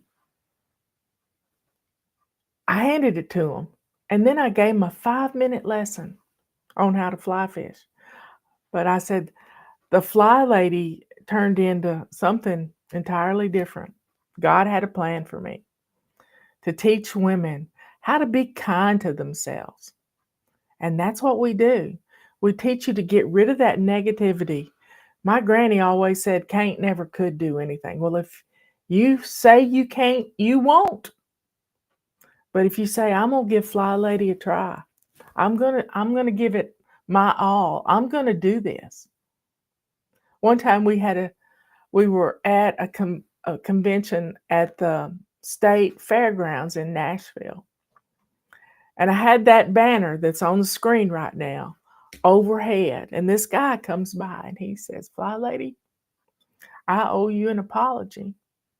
And I said, why? And he said, your name was a 4-letter word in our home. And I said, how come? He said, it was Fly Lady this and Fly Lady does it this way. And he said, I told my wife she couldn't mention that word in our house anymore. And I said, well, I apologize for that because that's not the way I teach my ladies to do things. Sometimes we can get a little obsessive compulsive. He said, we need you back. And I thought, for a guy to admit that he was wrong, it broke my heart. They could have had years of a clean house with a family that homeschools. And he said, we want you back. And I said, well, just tell your wife that you met me today. And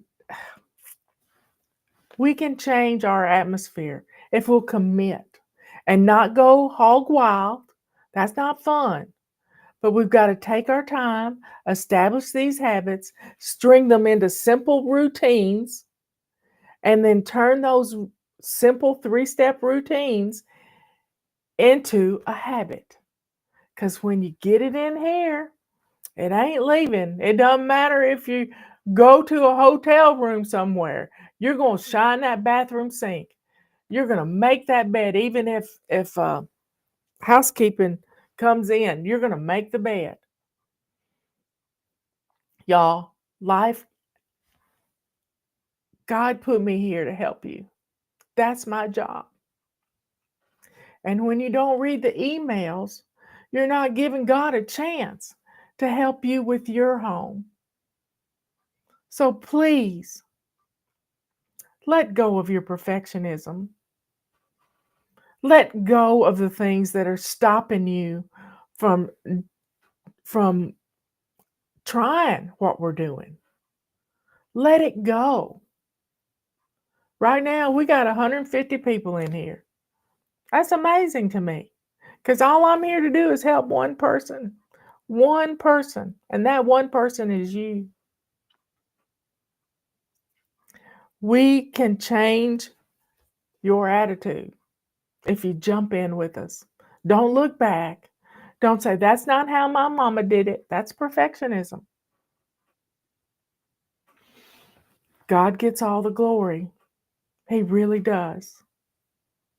We've been told many times that findingflylady.net was an answer to prayer. Y'all, all we really want to do is to be good moms, good wives, good aunts. We want to be the hostess with the mostest. But we got to start with a clean foundation, and that's our homes. And right now, more than ever, we need a home that blesses us. Let's go to the Lord in prayer. Dear Father in heaven, thank you so much for all my flybabies that are here watching this morning. Thank you for the love that you give them. Thank you for everything that you have done in my life to prepare me to be the helper to all the people that have followed me over the last 25 years. I'm humbled, Lord. Thank you for giving my life purpose. Thank you for helping me find that purpose when I got my home in order. I was bored and I started writing, and you knew that would happen. You knew it. So thank you. Thank you so much. Thank you for sending your son to die for all of us on the cross so that we could have everlasting life with you. Thank you, Lord, for giving all my flybabies a purpose. And maybe when they get their house in order, they will find it. Because right now, chaos is running rampant in their homes, Lord. Let's get rid of the chaos and send it back where it belongs, to the pits of hell. In the name of Jesus, we pray. Amen and amen. Okay, folks, we got lots to do. We got a whole lot to do. You know, we get dinged for praying on here. YouTube won't share our videos, so I'm counting on you to share the videos. Please share our videos. Give us a thumbs up. It changes the algorithm. It really does. Support us by purchasing some of our tools if you can. If you can't, that's okay too. Get your calendars ordered. If you're going to need a calendar in January, you need to go ahead and get it ordered, because it's never going to be $10. It's never going to be $10 again. It's never going to be. So get it now. I love you all. Be good, kind, and sweet. Be good to yourself by going and shining your sink. If you've not done that yet, do it now. It's Anti-Procrastination Day. Do it now, and then send me a picture of it. Be kind to others. Because when you can open your door and let somebody into your life, you can help them in some way. Somehow. You can drop everything and go do what you need to do to help somebody else. That's what we're here for. And let that joy that is in your heart, that comes from God above, show the world who you are, a child of the Most High God. Help us defeat those algorithms that are fighting us every day. Thank you for being here. Thank you for being one of my babies. I love you all. Get your book. Get your book ordered and your control journal. They're half price right now. God gets all the glory. I will see you later.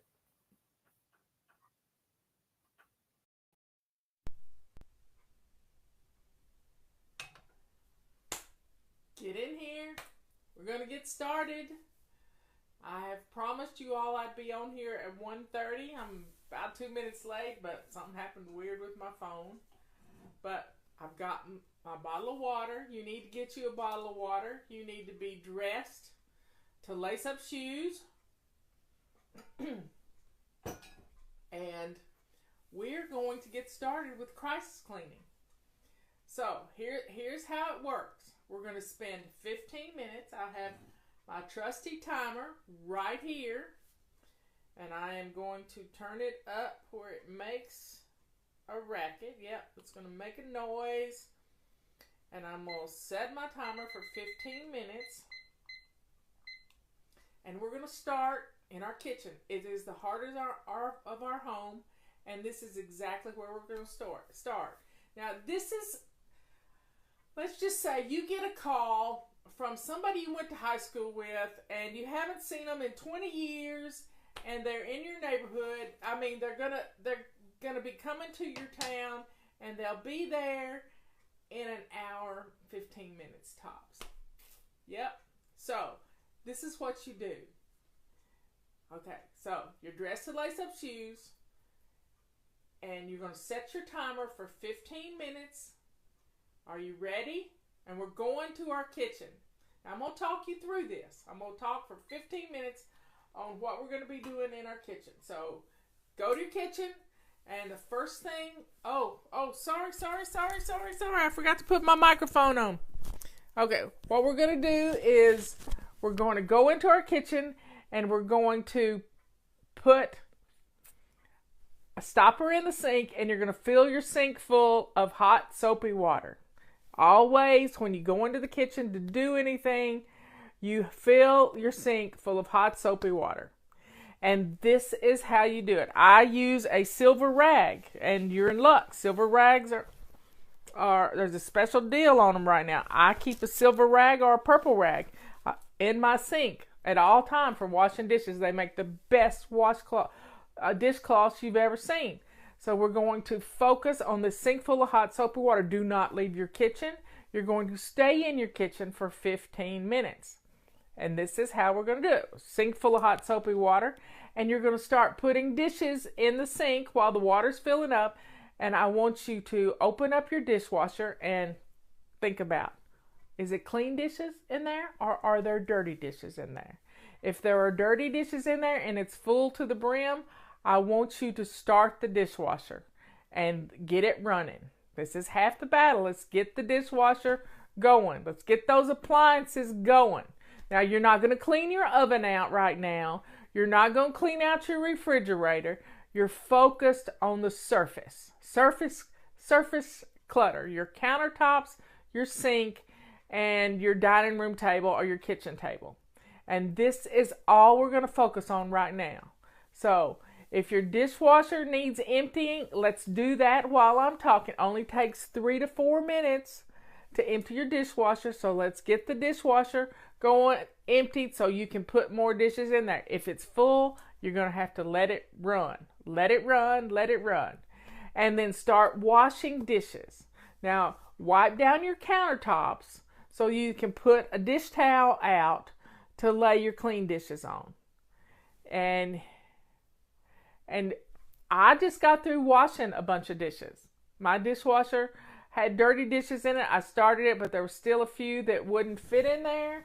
And I am running my dishwasher, and then I washed a few dishes, wiped down my countertops, wiped down my stove. So that's what you're going to focus on, just your kitchen. Focus on the left side of your sink, and just look at your kitchen as if you never looked at it before. And let's just clean everything toward the sink that's on the left side of your sink. And then focus on the right side of your sink. That's where I dry my dishes. I lay my dishes out to dry. That's also where, when I empty things out of the dishwasher, they go right there, so that I don't have to make steps over to where they belong, and then I will move them all over to where they're supposed to go. So let's get started. You're already going.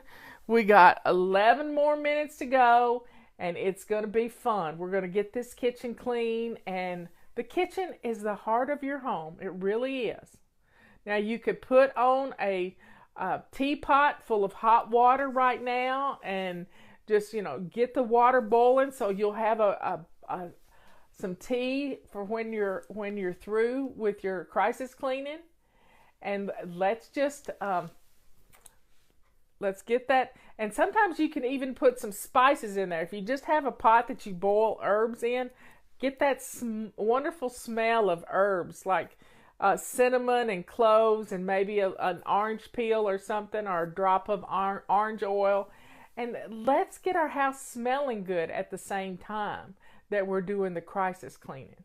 Now, as you've got the dishes soaking, sometimes you just need to let them soak a little bit. Don't ever walk away from your sink with water running, but put the dishes in the hot soapy water, and then let's take that from that point and let's look at our floors. The floor can be kind of a gross situation. And I want you to get some hot water and put on your mop cloth. And let's mop our floors. It doesn't have to be perfect. It just has to be done. Just a quick once over. Done. I'm doing this crisis cleaning to help you get ready for the holidays. Sometimes we need to see a little success to feel empowered. You know what I mean? Let's feel a little success in what we're doing. And then that way we're spending 15 minutes in our kitchen. So let's mop real quick, just the floor, around the sink, around the stove, just a quick and dirty mop. Just a quick and dirty mop. It doesn't take long. It just has to be done. And then you can take that mop cloth and put it, you can lay it out under your sink to dry, or you can take it to the wash machine and throw it in the wash machine and turn it on. It's all about getting those appliances running. That's what we used to say. Just get the appliances going and it'll look like you're doing something. But this time we're really using a little elbow grease and we're getting things done. Getting your kitchen clean, that is the heart of the home. So when your friend gets there in an hour, the tea water will be simmering and you can pour you a cup of tea. You can already have your own cup of tea because that's what we do at the last thing. So we've spent 7 minutes already, half our time's done in our kitchen, and we're staying focused. This is focus on your kitchen. We're not leaving the kitchen for anything. We're focusing on our kitchen. And then when you get through emptying the dishwasher, and you can add more dishes to your dishwasher and run it again, or you can just keep washing dishes. Just don't expect them to just magically get done by themselves. Wash the dishes, rinse them, lay them on your dish towel, and before you know it, your kitchen is going to be looking good. Now, it doesn't take long to do the floor. So you've done the floor. I want you to rinse out your purple rag or silver rag. There goes my magic wand. Purple rag or silver rag. And I want you to take your cloth and we're going to wipe down our stove. Now rinse it out really well. Do not get distracted. Kitchen only. Yes, yes. We're going to take our purple rag and we're going to wipe down our stove. We're going to wipe down. I have a glass top stove. It gets to looking pretty rough. And I have a single edge razor blade. So don't go looking for a single edge razor blade if you don't have one handy in your kitchen drawer. but I use that to scrape off things around the circle on the eyes of my stove. But if you don't have one, don't worry about it. Don't go looking for it. We don't want to get sidetracked. You hear me? No getting sidetracked. Wipe down your stove surface, and if your grates look pretty rough, don't worry about those either. Just leave them on the stove because it's going to look like it's part of the stove. And then we're going to wipe down our oven front. So stay focused on the kitchen, just the kitchen. That's all we're doing right now. And once you wipe down the stove, go over to the refrigerator and wipe the fingerprints off your refrigerator. A knife can actually cut grooves into your stovetop, so be careful using a knife. I like to use just a single edge razor blade, like you were taking a paint off of a window that you'd accidentally got on there. And it's just residue. It's just residue. So you can do this. Stay focused in your kitchen. Stay focused in your kitchen. Now, let's look at your dining table. The table that's in your kitchen, or the bar, or if you have an island in your kitchen. Let's look at that island and see what's on there that needs to be put away. You got it? So grab a box or basket or something and start taking things off of the island that don't belong there and putting them in this basket. Now, I don't want you running around. You got water going in the kitchen. I don't want you running around. You're staying in the kitchen. Stay in the kitchen. And even if you have to get a big pot to put things in, you're not leaving the kitchen to go get a basket. You hear me? We're staying in the kitchen. And we're going to clean off our island, because that's the first thing people see when they walk into your kitchen. It's the first thing they see. So let's clear off our kitchen counter that is our island. If you have a dining room table that the piles of paper clutter get on, then you've got to pull everything off of there too. This is crisis cleaning 101. We are staying focused in our kitchen. We've got 4 more minutes. 4 minutes and 40 seconds. So let's stay focused on our kitchen. Now, you're not doing this so fast that you're haphazard with your work. You're staying consistent. Leanne just talked about consistency. Stay focused on what you're doing. Work your way around your kitchen until you get all the flat surfaces cleared off. Now, your canisters, do they look rough? Do they look dirty? Rinse your rag again and wipe down your canisters real quick. It doesn't have to be, you don't have to get out the Windex or anything. You're just going to wipe down your canisters and make them look. If you want to spray your rag with a little Windex, that's fine too. But just stay focused on your kitchen. And then you're going to be so surprised that when the kitchen looks good, the rest of the house is going to look good. So we've got a little over 3 minutes to go in our kitchens, and you can do this. It's not hard, but we have to put our blinders on and we have to stay focused in the kitchen.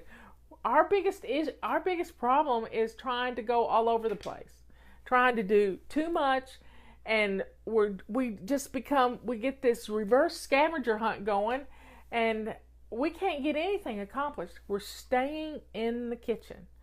I mean, and if you want to get out 2 cups and a saucer for your friend that's coming, this is going to be a fun time for you to make a pot of tea and have a cup of tea, because that's what we're going to do at the last thing.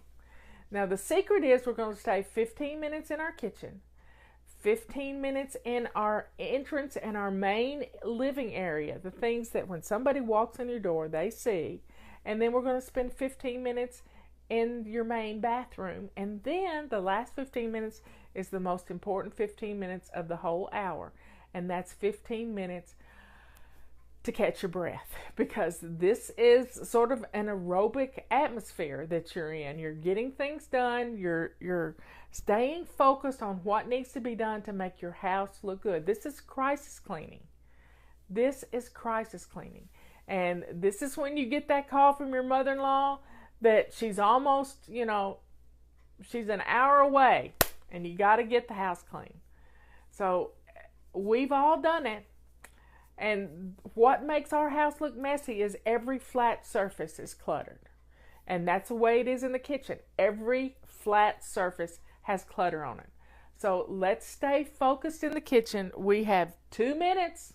It's a 2-minute countdown.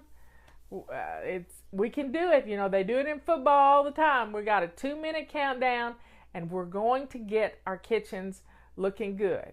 Now, once you get the dishes emptied and dishes put away, your kitchen is going to look great. You got a pot of water on boiling with, if you want to put some spices in it, that's fine. Doesn't take much to get the smell going.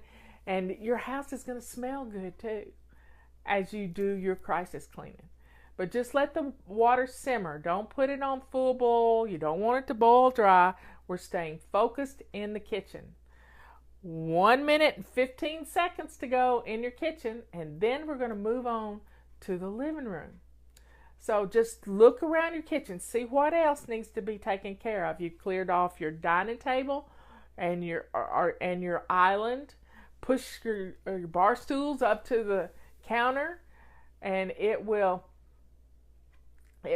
make, get everything. Put the chairs up to the table, wipe the table off, and there you have it. You've practically cleaned your whole kitchen in 15 minutes time. You can be surprised at how much you can get done in just 15 minutes. And it's so fun to stay focused. So anytime you want a crisis clean, put on this little video. Don't watch the video. Just put the phone in your pocket, put your headset on, and let me talk you through it. Don't watch it. That's going to ruin it. So set the phone up in your kitchen and just let me talk to you. You don't have to watch it because that's going to keep you from doing what you need to do.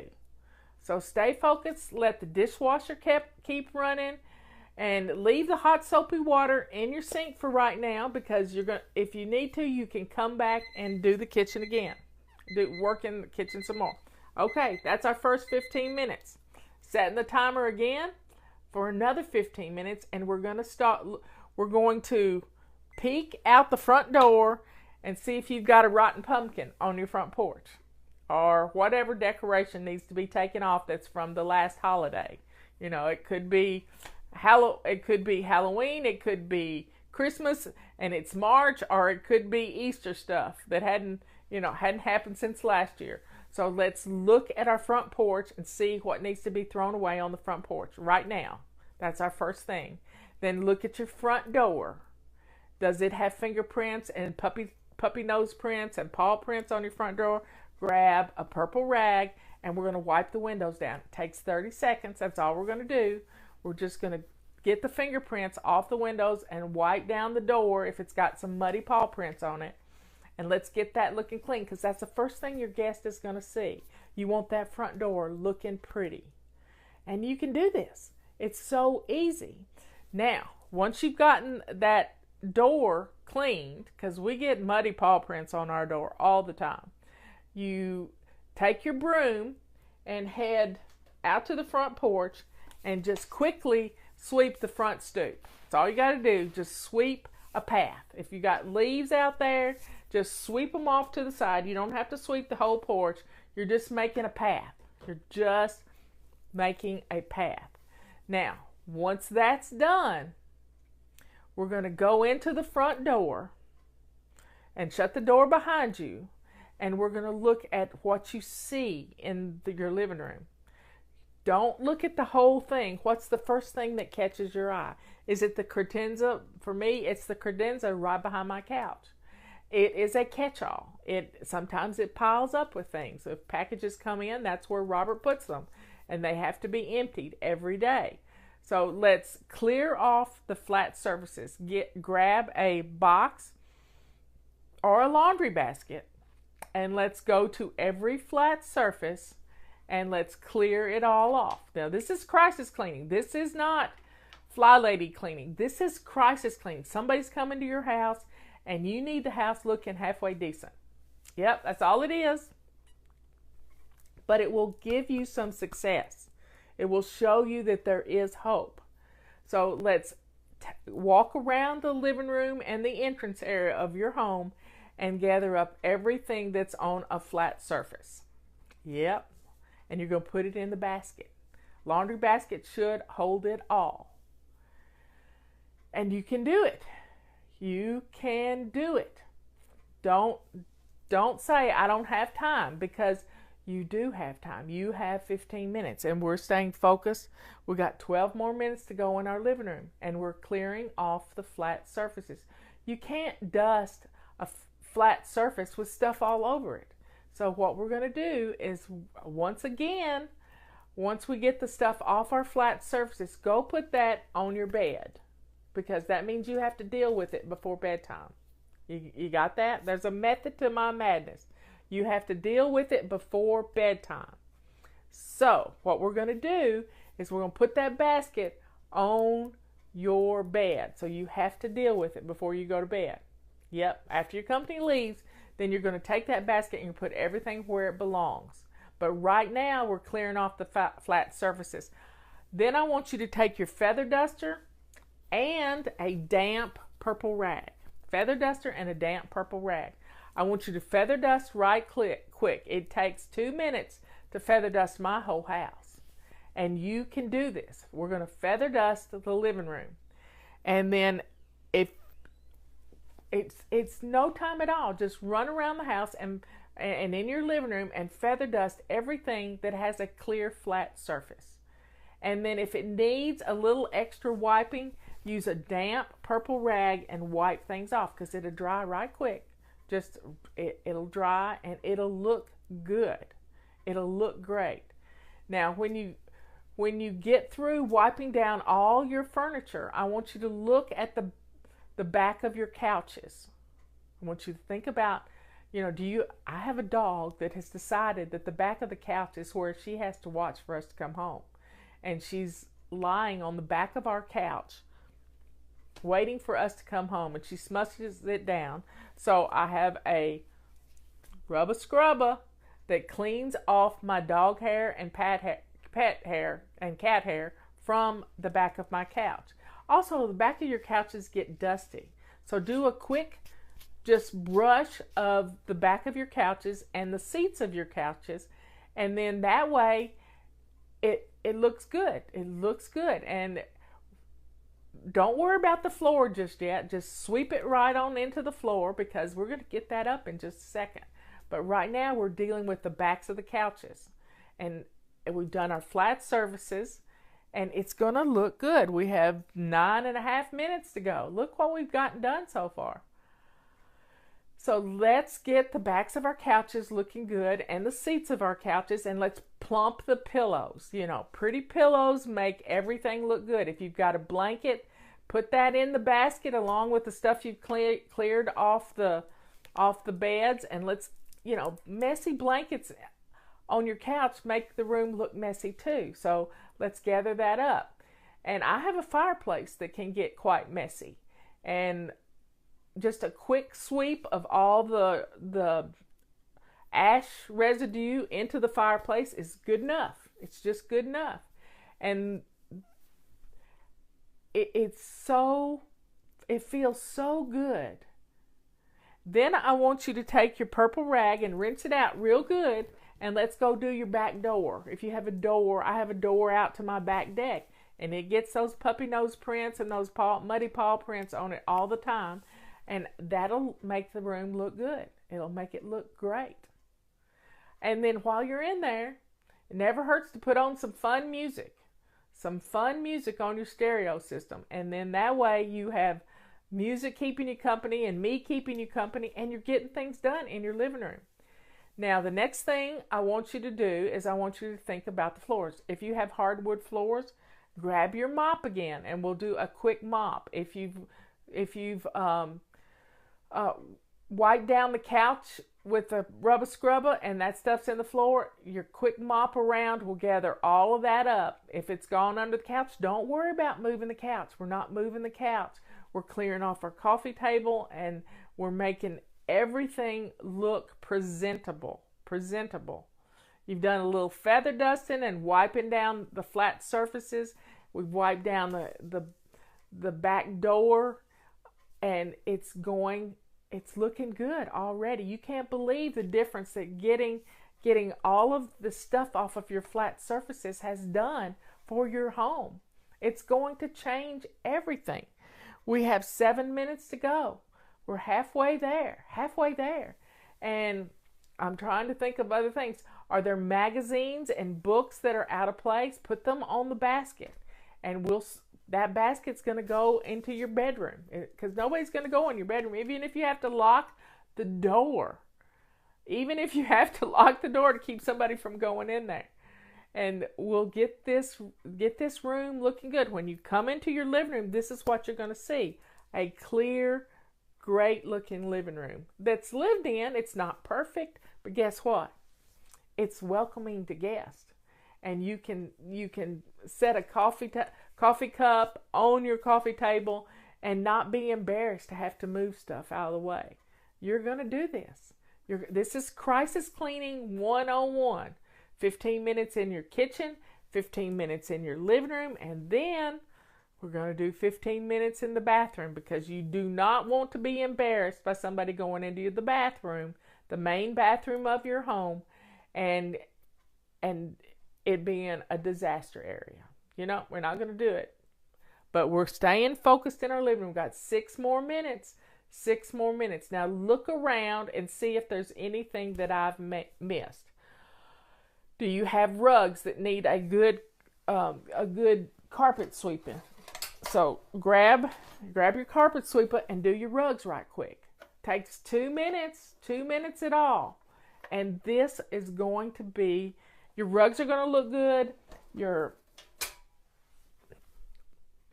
If you need to, you can sweep it with your sweeper or your broom, and then use your mop to gather it all up and get it out the door.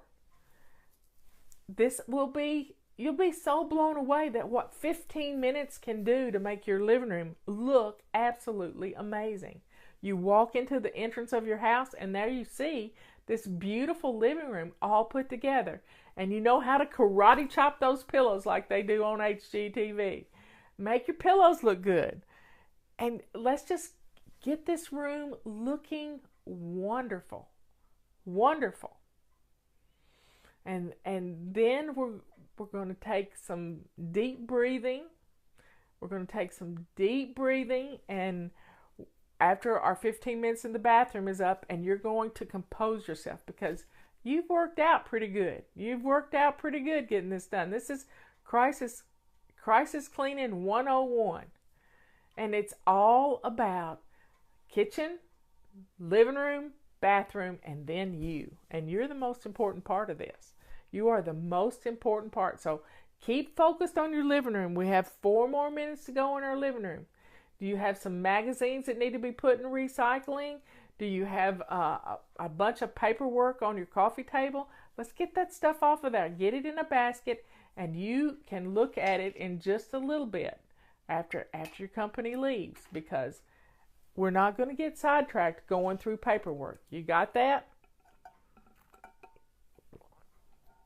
And you might need a drink of water, because I did. Let's get some water in us, and let's keep moving right along. Keep moving right along. The carpet sweeper gets up that pet hair like you wouldn't believe. You don't even know that there's that much pet hair on the rug. You don't have to empty it right now. We're just going to get the pet hair up. That's all we're going to do. Gather up all the stuff on our flat surfaces. These are hot spots. These are the place where you put one piece of paper and it starts multiplying like rabbits. I'm telling you. So we are going to gather this paper up, and then you can breathe. Then you can really breathe. Yes, we have a lot of paperwork, and it needs to have its own home. Everything has a home, everything in its place, everything has a place, and everything in its place. But right now is not the time to try to figure out where that place is. Do you hear me? We're staying focused on making the living room look clean. What we want to do when we know company is coming is we want to start painting or doing something stupid, All we got to do is clean off our flat surfaces. We just have to clean off our flat surfaces. That's it. And our houses will look clean. Our houses will look wonderful. And it will be fun. It will be fun to do. But we're staying focused on our living room right now and the entrance of our home. Do you have a bunch of shoes right by the front door where people come in and they trip over these shoes? Gather up all those shoes and put them in a basket and take them to your bedroom or take them to the kids' room, whoever they belong to, and get them out of the living room. Don't start putting them away, but just get them out of the living room for right now. That's all you got to do. I keep saying that's all you got to do, but we're staying focused in our living room. We got 1 minute and 44 seconds in our living room to go. 1 minute and 40 seconds, and we can do this. And your living room is going to look good, and you'll be able to go, wow, my living room can look like this, and it will look like this. It can look like this. It can be beautiful, but you just have to stay focused and not be running around all over the place. Yes, I know people who have done this. Now, take your damp purple rag and wipe down some your switches. Sometimes they get dirty handprints and we don't even notice it. So wipe down some switches right quick. Doesn't take but just a second to do this. And we got 1 minute to go, and your living room is looking good, honey. It is looking good because you have stayed focused. You haven't left the living room. And the next thing we're going to do is we're going to go into the bathroom, but we still got 30 seconds. So take a deep breath. I want you to look around your living room and see if there's anything else out of place. Just look around and see if there's anything else that's out of place. And deal with it. That's all you got to do. Anything else out of place. Put your purse where it belongs. And just, here we go. 7, 6, 5, 4, 2. There we got it. Living room. If it's not done, it's real close to getting done. So I'm setting the timer again. And we're going to go into our main bathroom. This is the bathroom that people would use if they asked to use your restroom. Okay? So, setting the timer, 15 minutes. We're going to go in the bathroom. Now, this person isn't going to be taking a shower. It's not going to be taking a shower. So, we're not going to worry about our bathtub. What we're going to worry about is our toilet and our sink and our countertop. We're going to start with our countertop.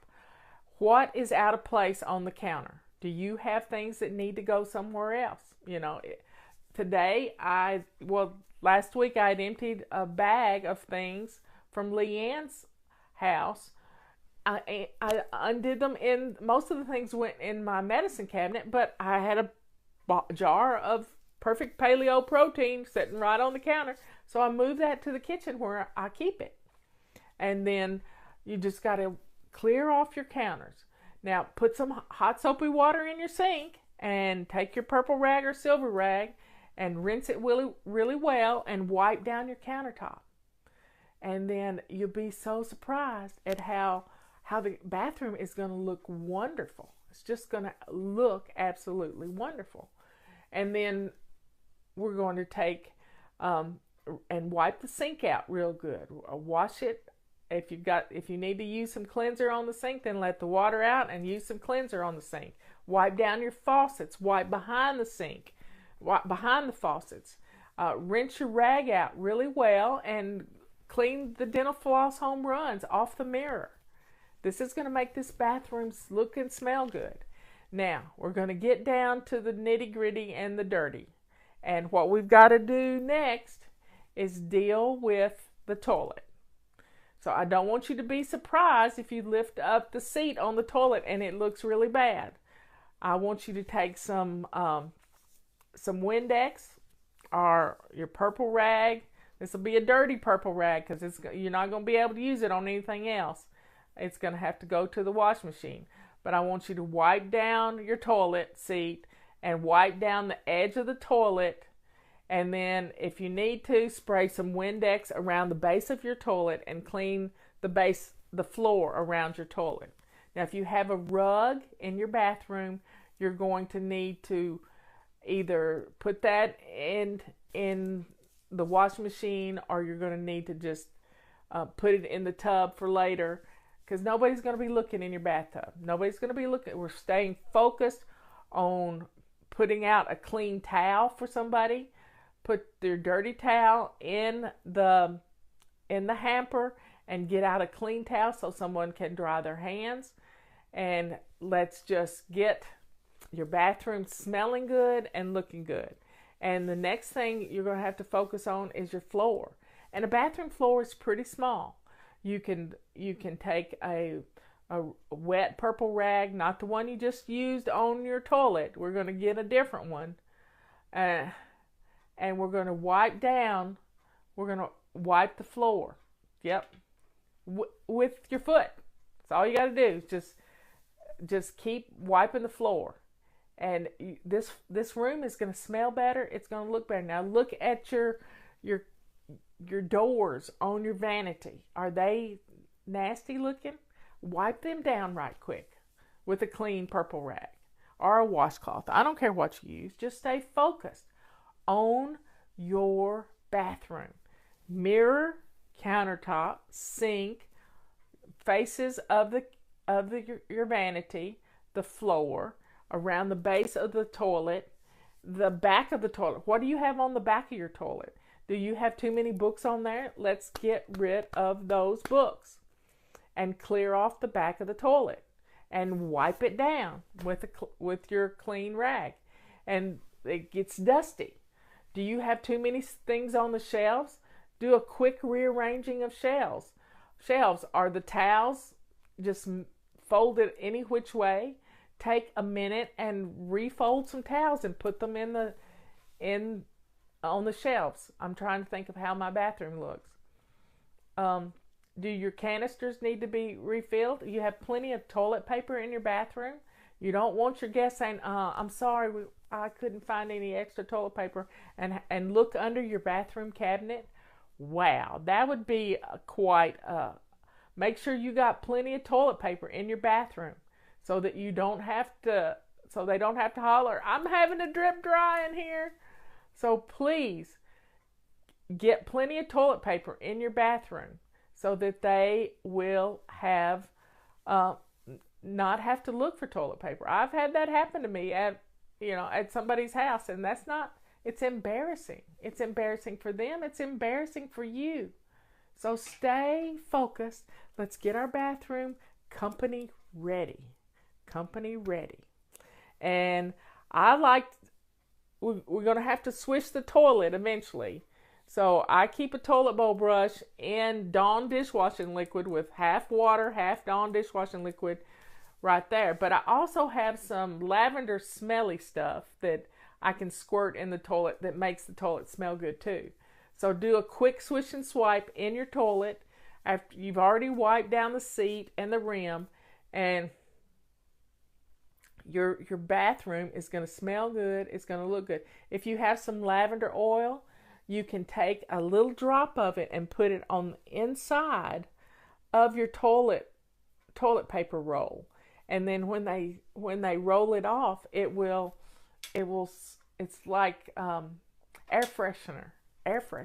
You can use orange oil too. It all is good just to make your bathroom smell wonderful. And it's just, we've done 7 minutes in here already, and look how good it's smelling. Now, put all the toothbrushes where they belong. Sometimes we need to just put the toothbrushes in the cabinet and leave them in the cabinet for right now. When it comes time for the kids to brush their teeth after getting ready for bed, you can pull them all out again. But right now, let's put everything away. Let's get everything up off the counter and clear your counter so it looks wonderful. And make sure you got hand soap in your soap dispenser for someone to wash their hands. Is that empty? So let's get everything looking. We're not dealing with the bathtub right now. Pull the shower curtain or the door shut.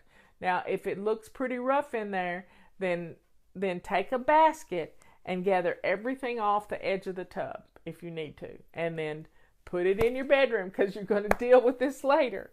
You can put it all, then you can put it all away when they leave. Right now, you just want the bathroom looking company ready because you do not want to have to deal with being embarrassed. This is not about you being embarrassed. This is about you feeling empowered. Do you hear me? This bathroom is going to look good. Now, if you need to get the mop out and mop the floor rather well, then do that. But it doesn't take long to mop. It's a small room. And I have a scale that gets really dusty, so I might wipe down my scale because it's got an inside and an outside, and just wipe it down so it looks good with little Windex and my purple rags. I keep a supply of purple rags in my bathroom because I use them for everything. So folks, don't get all bent out of shape that company's coming. Because when we get in a panic, we lose all sight of what the priority is. The priority was the kitchen, then the living room, and now the bathroom.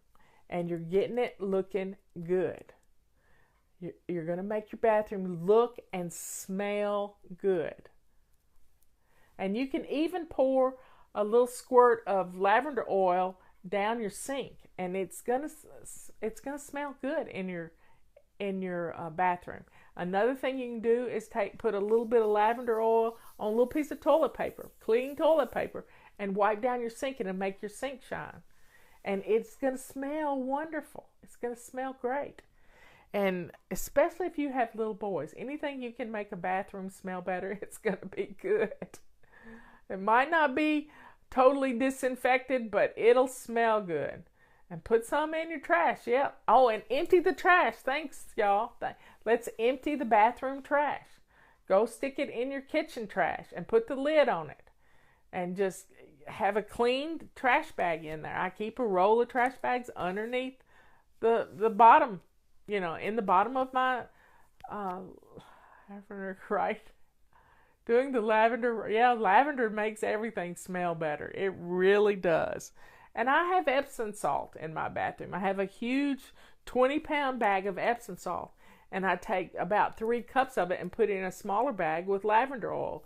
And I can open up that bag of lavender Epsom salt, and it just, the aroma is, it's just beautiful and relaxing. It really is beautiful and relaxing. And we can do this. We can, we're staying focused for 15 minutes.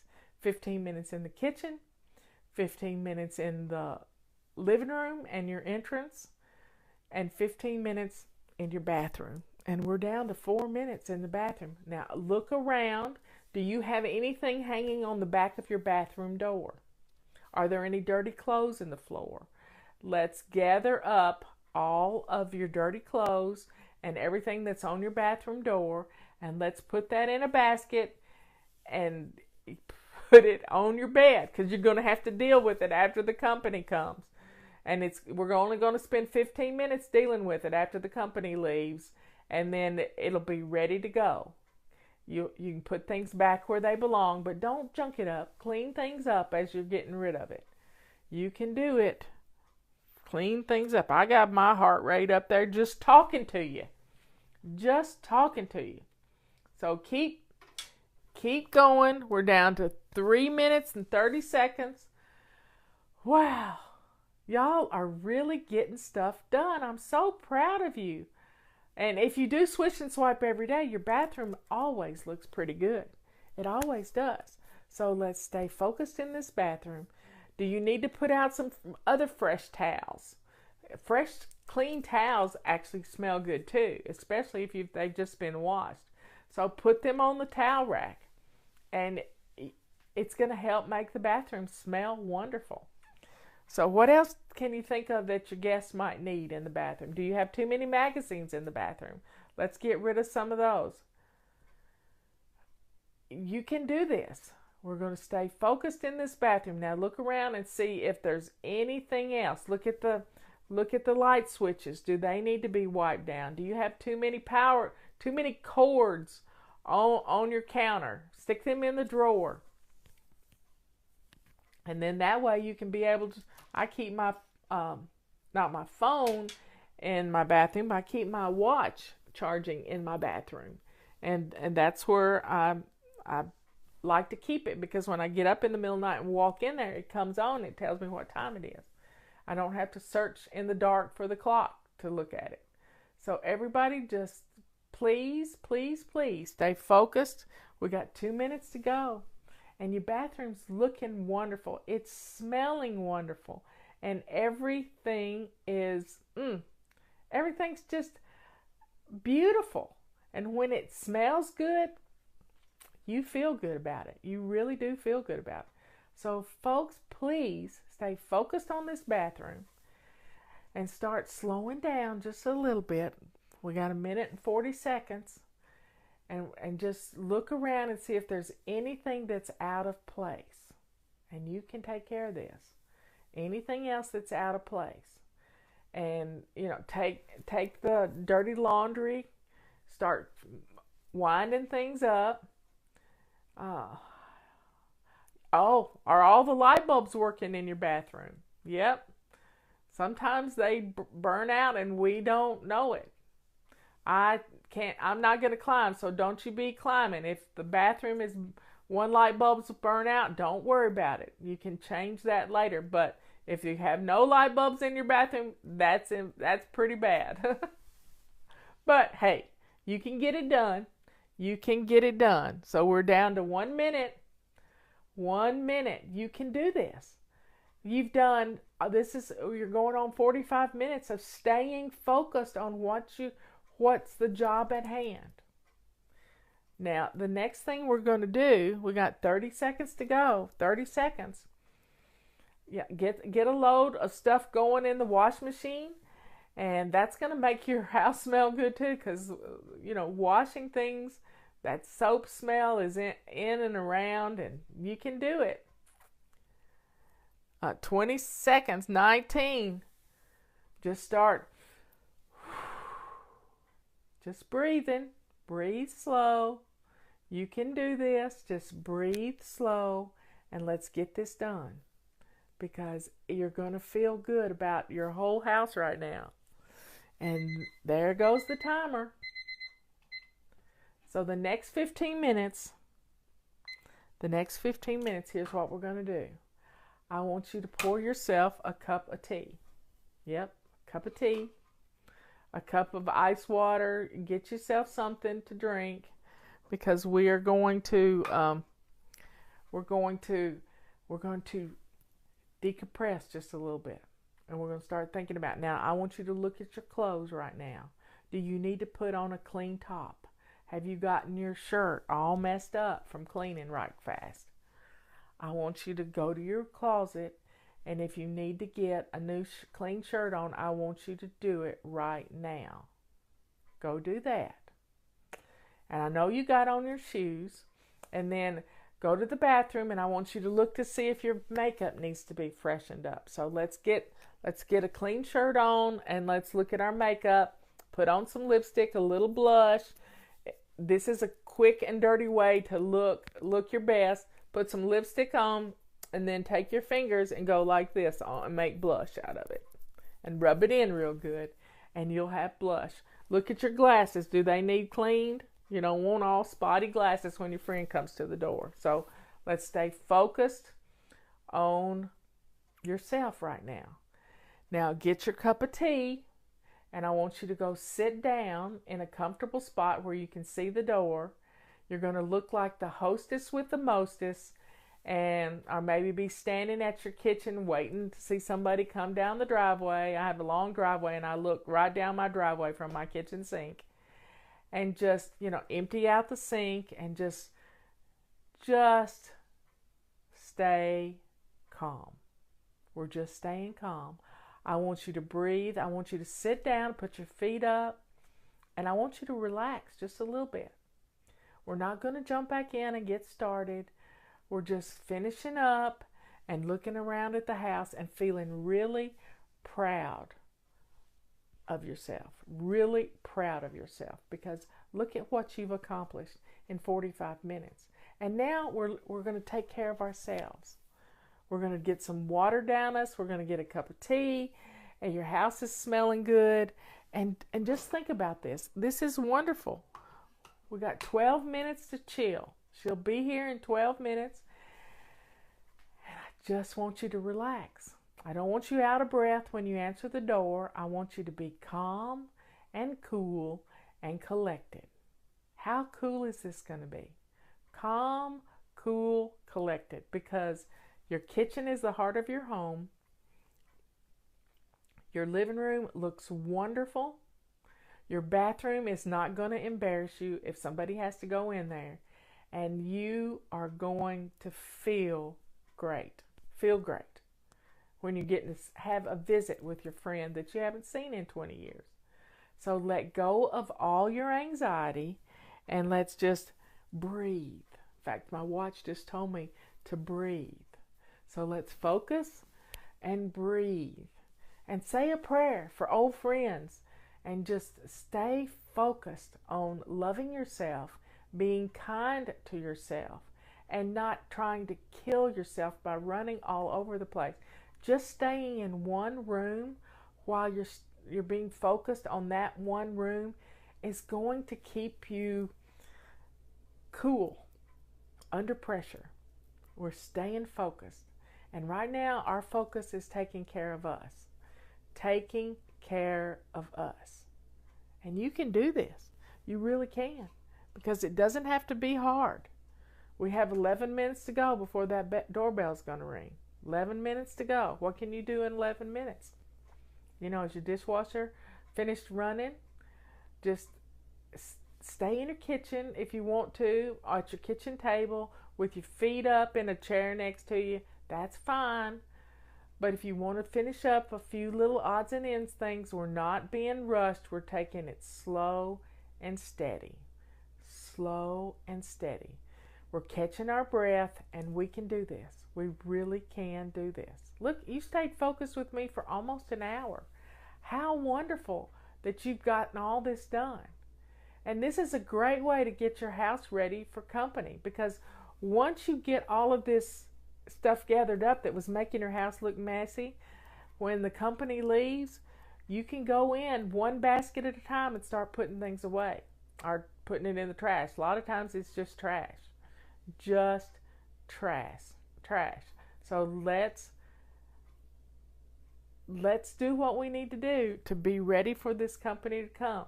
Now, look in your refrigerator, and do you have something that you can serve as an appetizer, some cheese and crackers, or some little something, you know, a little plate of cookies. I'm not eating cookies, but that doesn't mean my guest wouldn't want some cookies. So start thinking about putting together a little cheese plate or some cookies or something to put on a plate to go with your tea. And it's wonderful. It's absolutely wonderful. It doesn't have to be anything special. I always keep a package of designer crackers in my pantry, and I always have cheese. So there you have it. Anything you can do that can put a little bit of stuff on your table. Butter cookies are a good way to keep things on hand.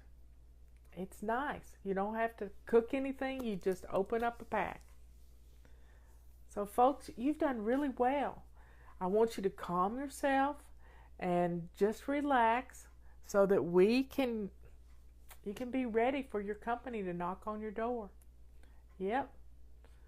So turn some lights on in the house. If it's rainy and nasty outside, get some lights on. Put some fun music on, just some light jazz. We had, Patty and I found a new jazz singer the other day, and her name is Cat, can't think of her last name. But Melody Gardot is a nice little jazz singer. So if you've got an Alexa, just say like Melody Gardot music, and just have a nice atmosphere going. That's what this is all about, is setting the tone for your home. And when you set the tone in your heart, then your home is going to fall right along with it. You're not going to be light a candle is good. A lot of people can't have Cat Edmund. Yeah, Edmund. Yeah, that's what my sister said. But please just slow down and not stay in a hurry, and put on some nice music.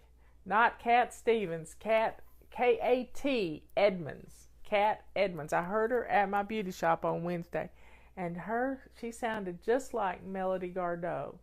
And it's just some easy listening, light jazz music, and it's just beautiful background music. To having, I don't say those words out loud, but whatever you're using, just put on some fun music. Put on some fun music. Yep. So your house is looking good, your kitchen's looking good, your living room's looking good, your bathroom is acceptable, and it smells good. And just Edmonds, not Edmondson, Edmonds. And it's just really beautiful music. And you can relax to that music too. Yep. So I'm not going to say the word, but tell Alexa to play Cat Edmonds music. And she will. She really will. And it's just relaxing. It's just relaxing. And you're going to be ready for her to knock on the door. You've got your cup of tea. You can get her a cup of tea. And y'all can have a nice visit. See how playing these little games is fun? Now, when you do get that phone call, you know how to do this. And bookmark this video when I get it up on YouTube. Always know where it's going to be, and I'm going to put it up on our Fly Lady Radio page, where you can access it very easily with Crisis Cleaning. And I'll have it ready for you so that you can do crisis cleaning anytime you want. Anytime. And it makes us feel empowered. It gives us hope that our house can look good in just a few short minutes. It really can. And when you're doing, this may be the last time you ever have to crisis clean, because establishing simple habits these simple habits are going to make your home be on automatic pilot. And your home is going to be absolutely cleaning itself without you even realizing it. So you can do this. You can do this. We got 4 minutes to go until she comes to the door. 4 minutes to go. And I want you to realize how strong you are. You don't have to be embarrassed by your home anymore. Our routines, our simple little habits, strung into routines, are going to change your life. This can happen. You just have to stay focused. Focused on what you're doing right now. You're chilling out right now. You're getting your house, it's sounding good, it's feeling wonderful, and you are going to have a great time visiting with your family. Look around, see if there's anything you missed, like toys in the floor, shoes by the door, coats, too many coats on the coat on your entrance. So look around and see if there's anything out of place, and you'll be ready. You'll be ready. Get some napkins out so your guests can have some napkins. I keep some pretty cloth napkins in a drawer, ready for company. So you can do this. You've done it already. You can do it. No more excuses. It just takes an hour. Anybody can do this in an hour. Anybody can do this. Can get their house looking good. No complaining, no whining, no going out to meet her at the coffee shop. She's coming to your house. She's coming to your house. And you're going to love showing off your house. You love your house. You just don't like it when it's messy. And our hot spots make it messy. Anybody can do this. If I can do it, you can do it. Anybody can do this. So please stay focused for the next 2 minutes. The doorbell could be ringing. I want you to, get a seat at your coffee. I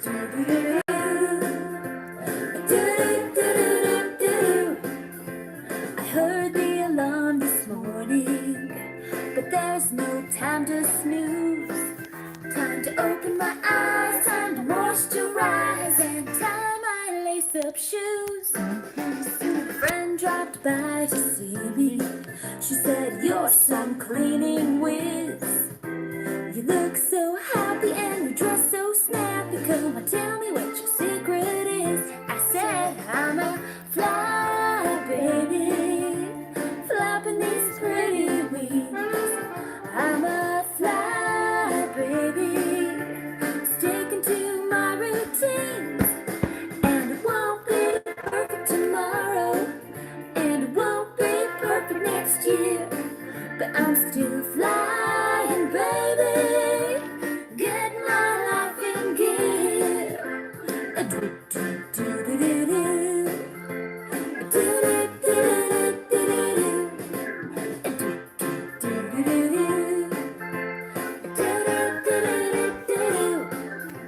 I kick back after working, 'cause things are looking fine. The kids aren't screaming and this house is gleaming, and wow, that sink sure shines.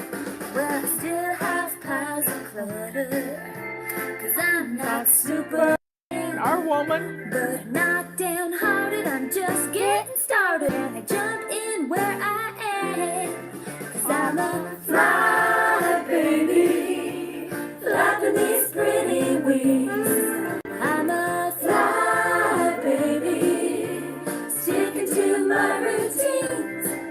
And it won't be perfect tomorrow, and it won't be perfect next year, but I'm still flying, baby, getting my life in gear.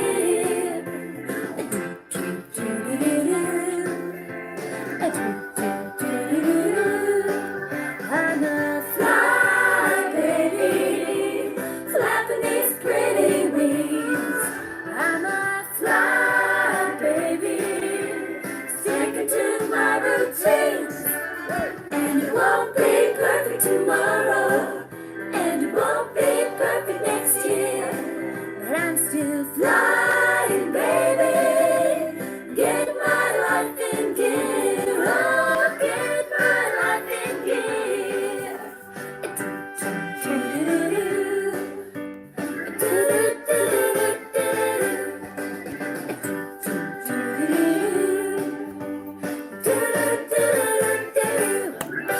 You go, girl. That's our Fly Baby chorus. Anyway, welcome. Today is Plan and Play Day, but some of you are new here. And I just want to reinforce the fact that we're going to have some fun, that we're going to get things done. Our motto this year is excuses be gone. Be gone. Excuses be gone. Let's have some fun to get things done in 2021. No more excuses. No more whining that you don't have time. But we're here to help you. I know we've all been through a bad year. In relative speaking, we're still here. And that's all that matters. We're still here. Things may have changed a little bit, but we got to get back to basics. And with Fly Lady, we're gonna hold your hand all along the way. We're gonna hold your hand. So if you're new here, people ask, where do I start? Well, the first thing you're to do is to get dressed to lace up shoes. Yeah. Get dressed to lace up shoes. And while you're listening to this getting started message, I want you to go get dressed to lace up shoes, unless it's way in the wee hours of the morning, like it is in Australia. It's the wee hours of the morning. You need to be in the bed watching this and then get ready to close your eyes and go to sleep. But the main thing here is we're going to help you to let go of those excuses. And those excuses come from your perfectionism. And to take a few minutes, 2 minutes, that's all it takes sometimes, just 2 minutes to get some things done. So get dressed to lace up shoes is the first thing you got to do. Even if you have to pick dirty clothes out of the dirty clothes hamper. Yeah, I know who you are, because you don't have any clean clothes in the house. Put on something that's not quite as fresh as it needs to be. You can always throw it in the dryer and run it for like 5 minutes and it'll get freshened up. But put on your lace-up shoes. Fix your hair. You always feel better when your hair is not looking nasty.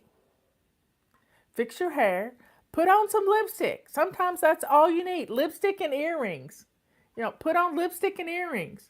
I always have to have my necklace on. My watch.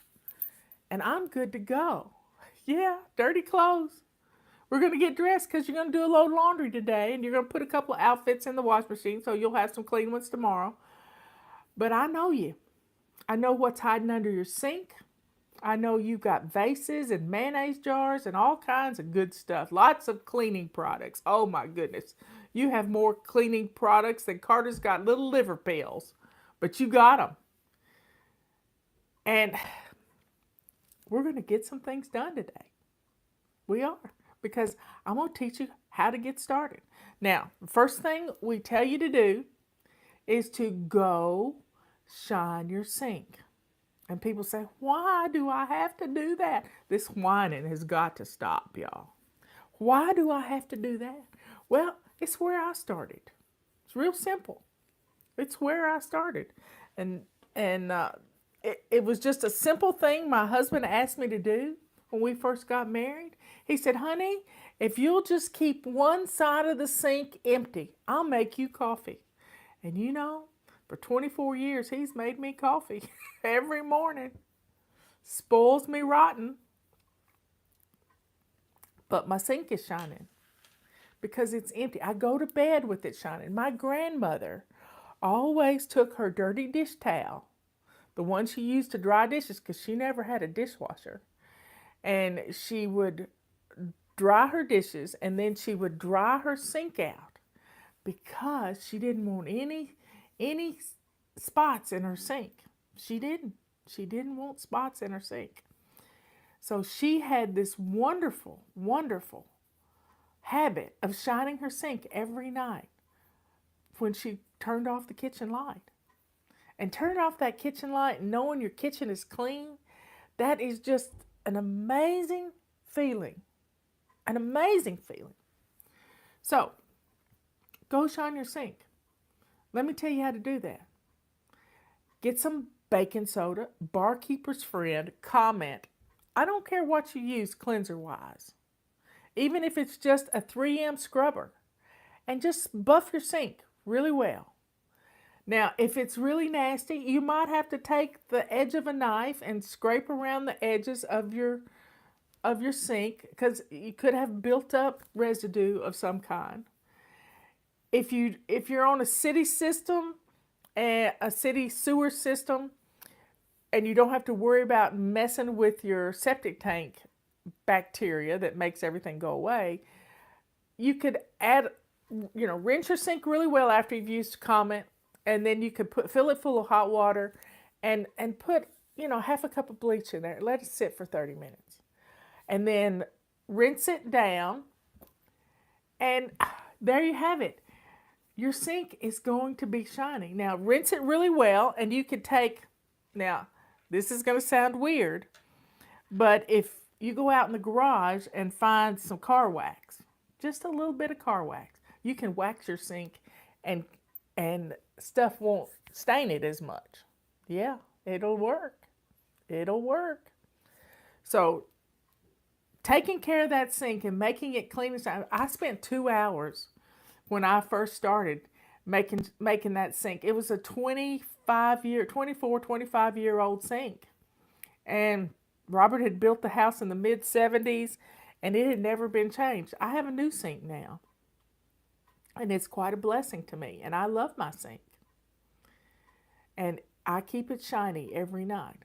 The secret, this is going to make you smile, because when you get up in the morning, you walk into your kitchen and you see that beautiful sink to start your day, you are going to love it. You're going to be energized. That smile is going to come across your face, even if there's just a few dishes in there, because your dishwasher becomes your dirty dish disposal unit, y'all.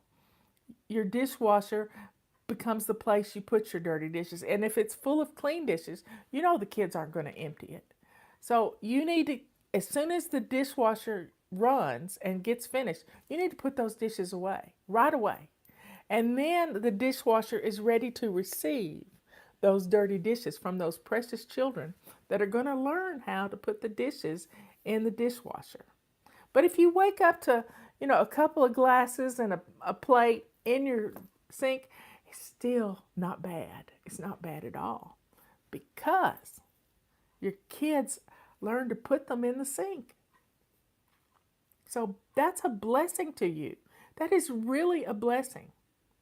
So getting up in the morning, being greeted with this beautiful kitchen, countertops cleaned off, stove clean, floor been swept, all of this makes you smile. And guess what?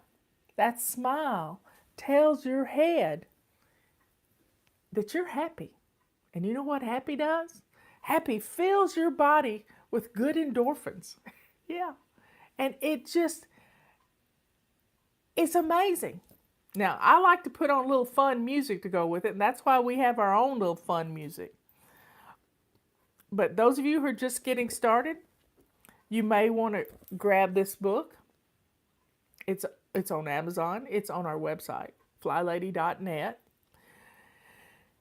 If you're brand new to us, sign up for our emails. Yeah, go to flylady.net. There's a join button in the top left-hand corner, and get our emails, because these emails, as much as they may make you mad, they're in your head. They start to sink in right here. And those messages sinking in help you to stay immersed in the Fly Lady system. There's a method to my madness, I promise. This is my first book. It used to be hot pink, but the publisher didn't like that color. I kind of like hot pink, y'all. I have on hot pink. This is Sink Reflections. It's my very first book. This is the Bible of Fly Lady. It tells you everything about what we do. But I'm going to explain it to you right now. Our system is based upon a morning routine, an afternoon routine, and a before bed routine. These 3 routines keep our home running on automatic pilot. Now you say, how could that be? Houses don't clean themselves. No, but you get up in the morning, and when you start establishing the simple habits that we're going to walk you through in a year's time, you're going to be blown away at how much of your house cleaning is automatic inside of you. So let's try it. Let's think about this for a second. When you wake up in the morning, well, the first thing I do is I'm laying in bed. So I try to remember my dreams. This is fun. Try to remember, sort of go through what I woke up dreaming about. And then I pull my covers up to my chinny chin chin, and I slide out the side. My bed's practically made up before I get out of the bed, because it has to be. Because I have to go to the bathroom right quick, especially if I haven't gotten up in the middle of the night, which is really good.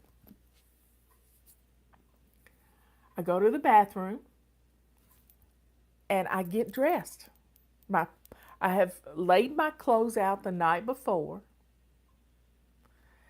And my shoes are there, my necklace is there, my earrings are there, my glasses are all there. Everything is right there for me to get ready in the morning. And it takes me about 10 minutes, if that.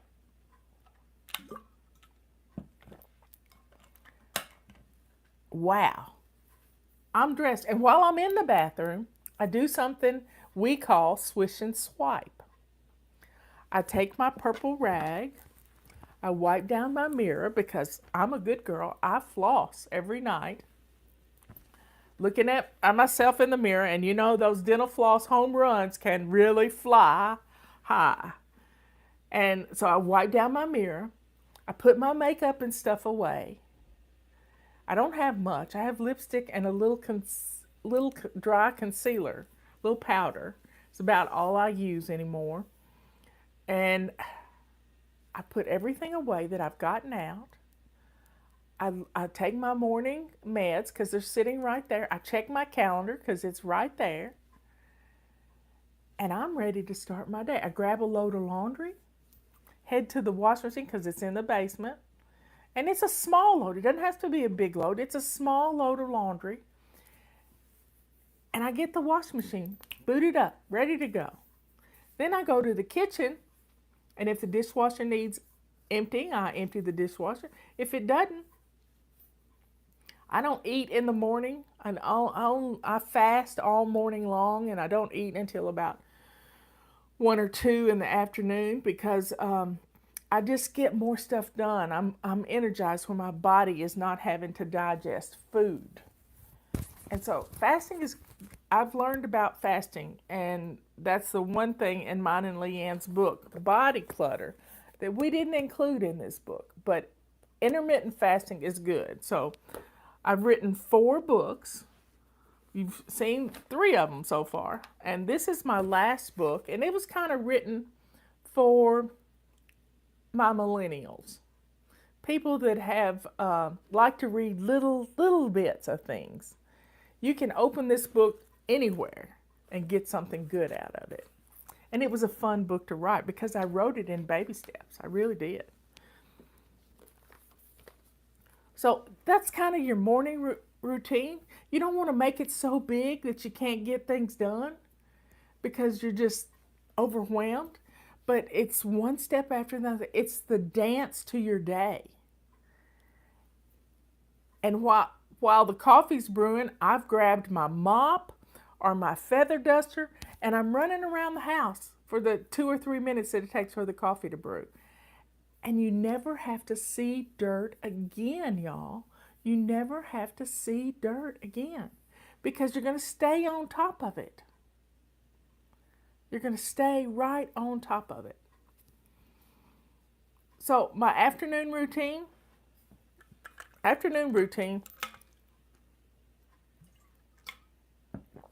try to make any phone calls early in the afternoon.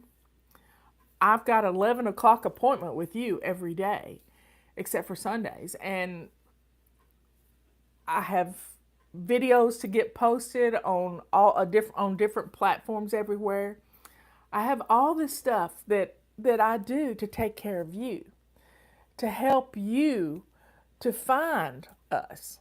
Because we're on YouTube, we're on Facebook, we're on brighteon.com, we're on Podbeam, we're on Apple Podcast, but the videos are on the other platforms. Apple doesn't allow video podcasts, or if they have, I haven't seen it yet. We're on Locals, we're on BitChute, so we're everywhere. And it just keeps it simple, y'all. It keeps it simple. And I get those things done. I'm working on tomorrow's messages that are going to go out in email. And every afternoon at 5:30, you get a flight plan for tomorrow, 5:30 Eastern Time. You get a flight plan for tomorrow. And it tells you what we're doing. So today is plan and play day. Tuesday is always plan and play day. So with with the Fly Lady system, then it rolls down, get something started for dinner as part of your morning routine, afternoon routine, make sure everything's going like it needs to go. You can do all your chopping and everything in the morning. You can put it in your Instapot in the afternoon late, and in no time you got a meal. So you're baby stepping your way to feeding your family, you're baby stepping your way to taking care of you, and then here's the key to keeping your kitchen clean and that sink shiny. Always, when you're in the kitchen, start with a sink full of hot, soapy water. That is a way to clean as you go. Clean as you go. And your kitchen is going to look good. Always start with an empty dishwasher. Even if you're just going in there to bake cookies with the kids, always have an empty dishwasher first, because everything goes in the dish. You're cleaning as you go. That keeps you from having a major explosion in your kitchen because you're in a hurry. That's where the explosions happen. You cook on high and you're in a hurry. Don't do it. Yesterday, I cooked hamburger meat and Italian sausage together and made this beautiful mixture with onions and lots of herbs and spices and garlic. The house was smelling like some fancy restaurant somewhere. Robert said, "What is that aroma?" He loved it. And I made a pasta sauce last night that I'd never made before. It's kind of like a vodka sauce, but it didn't have vodka in it. And he loved it. So nothing says I love you like dinner cooking. And I cooked on low all day long in my iron skillet, and I was so happy because it made him happy. Blessing others. That clean kitchen can do that. So get dinner started. And then while you're cooking, have your sink full of hot soapy water. Don't drop knives down into that hot soapy water. Leave them beside the sink. And you can wash them as you need them. And then put the trash away as you make the trash. I keep an old Ziploc bag handy to put onion skins and all kinds, onion peels, potatoes, all kinds of different things in that bag. And then I zip it up and I throw it away. Yeah, I don't like wet trash at all in my trash can. Nope. So when it comes time to clean up from dinner, all you really got to do is put your plates in the dishwasher.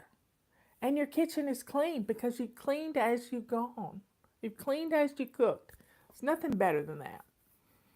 And then you can start your before bed routine right after dinner. Kids need baths. You need a shower. You may have to stage it different ways. Some people like to take their shower in the morning. I don't. I want to use my bath time as my prayer time and my relaxation time. That's what I want to do, y'all. That's what I want to do. And I pick my clothes out, but I kind of pick my clothes out as I've done the laundry. I put the outfits together and they're just kind of stacked. I file them in a Rubbermaid bin that's a drawer in my bathroom. So my clothes are actually in my bathroom. And I pick out a pair of slacks and a shirt, and I try to mix the colors up as much as possible. If I can remember what I wore yesterday, sometimes I have to look in the dirty clothes. And I've got my clothes picked out. I look at my calendar to see what's on for tomorrow. If I have a doctor's appointment, which I'm not having any doctor's appointments right now because I haven't been sick in almost 2 years. And I've been staying safe from this COVID mess. But check your appointments. See what you got. Have you got an interview? Sometimes I have interviews to do. I check my calendar. If you're going to be out and about, you need to check your weather too. And if you've got an early morning appointment, you may have to take a dry erase marker and write on your bathroom mirror to remind you that you have an appointment in the morning, because Swish and Swipe is going to take it right off. So you've got your morning, your afternoon and your before bed routine. And then your before bed routine should include this one thing: go to bed at a decent hour. I was in bed by midnight last night, y'all. I looked at Robert. No, that was night before last. I looked at Robert and I said, the pod people have not invaded, I promise, honey. He said, who are you? Coming to bed at midnight. But, midnight's a good time for me. Good time. Okay, so I have a little routine for my face. I have eye saline that I put in because my eyes get stressed. I spend 15 hours on the computer. Intermittent, I'm up and doing things all during the day. I have earplugs I have to put in. I have some nose spray I have to do because I like to keep my sinuses moist. And I have chapstick to put on. Take my earrings off. I take my watch off and put it on the charge. That charger is in the bathroom. I can actually see the time when I get up in the morning or get up in the middle of the night because it wiggles for some reason, and I walk in the room and it knows I'm there. So that's our daily stuff. And you can put it on Post-it notes. You can put it in a simple control journal. I don't have one up here, but just a little photo album with 4x6, no cards in it. Morning routine, afternoon routine, before bed routine. I had Post-it notes on my bathroom mirror for years, and it worked. It worked.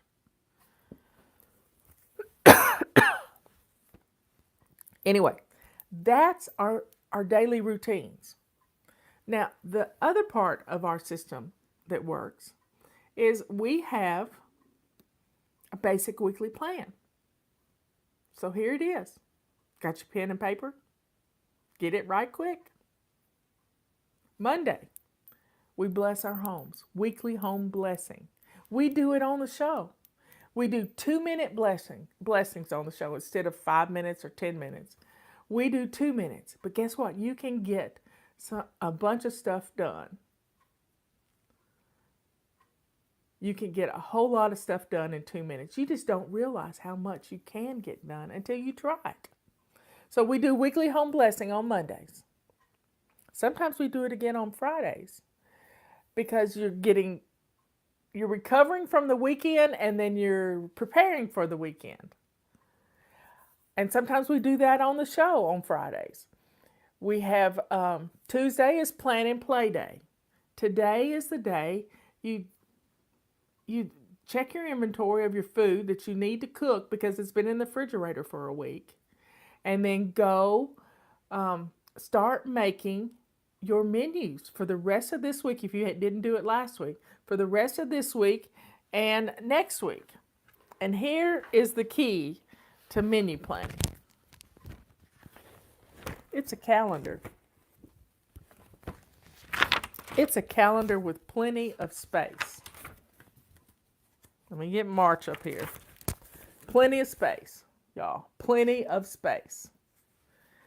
Write your menu plan down. It's simple. You have like maybe Mexican Monday and something else on Tuesday. Wednesday is surprise chicken with cleaning out your refrigerator. So we have a day for everything. Tuesday is our plan and play day. And then we do something fun to reward ourselves for making those menus. So we know what food we're going to cook. Now, during the pandemic, I've been getting food, meats and things from Butcher Box and Moink. Well, I haven't gotten Butcher Box. Leanne gets Butcher Box, but I gave Butcher Box as a gift for someone at Christmas, and they love it. They love it. And I also do Misfits Market, which is vegetables. We need our fresh veggies. No more pizza 3 times a week. If we have the food in our house, we can cook and we can plan menus around that. And if you never have done an inventory of all the food in your freezer, you'd be surprised at how many meals you can plan out of just what's in your freezer. My little friend Joy did that a few weeks ago. Money was tight with COVID and stuff, and her hours hadn't been cut, but her pay was cut. And so she's had to make do, and she's had to go to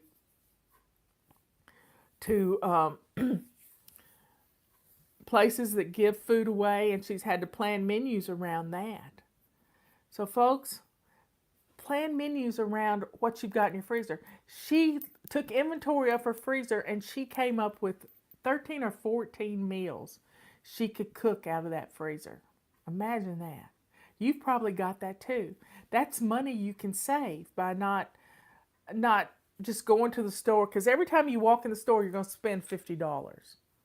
But if you don't have to go to the store, you're good. You're good. So plan your menus around that. It's a good thing. That's what Tuesday does. Wednesday is always anti-procrastination day. Do you want to know why you procrastinate? You procrastinate because of your perfectionism. You tell yourself you don't have time to do it right now, but you don't finish the sentence. You don't have time to do it like your mama did it, or you don't have time to get it right. You don't have 8 hours. Well, you think it's going to take 8 hours when you can spend 2 minutes. So anytime you hear yourself say, I don't have time, set your timer.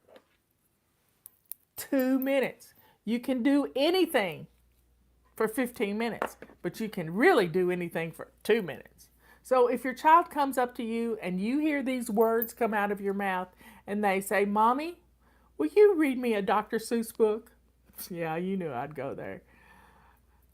You sit down and you hear yourself say, honey, I don't have time right now. You need to sit down with that Dr. Seuss book and read that book to your baby.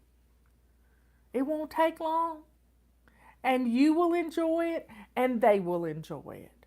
So, whenever those words cross your lips or come across your mind, you need to do exactly what you said you didn't have time for. You got that?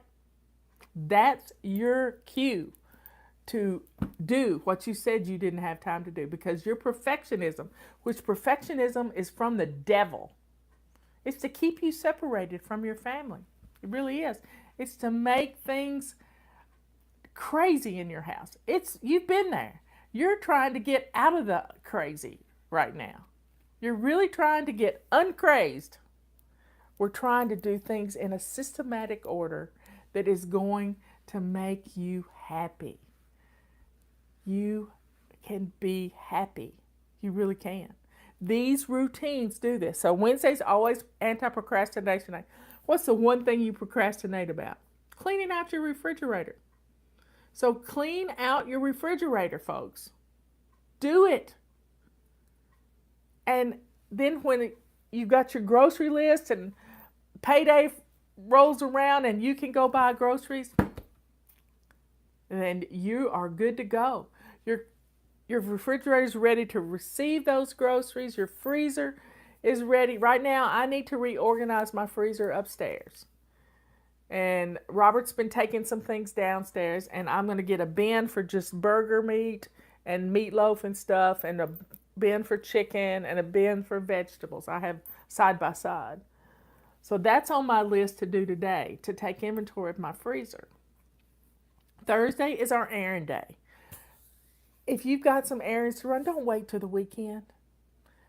Run them on your way home from work, or let the kids stay with their dad for a little while and go run an errand.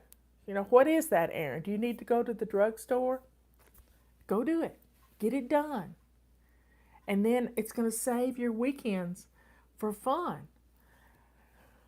Friday is always our day to clean out our car, clean out our purse, and plan something for date night. And do it. You know, date night can be as simple as sitting on the back porch watching the sun go down, especially if it's getting warmer in your area. Date night can be movie night. Pick a movie out. We watched a dud of a movie last night. I mean, it was a dud. I told Robert he didn't get any points for that movie. None. The night before last, we watched a good movie. I picked it out. But get a playlist going of fun movies to watch. Maybe one's a chick flick one week and one's a one of those car crash movies, the racing movies, or some fun that you don't particularly like, but your husband might.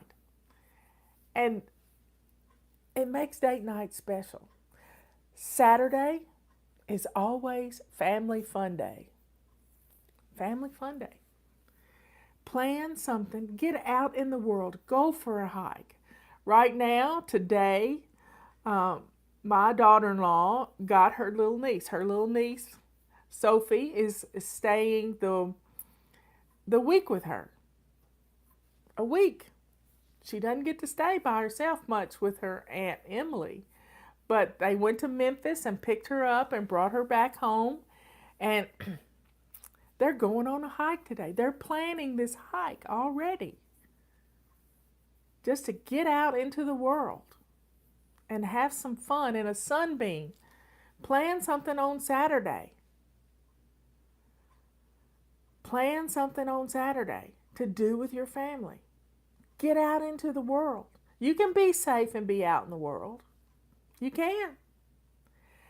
And then Sunday is Renew Your Spirit Day. You know, I like to study the Bible. I like to look at my favorite preachers on Sunday. I take my time and I get deep into something. A few weeks ago, I studied about the Lewis Isle Revival. If you've never studied that, look it up on YouTube. There's an account of it from a pastor that was recorded, that was there. And I mentioned it to my niece Brooke yesterday. It's amazing. Two little old ladies in their 80s, and one of them was blind. Got down on their knees and prayed for a revival for the young people of their island in Scotland. It's just a beautiful encounter. I had cold chills the whole time listening to this hour sermon. So Sunday is Renew Our Spirit. Take time for you. Recharge your personal batteries so that you're ready for the next week. So that's our basic weekly plan. Now, here's the big thing to fly, lady. Big thing. We have to declutter every single day. And sometimes it's 5 minutes in the morning. Sometimes it's 5 minutes in the afternoon, 5 minutes in the evening. We have lots of fun ways to declutter. 27 fling boogies, 5-minute room rescues, run around the house with a garbage bag and start throwing things away. But you got to declutter something every day, every single day. Because clutter has built up in our house. It becomes this cocoon that keeps us caged. And we need to break out of that cocoon. And to do that, we have to get things out of the house. If you learn nothing else from this video, it's this little saying. You can't organize clutter. You have to get rid of it. Say it again. You can't organize clutter. You have to get rid of it. And it has to go out the door. That's why having your shoes on your feet gets it out to the car. It's amazing. It is absolutely amazing. When you start getting rid of the clutter, your house is going to feel bigger. It's going to be easier to keep clean because you're not going to have as much stuff to mess with. If the kids' toys are decluttered, you're going to have more room for them to play. And that's a testimony I want to tell you about at tea time. Room to dance. Writing that down so I can remember it today. Room to dance. So folks, that's our basic weekly plan. Now, each week, if you look at a calendar, let me pull up a calendar, August.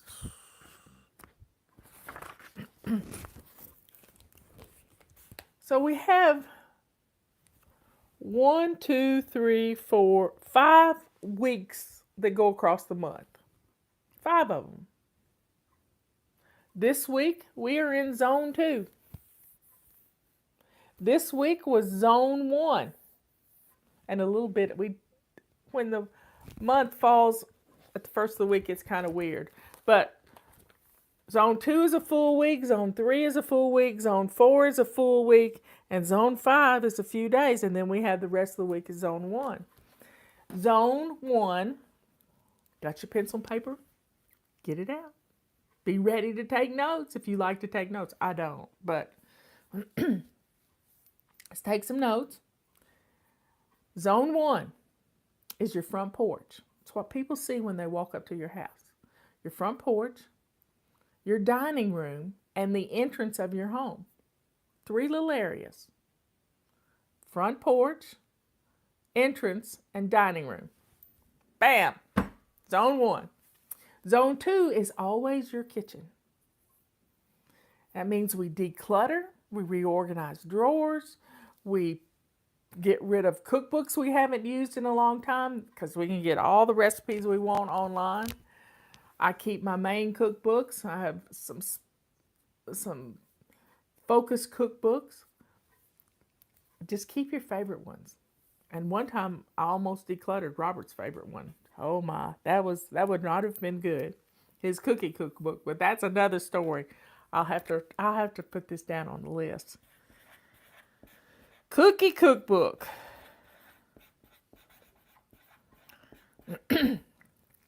I'm coming up with lots of tea time things. Zone 3 is your main bathroom. And people say, well, I got more rooms than that in the house. Well, you've all got a main bathroom that company would use. You also got your bathroom in your master bedroom that nobody sees because it's nasty. So, zone 3 is your main bathroom, and we pick another room that week. Either a child's room, a laundry room, your craft room, which is a total disaster, your basement. We just pick another room, or you can pick another room to do some simple things like decluttering and clearing out some stuff. Zone 4 is your master bedroom. Yeah. The bedroom you sleep in. That's the master bedroom. I don't care which room it is, but it's your room. Because it's the worst room in the house. So we do some detailed cleaning in there, like cleaning some window sills, getting some cobwebs, doing some things in there that you don't do every day. You make your bed every day. You can do your floors every day. But you don't clean out the window sills, and mine have gotten pretty bad this winter. So I'm going to be cleaning out window sills in a couple of weeks. But I'm not pushing myself to do it all at once. I'm taking my time, taking these baby steps, working my way through the zones. Zone 4 is your master bedroom closet. Yeah, your walk-in closet, which is a total disaster. And your master bedroom bathroom, which nobody can get in. And you lock the door behind you if you've got company. Zone 5, that's your living room. And usually zone 5 and zone 1 occur in the same week. You got it? Zone 5 and zone 1, same week. And that's your zones. Now, we don't try to do our whole detailed cleaning list all week long. We just do 5-minute missions, and I'll give them to you in the flight plan every day for what to do. And I'll give you a kid mission in the flight plan if you've got children, because they need to learn responsibility for their own rooms. And at the first of every month, you need to declutter toys and rotate them in and out, because toys become a major source of problems in your home. Toys, papers, and dirty clothes.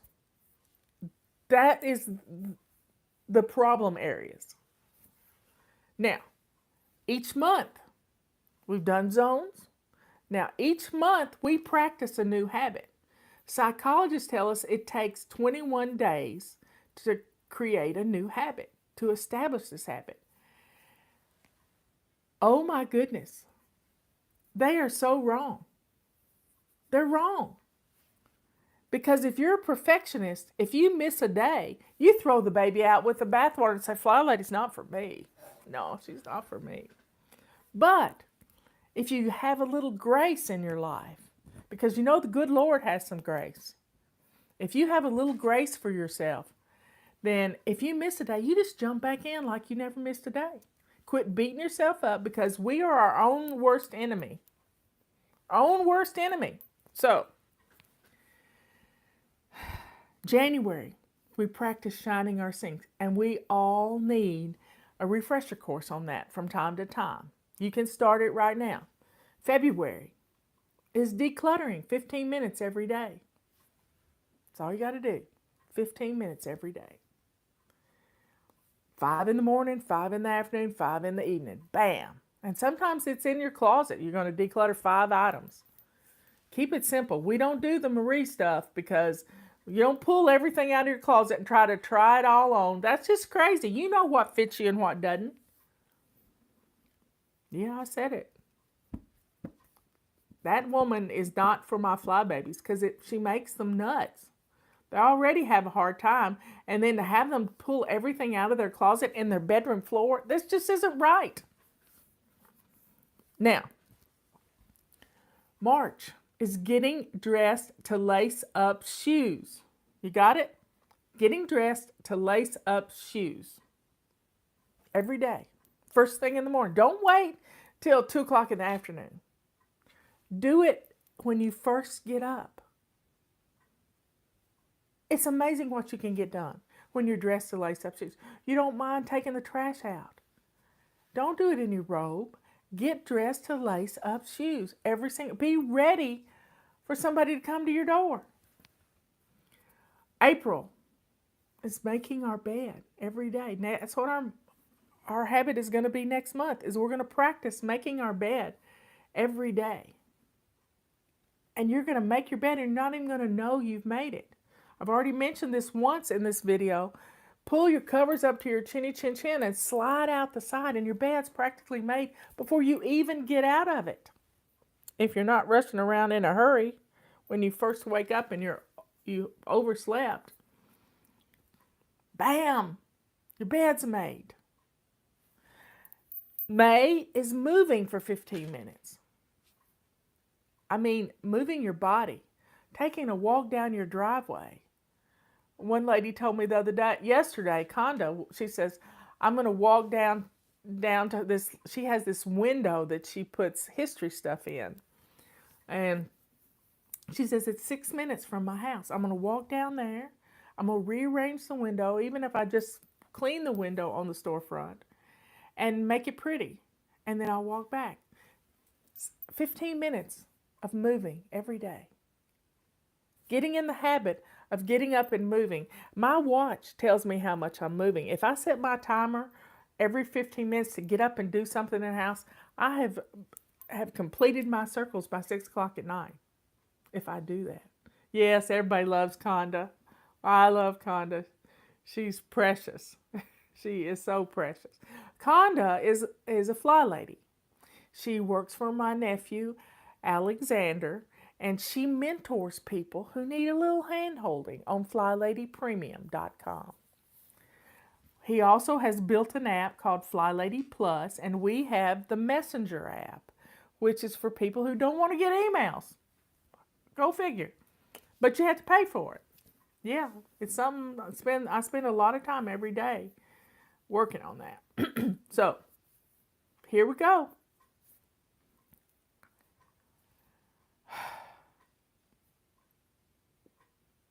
May is moving 15 minutes every day. June is drinking your water.